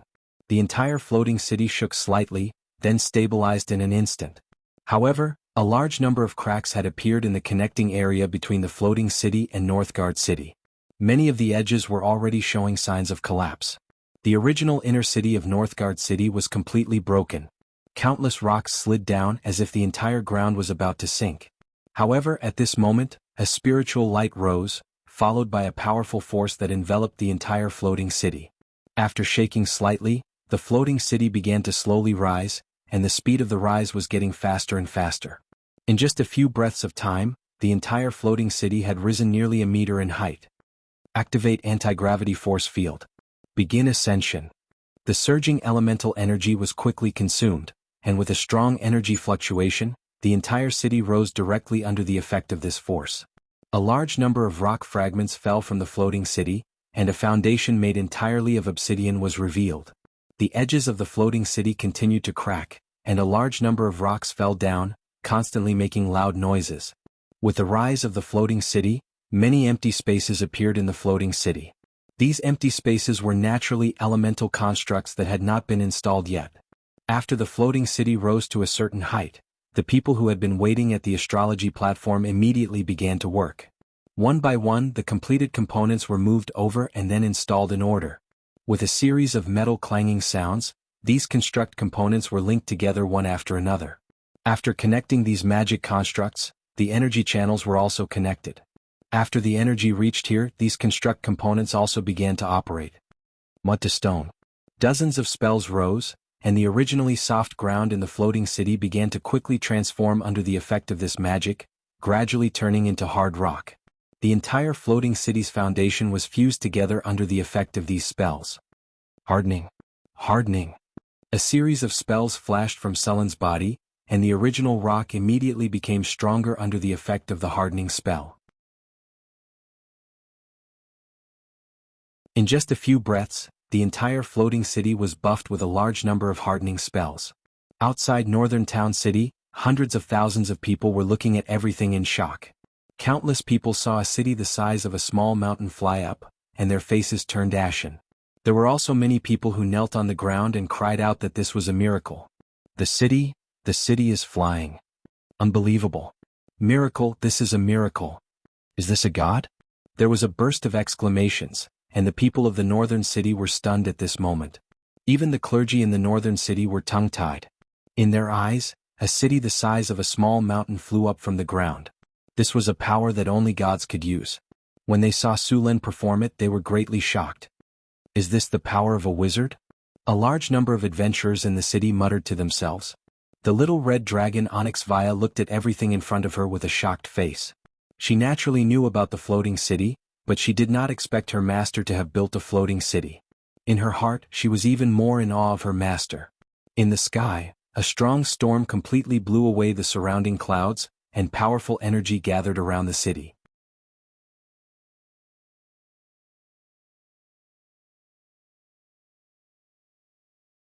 Chapter 682. Strong elemental energy fluctuations gathered near the floating city, bringing with them strong winds. The floating city floated in the air like a divine kingdom. The elemental fusion furnace kept sending energy out, and the floating city began to operate at full capacity. After Sulen tested most of the functions of the floating city, he began to control the floating city to descend. The floating city shook slightly and landed in its original position. If it weren't for some rock fragments at the edge of the floating city, many people would have suspected that everything was an illusion. The successful construction of the floating city made Sulen and the others very happy. It cost a lot of money to build the floating city, and now it was finally completed. Sulen didn't hide his testing this time, showing off his muscles. After the floating city's test was completed, most of the forces on the continent knew immediately. Their attitude toward Northwind Tower naturally needed to be adjusted. Northwind Principality. After a few years of development, it had become very prosperous. Although there were only 4 cities in the principality, the total population had reached an astonishing 1.5 million. Deepwater City was the most populous city. This port city had become very prosperous because of the sea trade. The permanent population of the city had exceeded 500,000, and several small towns had appeared around the city. Most of the people living in these small towns were craftsmen. The prosperity of the sea trade caused an endless stream of merchants to come here. Some clever merchants began to set up some workshops near Deepwater City to produce all kinds of goods. Although the goods in Northwind City were good, they were limited. There were too many merchants who came to buy, and every time the supply couldn't meet the demand. After many merchant ships came here, they couldn't buy enough goods to fill the cargo ships. For merchants, a voyage without a full cargo was a loss. Therefore, many merchants who couldn't buy enough goods from Northwind City would buy other goods in Deepwater City. Although these goods were far less popular than those in Northwind City and the profits were lower, it was better than nothing. Among them, the most popular was refined salt, a specialty of Deepwater City. Deepwater City produced a light yellow refined salt without any bitterness. The quality was much better than rock salt mixed with a lot of impurities. Although it wasn't as good as blue salt, it was still very good. As a result, Deepwater City became even more prosperous. In addition, Deepwater City also produced a variety of dried seafood. The sea area near Deepwater City happened to be at the intersection of the cold north wind current and the warm south current. Two ocean currents converged here, bringing rich nutrients. A large number of fish thrived here, and any fishing boat could fill it up after a few trips. Deepwater City's fishery was rich in sturgeon. This kind of fish meat was fat and tender and was very popular. In addition, Deepwater City was rich in salt, so a large number of sturgeon would be pickled and sold as salted fish. Although dried salted fish didn't taste as good as freshly caught fish, it was salted. Salt was indispensable for anyone. Plus, it wasn't expensive. Moreover, salted fish was a type of meat which was a very good food for commoners. Therefore, the salted fish from Deepwater City quickly became popular in the Southern Sea region. Even Beifong Principality had a large number of salted fish for sale. The population of Mirror Lake City in the Southern Sea region wasn't inferior to Northgard City in the slightest. Moreover, relying on Mirror Lake next to it, millions of mu of fertile land had been cultivated here. It could be said that this place had become another large granary in a few years. Since the construction of the floating city in Northgard City was completed, more and more people wanted to live in Northgard City. However, it wasn't as easy as it was a few years ago. The City Hall of Northgard City had greatly increased the requirements. If it weren't for this, the population of Northgard City would have broken through the million mark long ago. The floating city's appearance made Northgard City the focus of the entire continent.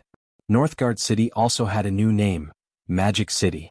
Northgard City, as the capital of Beifong Principality, had become unprecedentedly prosperous.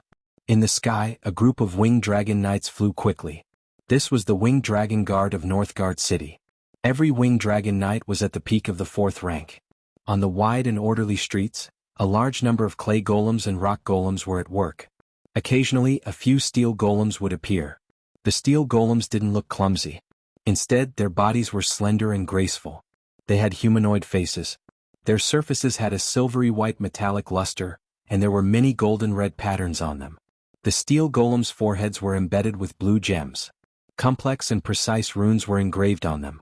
Their bodies moved nimbly, full of a sense of technology. These steel golems had been optimized and upgraded.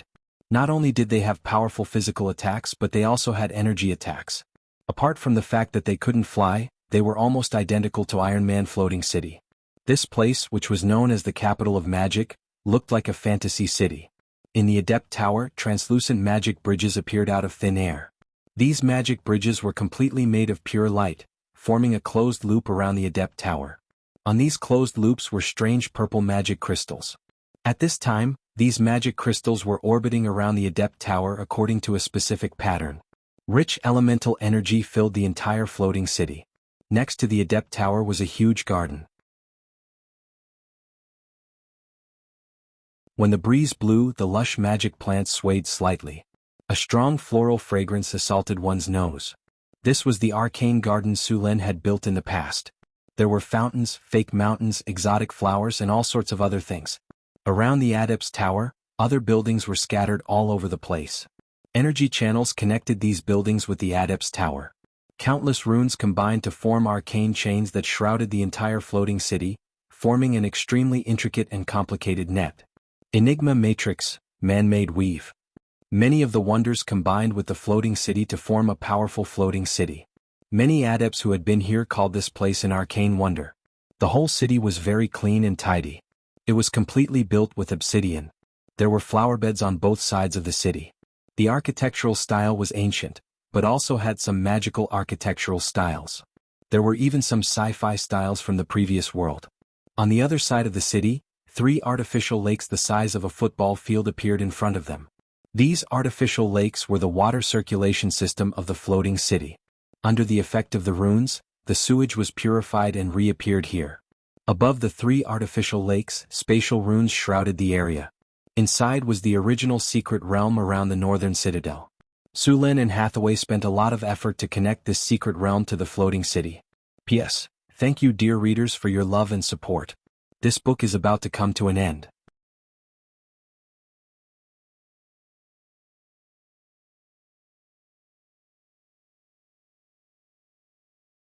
Chapter 683. The northern town Mysterious Plain was connected to the floating city, and the Mysterious Plain was divided into a few areas. Xanthi was in charge of the botanical garden, and the wisdom tree was planted there. With the wisdom tree, the entire botanical garden was covered in a layer of plants. All the plants could grow here.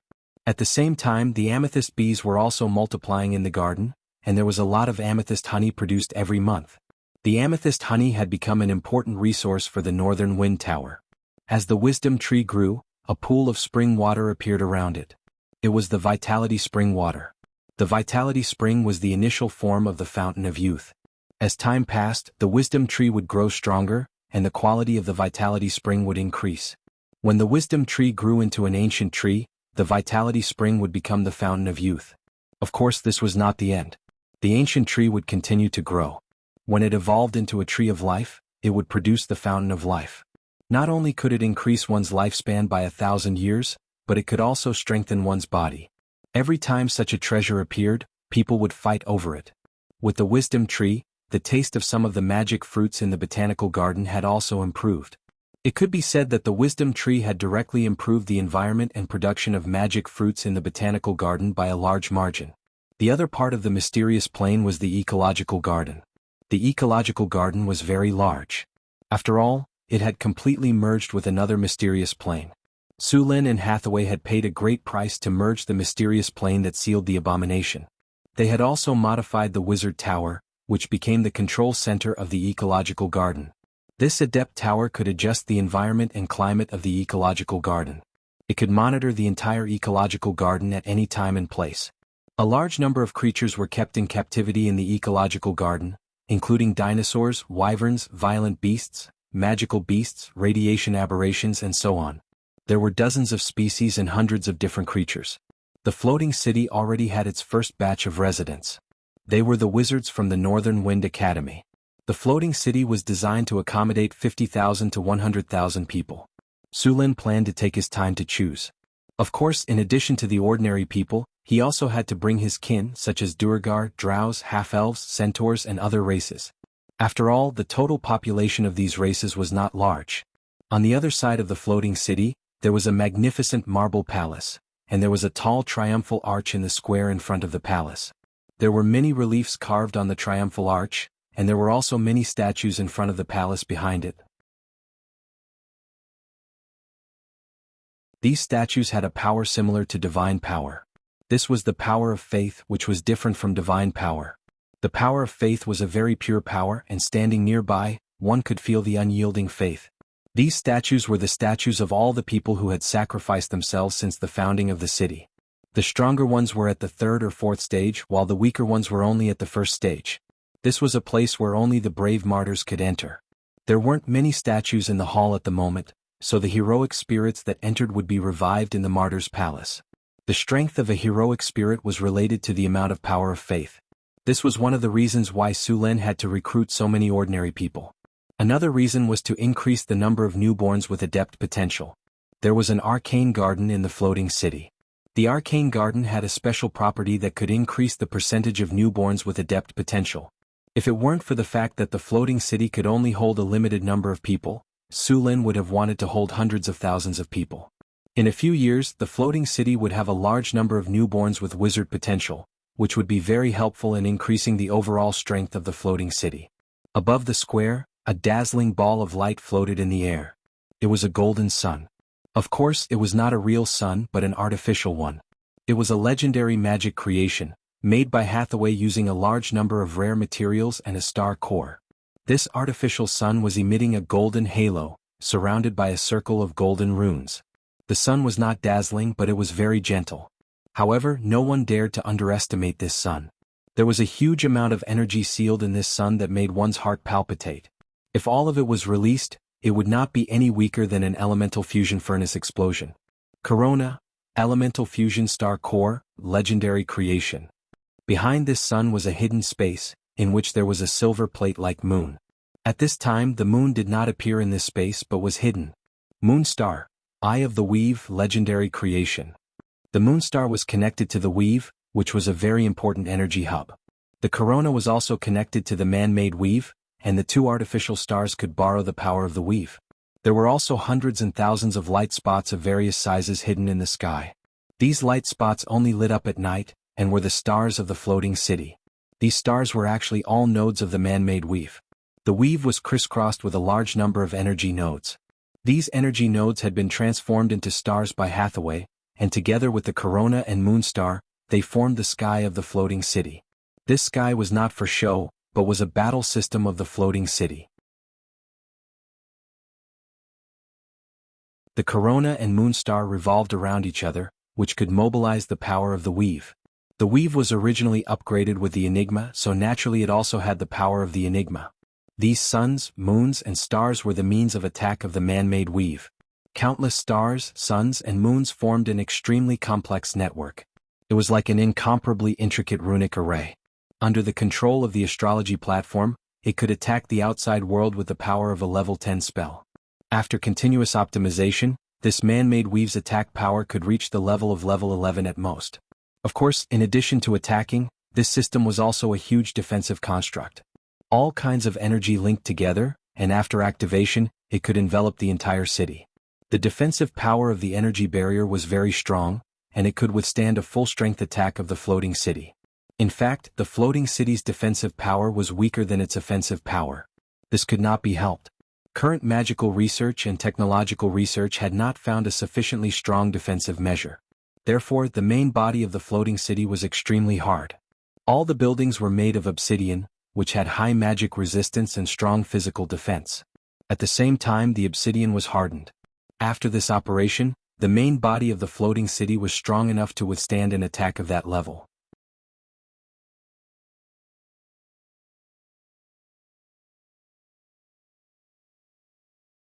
Chapter 684. The Duchy of Beifeng became more and more prosperous. The large influx of people allowed the Duchy of Beifeng to obtain sufficient labor force.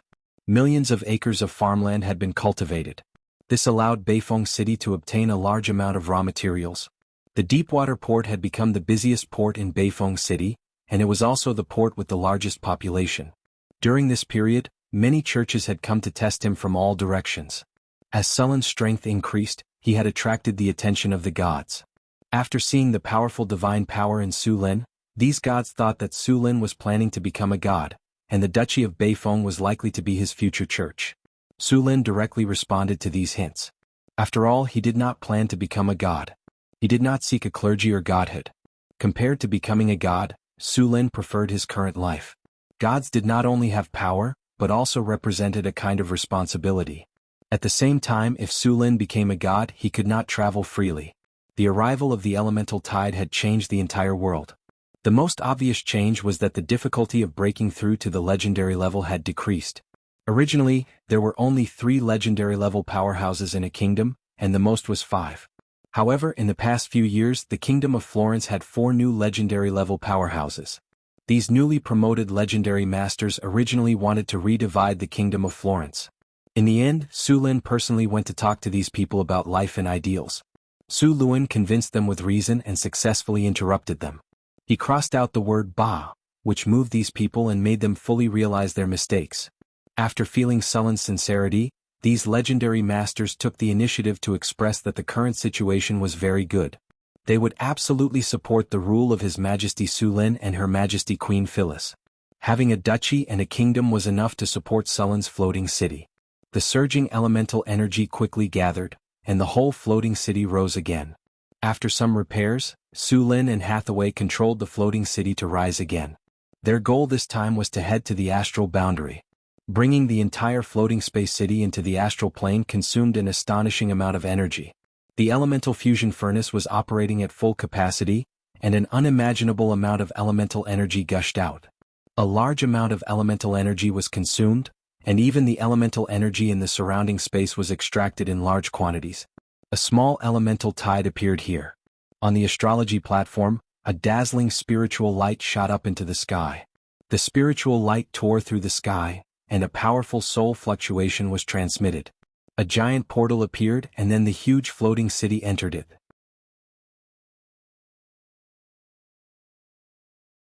In the boundless astral world, darkness, deathly stillness and emptiness were the eternal colors of this place. Occasionally, one or two comets would fly past at high speed. There was very little matter here. There was no air, no gravity, no water, and not even a sound. Everything was deathly still. At this moment, in the depths of the astral world, a dot of starlight flashed. Then a huge bubble suddenly appeared in the void. If someone saw it, they would know that someone was traveling through space. The bubble expanded rapidly, and in the blink of an eye, it had expanded by more than 10 times. Soon the outline of a city appeared in the bubble. Accompanied by a flash of spiritual light, the bubble slowly disappeared, and a huge city appeared in front of them. It was Sullen's floating space city. Although this floating space city was very large in the material plane, it was as inconspicuous as a speck of dust in the astral world. Is this the astral world?